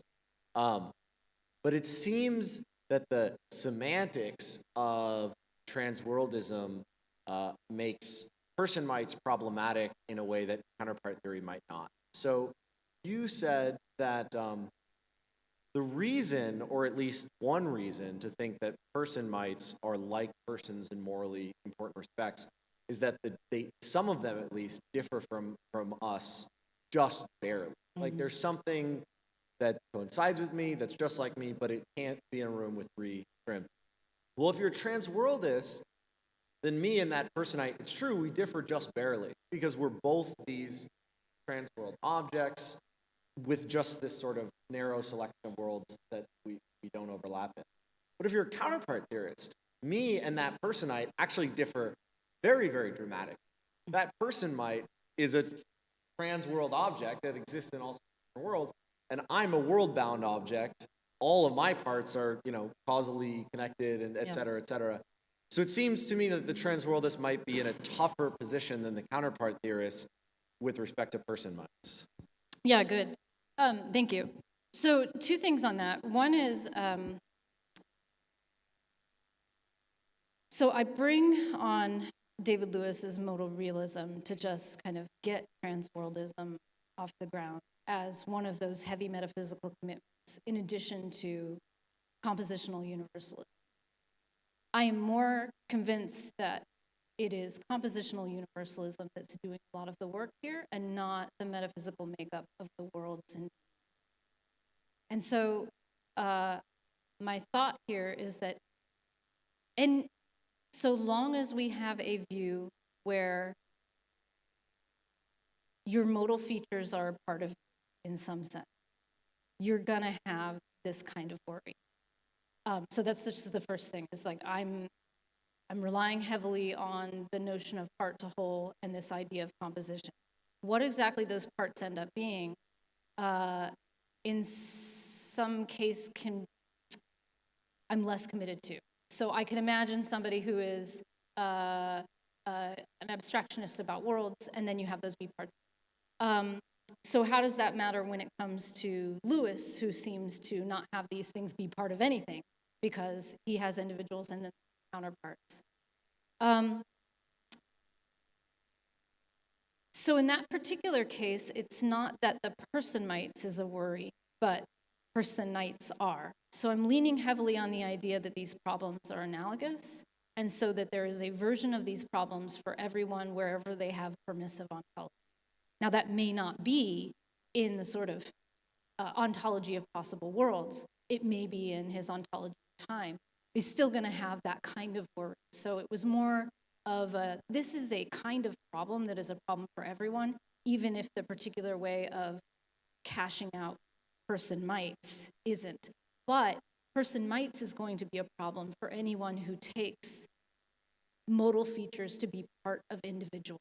So even if you're an abstractionist about possible worlds, or even if you take modal properties as brute, as long as you can get kind of mereological sums of these things as parts of individuals, it's the composition that's doing the work here, I think.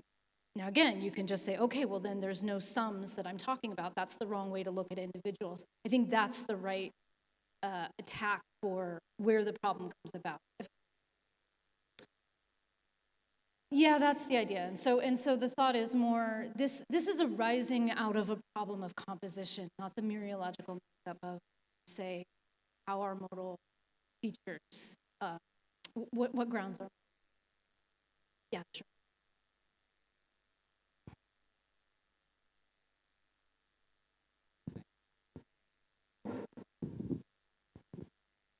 Thanks, Meg. So this was super interesting. It's my first time actually, getting in touch with this view, so I'm still trying to understand it a bit. Yeah. So I'm interested in something it seemed to me that you said concerning the compatibility between transworldism and potentially any theory of personal identity. Yeah, sorry, I didn't mean any, but a lot. Yeah, at least the ones you considered. Yeah. And so it seemed to me that the idea is that, this theory is compatible, for instance, with the bodily view, insofar as the different persons in the different worlds have a body. Mm-hmm. But then, so we can suppose that the bodily view is true. Still, I want to say that I could have been a soul. So how should I cash out this idea? So do I have a modal part that is a soul? Well, in that case, it has no body, right? Yeah, so I'm not giving, what I was hoping to do by putting those up there is to just point out that it's independent from our views of what it takes to be a person over space and time. So one of the reasons I don't call this five-dimensionalism, for example, is because taking on modal parts is independent of taking on temporal or spatial parts.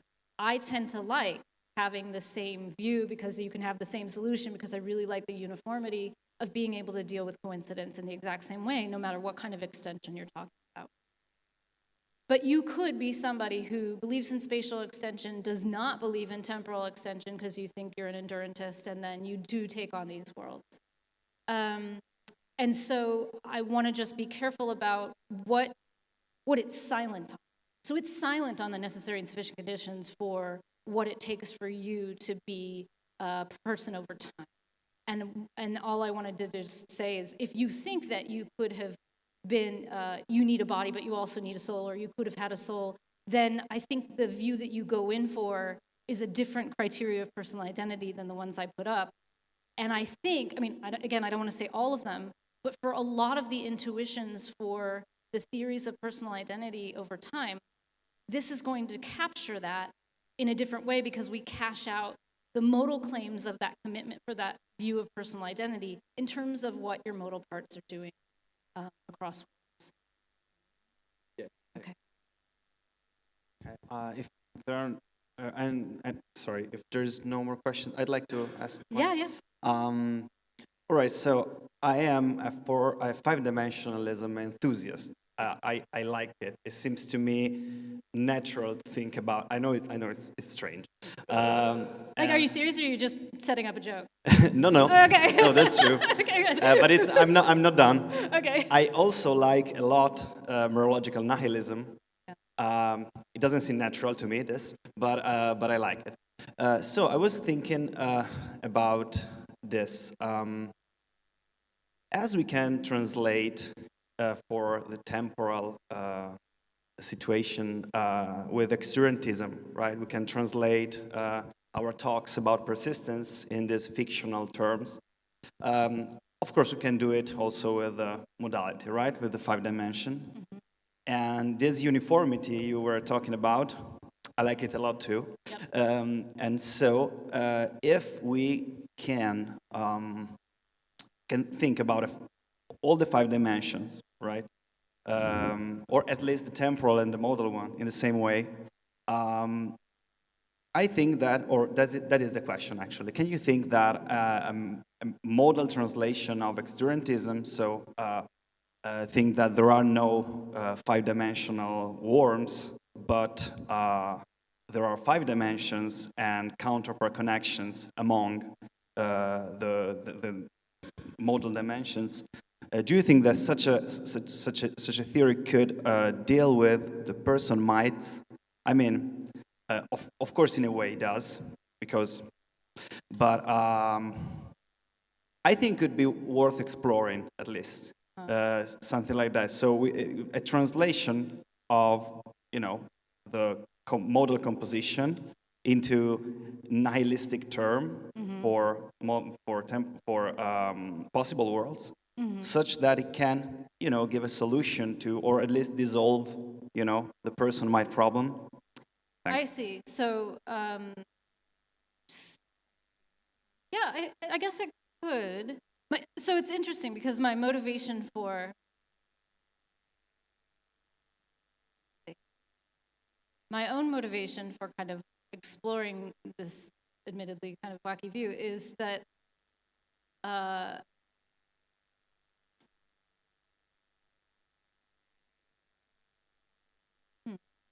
yeah, I think it could. In my PhD thesis, I had this crazy idea of 5-dimensional pixels, symbols that also they are connected also in space by counterpolation. Right. I know. I know we're getting weirder and weirder, but still, jokes aside, I think that if we find the right translation. Of course, it's a translation, right? It cannot be anything else. There might be, some. It's not a solution because as long as when you endorse exuberantism, the problems just dissolve, right? So that's one of the critiques. Right. But can also work for, I think that at least it's worth trying, as I was saying before. Yeah, good.